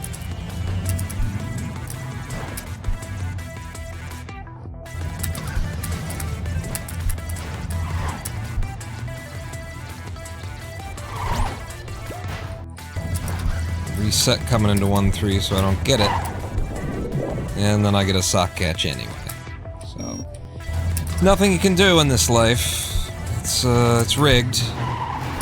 It's completely rigged against you. The people with the power, they're gonna keep it. And you're just on the outside. That's a lesson of Clustertruck Speedrunning told, but over and over again.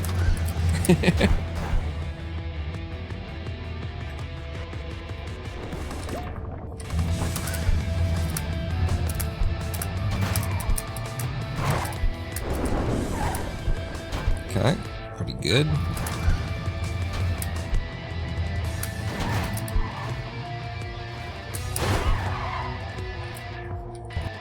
Reset into 1-9.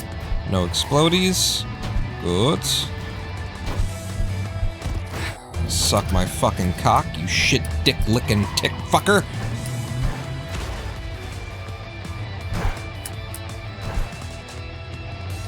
Okay, 5 seconds behind and just a little bit of Tourette's syndrome.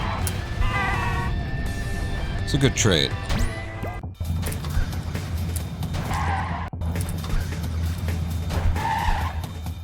Alright. Nope. And got it on the third try. So So, as of 2-1, we're already 13 seconds behind. But we got a good one of these that I still can't get over with because I couldn't find a fucking path. I couldn't commit to one path or the other. So it's a reset. Now that's an opening. 6-5, thank you.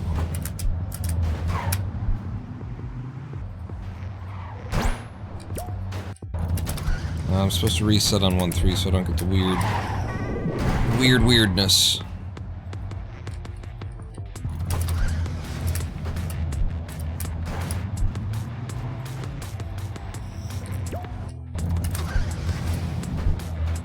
That didn't do anything.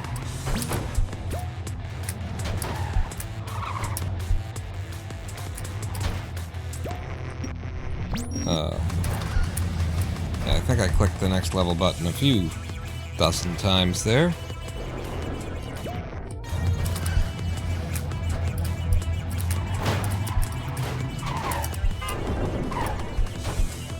Pretty okay.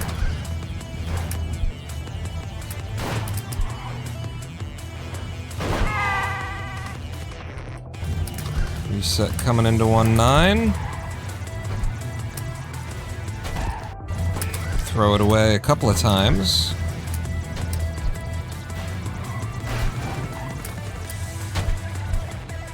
And get a nice mega jump out of it. Take it to goal for a 7-8 second loss.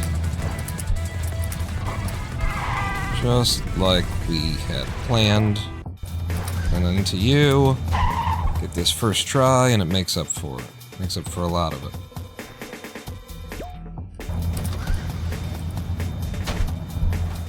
Especially if you follow it with something like this. No. Just gonna go under and bring it in. Slow way. Okay. Yeah, that happened. Oh, that did.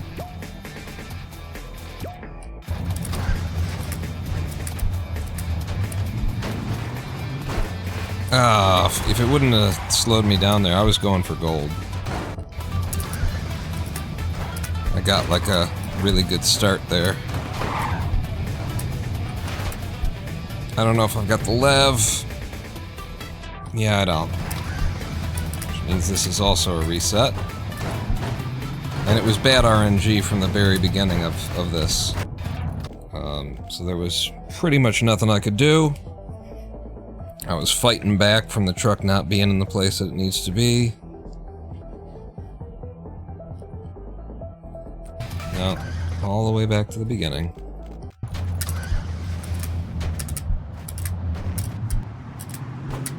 Good. Smooth, clean, 6.6 open. Followed by immediate lev over the top of the truck bullshit death. Welcome to Clustertruck. No utility, no pause skip. This is... everything will look like this from now on.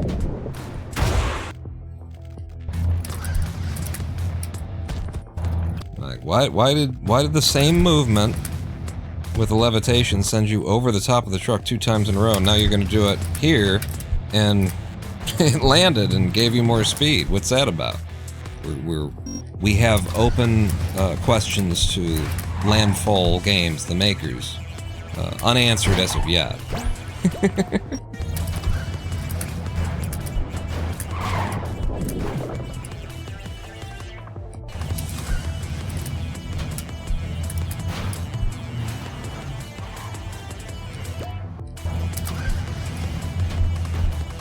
Not enough. And it's such an annoyance because I could do this, yeah, I should stop trying to go for that, honestly. Should stop trying to go for that and instead do the fast movement in 1.5. It's so satisfying to do. If I get good at it and start, you know, delivering on it regularly, it'll be a nice sort of ego boost at the beginning of the run. It's worth it. Yeah, gold.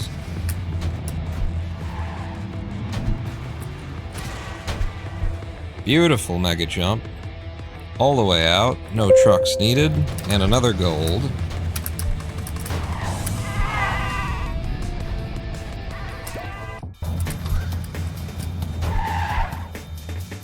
That's gotta go.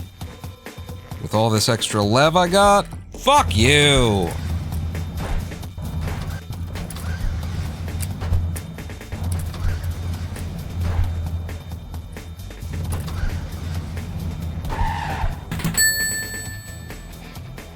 It's amazing there is no Clustertruck 2. There seems to be a sequel to every other game out there. Yeah, and this is a... This was a well-received indie title, so... It got a lot of attention, got, you know, it got what you need to get a sequel. It's kind of weird.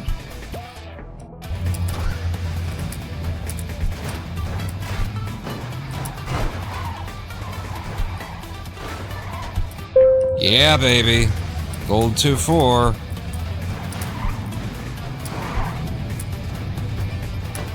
Fuck.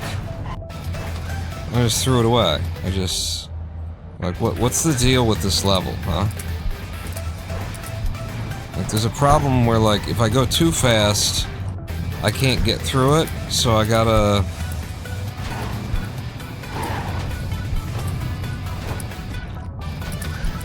I need routing that doesn't fuck up because this truck isn't here and stuff like that. That would be nice. Like, just going a little bit slower through here, actually, like, intentionally, puts you there at a much better time. Just a little slow down there. No? No, never mind, I'm lying. It did once, but, you know, that was once. Oh, what the fuck happened there? All the trucks were missing there.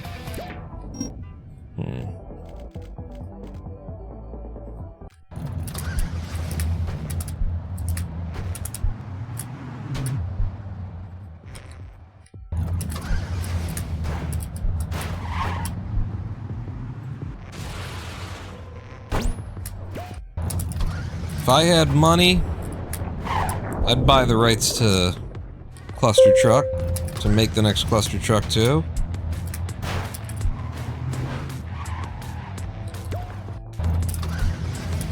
As a matter of fact, oh, I said I was going to stop even trying for this. Because I can do it faster by just running it.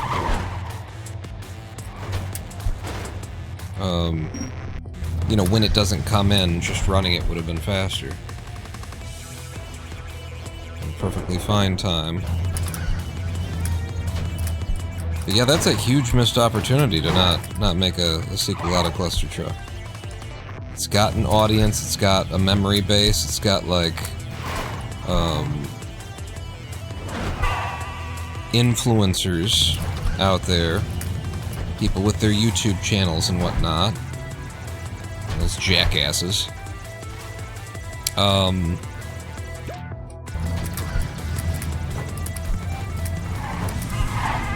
Who have, like, you know, memories of it and stuff like that. It would sell. It would get coverage.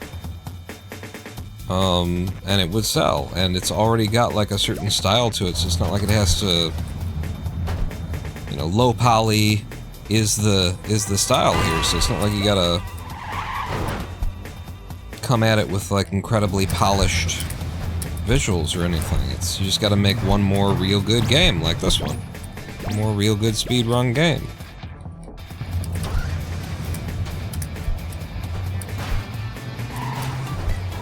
Doesn't have to look like anything, doesn't have to...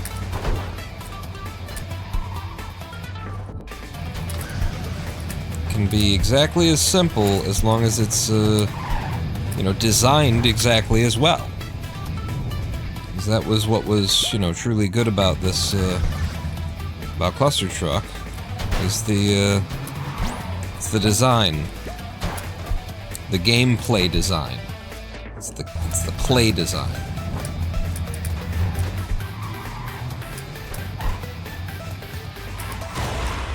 And it explodes the moment I'm gonna try and use it to get where I'm going.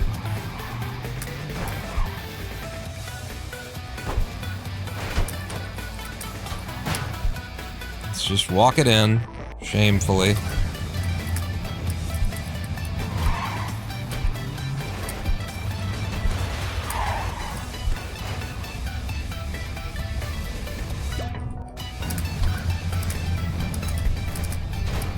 the casual playing as a casual player in this game, it has such an incredible like arc.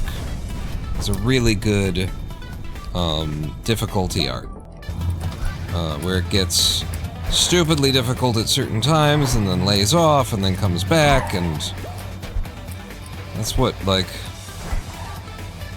made it an addictive experience for so many of us.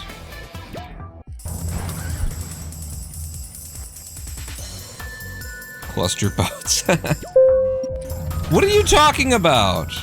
That's the second time we've gotten a gold on 3-1.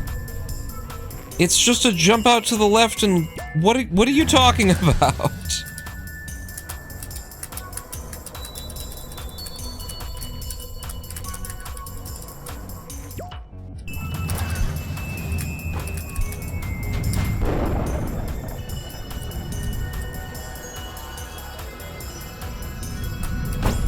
Beautiful turn. Perfect 3-5 drop. Impossible to click button.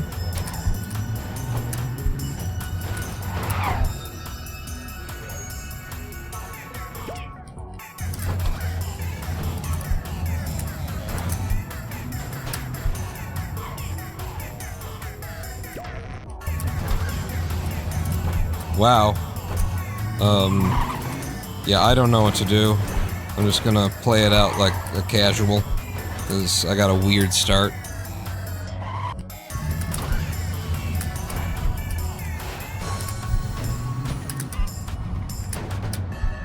Ooh, very nice. Got a little extra kick of speed off of that, I think.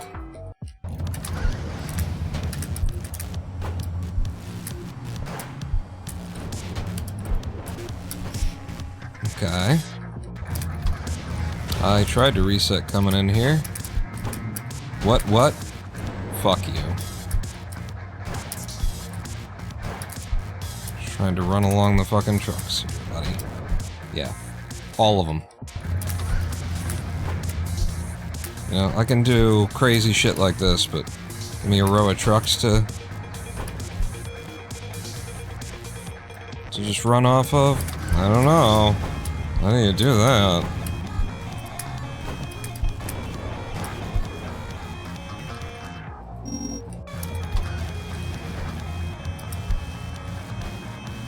Okay, 12 seconds ahead, middle of laser. And we know that this this old PB I'm running against is weak in the early game.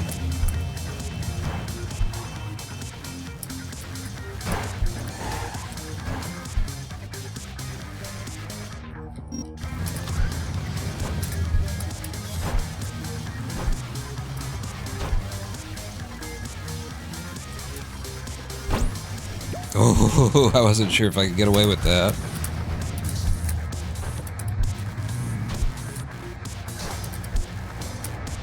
Perfect. Really, though? It's a little low. Can I clear it all? Yep.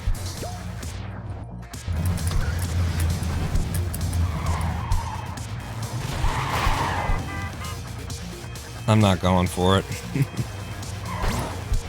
I don't think it would have made it. I think I lost too much at the beginning of the level anyway. Oh, come on. Oh, come on! With this, though. Fine.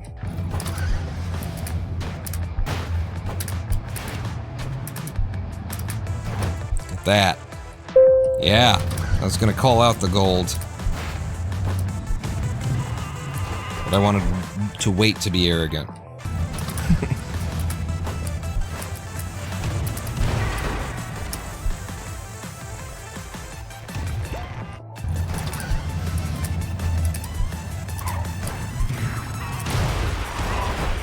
Okay. Fine. Wow, that was so seamless. That's not gold, though, huh? Okay.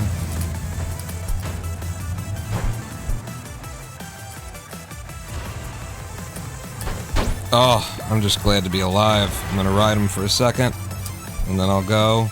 Get on the outside. And this is the way that I used to do this, and I've been struggling to... Okay. We'll go back to the new method. Uh-huh. No, it's fine. It's a beautiful method. Works every time. Love it.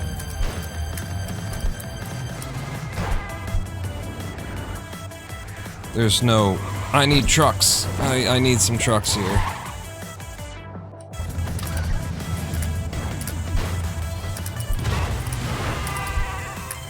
I know sometimes I like to say who needs trucks. It was not one of the times. Okay, here we go.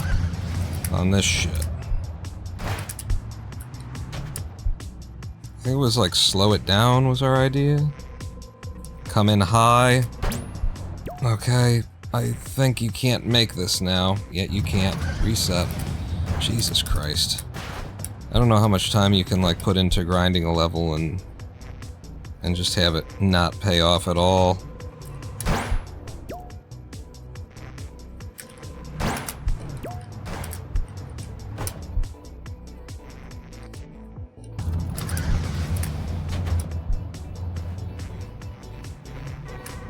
Whoa, that shouldn't have worked. I'm happy it did though.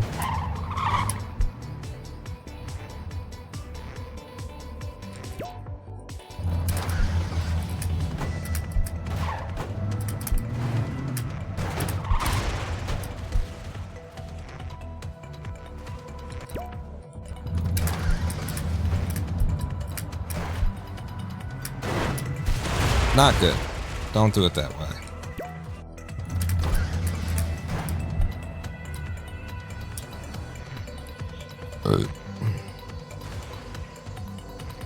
Now, the safe method? I should never say that. I should never say aloud. The safe method, right before I'm gonna do it.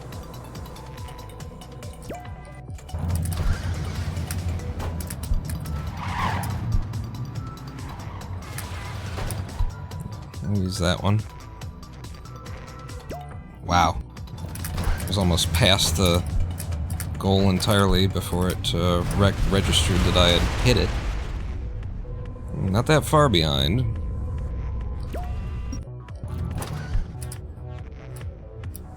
I'm gonna double tap for safety.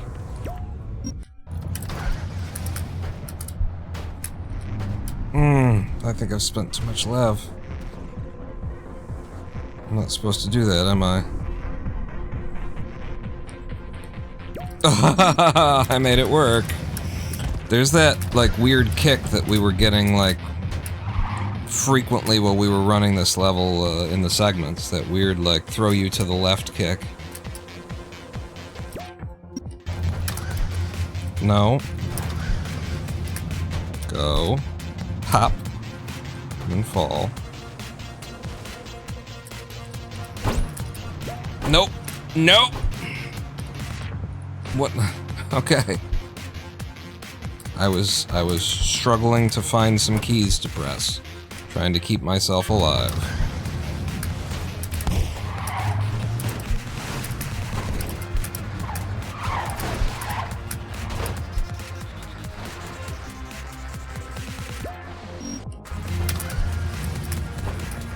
Surely there's some keys in here. Will not result in my death. I was saying to myself.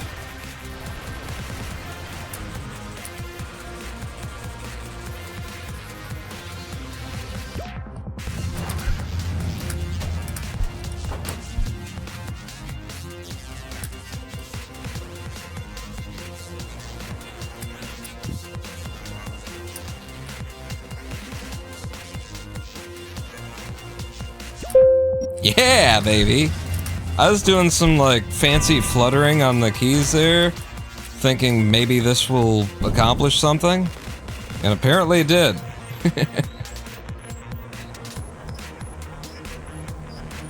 Oh, I'm getting a little bit... yeah. You don't need that. You don't need the... You'd be risking anything.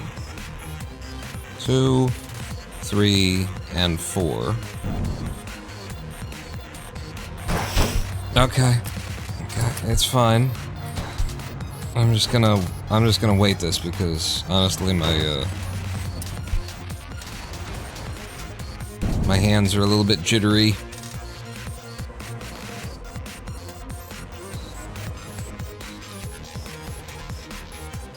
Wow.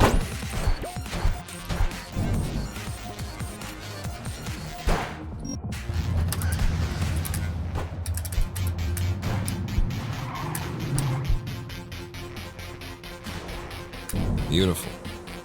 And in. And then we're looking for some all skill and some no luck. All skill, no luck. All skill, no luck. All skill, no luck. Yes. Alright.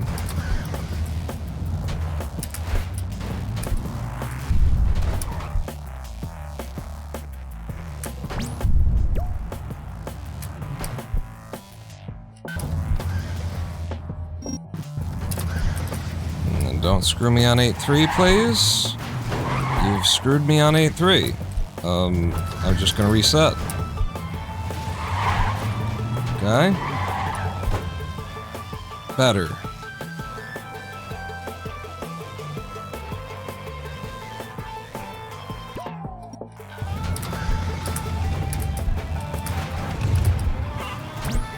Okay. Love to be up in the middle of the air while there's a bunch of cannons firing at my face. Favorite position.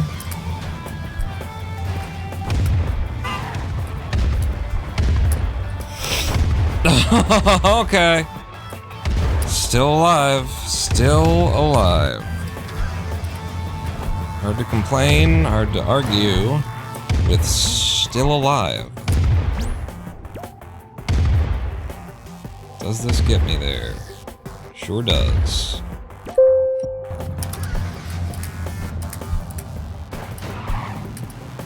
I missed that one. Oh, but look at the mess. Okay, just get ahead of the mess. Sometimes rushing is the best thing for a mess. Okay, and yep, doing this the slow, guaranteed way.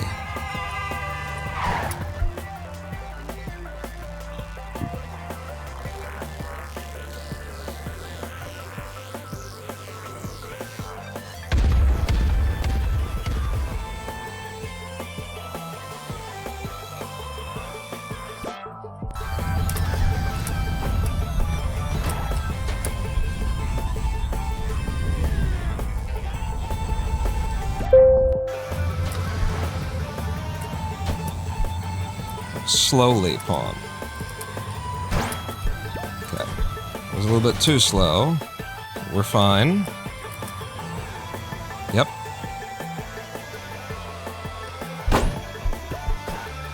Beautiful. And we're out of it.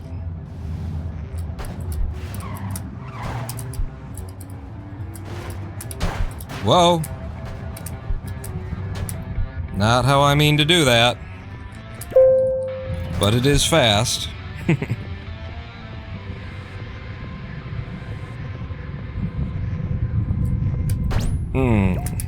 Okay. Walk it in. Come on, 9-3.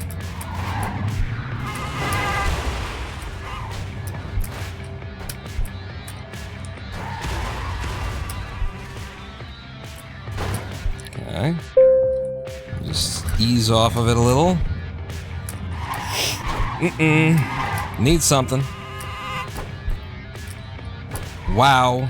Look at that. That was very nice. 1, 2, 3, and go.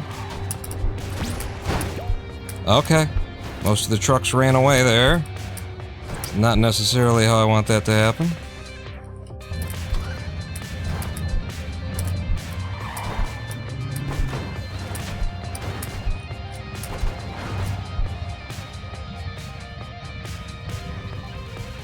than 5 seconds of PB right now.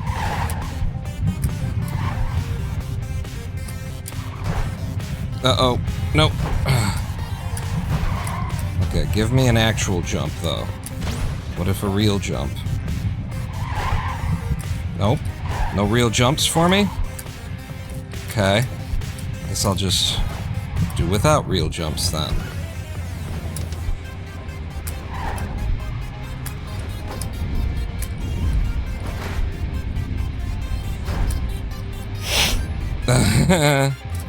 Okay.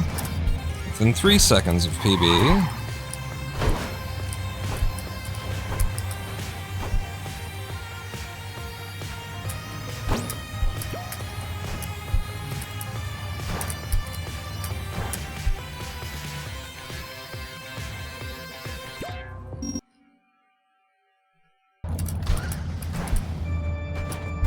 Final level.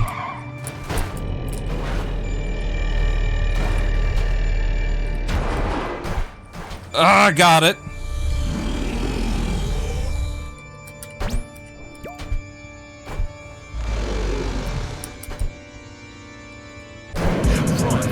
I got a PB! Half a second and a gold on 910, I got a PB. That's ridiculous. That is the hardest fought, most stressful non-PB that I've ever gotten.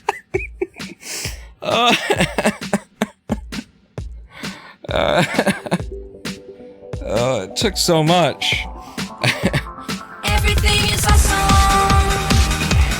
Everything is cool when you're part of a team.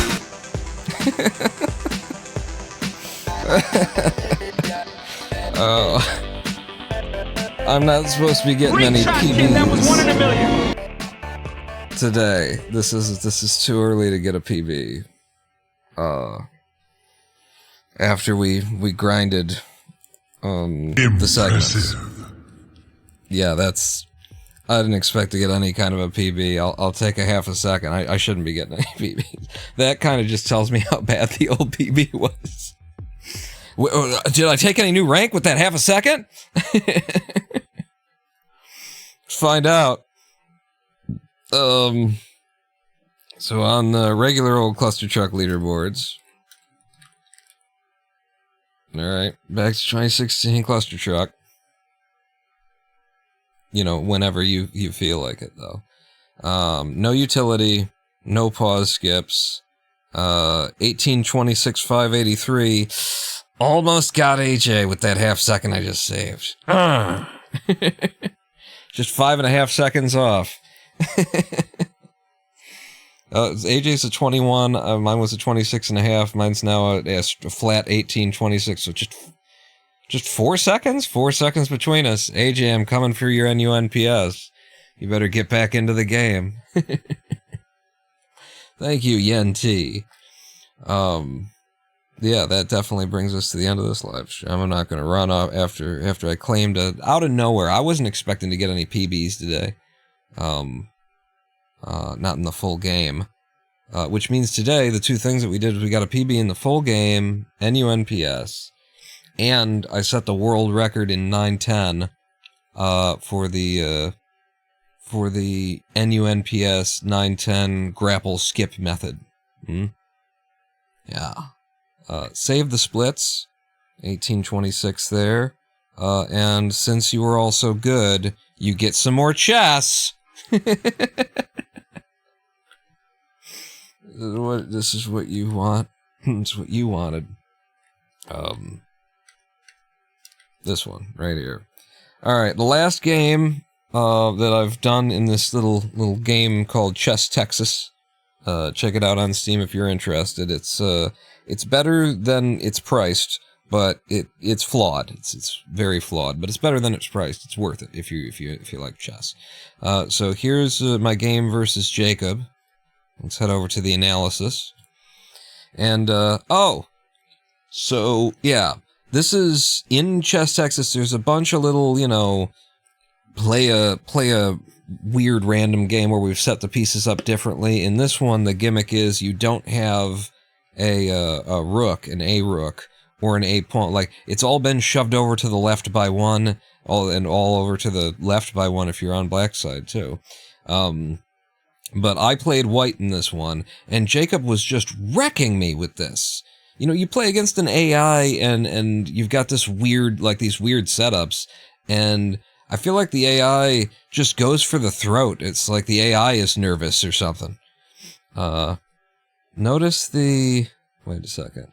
Combines NU-PS and NU-NPS for CE, so it could be a dick and take world record, but I won't. Oh, really? It combines... I don't think it does. I think it's by default sorted a certain way. Let's... Really quickly. We still got it up. Oh, God, but I have to go back, don't I? Well, it was just going back. Yeah. Here we go. NU-NPS uses pause, skips, no. So it's not necessarily like... Maybe you do get, like, number 1 when you're using the... I don't know how this works. When there is, if we said uses pause, skips... pause whip, then there's none here. I don't know who would take priority. And I don't have to worry about it because I'm not part of the moderation team anymore. So, but so yeah, weird setup for the game, and Jacob was just wrecking me. You know, the fun thing about these setups is to try and consider, okay, in this situation, what would be really just trying to pick out, like, what would the best first move be is kind of the fun of seeing a situation like this. And you're trying to figure out, okay, where's the vulnerability, where's the weakness in a setup like this? And there's no particular weakness, really. Like, this is defended, that's defended, that's defended, that's defended, that's defended. Ah. This is still the weakness, is that only the king can defend that. But how are you going to play for that anyway, you know? So you'd want to get your light bishop out and target it in a hurry, or, yeah, that's kind of all you've got there. You can also decide to take your file, you know. But, I don't know, the in-game AI... Having watched it play this game many, many times and kick my ass with it, I decided to copy it in it thinking that this is the best move. This is the best opening move according to the in-game AI. Let's turn analysis back on and see what Stockfish thinks of that analysis there. Go back to the first position. And in this weird setup, Stockfish likes C4...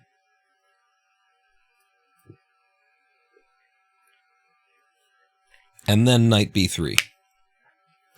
C4 in order to open up that light bishop and maybe get out and attack that.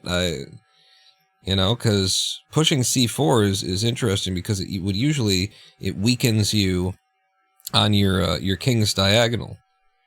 You know, usually c4 d4 go together, but I don't know. Anyway, I played this. It played that, so we're both playing what we think are the best opening moves, because I'm copying. I bring out both my knights. I'm just trying to play, like, you know, principled chess here. When I brought out both my knights, for some reason, all of a sudden, this bot that has been wrecking me in every other, like, game that I've played, I think I hadn't played both knights out before.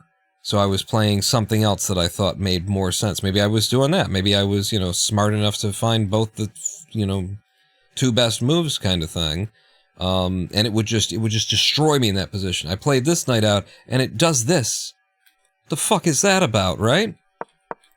So it brings it out. That's just a wasted turn, especially if you then move it again. Now it's definitely a wasted turn. Sure, you end up here instead of here. Who gives a shit? Like, there's one attacker and one defender. What, you're not... I don't know. But so this half pissed me off that all of a sudden the spot that was kicking my ass just basically threw the game. I'm just trying to play principled chess, develop my pieces, get them out here. Can't castle in this position, but whatever. So yeah, I see. They bring out an attack on me. I push. I'm like, this can't be good for that knight, right? Knight's got to move. Where's it gonna go? And the fucking bot just throws the goddamn game. And suddenly I'm up 3 points. I'm up a knight. Brings the queen out. In fact, hangs the queen. And I don't take the queen. Because I've got to check first. I got this check. I take that. And now I take the queen with check. That's the kind of fucking chess you want to play right there. It's like, you just hung your queen. I've got a better move.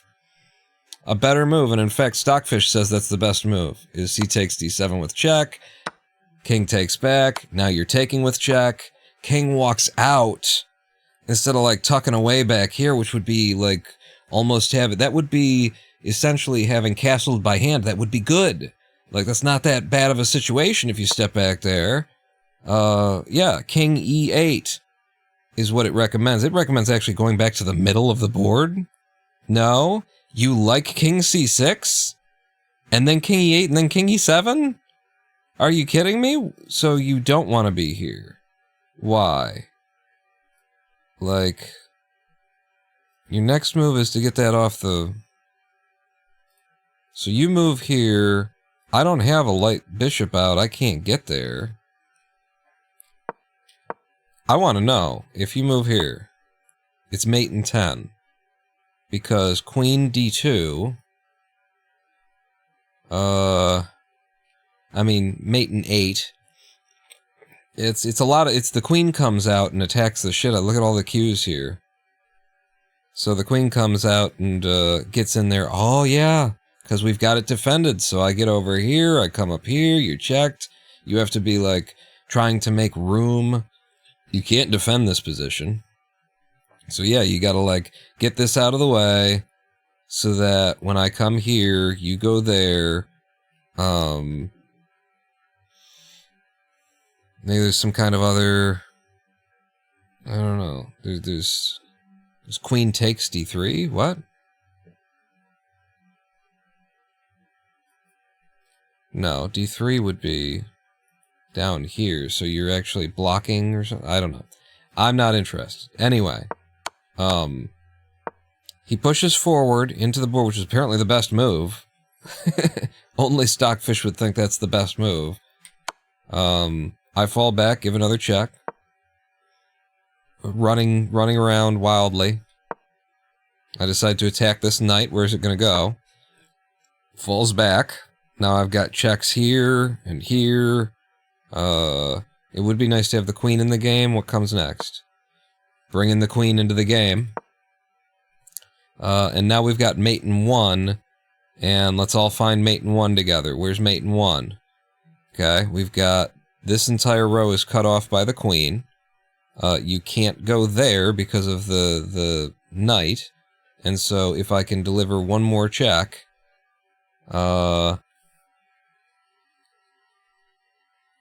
where's mate in 1? Oh, well, you just come to queen d5. Just come to queen d5, and then you're defended there, you've taken that away, this knight covers that, this knight covers that, this knight covers that, this knight covers that, and then the queen is covering everything up there. Aha! I found it in the game. I couldn't find it here live on stream. It's been a 5 hours worth of Clustertruck, and I got 2 new PBs, so you can't hold that against me. You're not allowed. Those are the rules.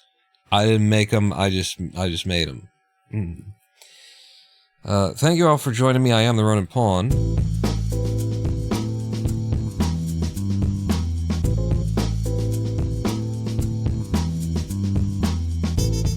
And I hope to see you back here this Thursday, right? This was a Sunday? Yeah. So this Thursday at 3 p.m. U.S. Eastern Time, we'll be back. Presumably with more Clustertruck. But I don't know, you guys are like foaming at the mouth for chess. Maybe I'll show you Chess Texas. I might start speedrunning Chess Texas. Like, I see that this game could be a good thing to, like, if you use it right, you can extract a lot of value out of it and get better at the game.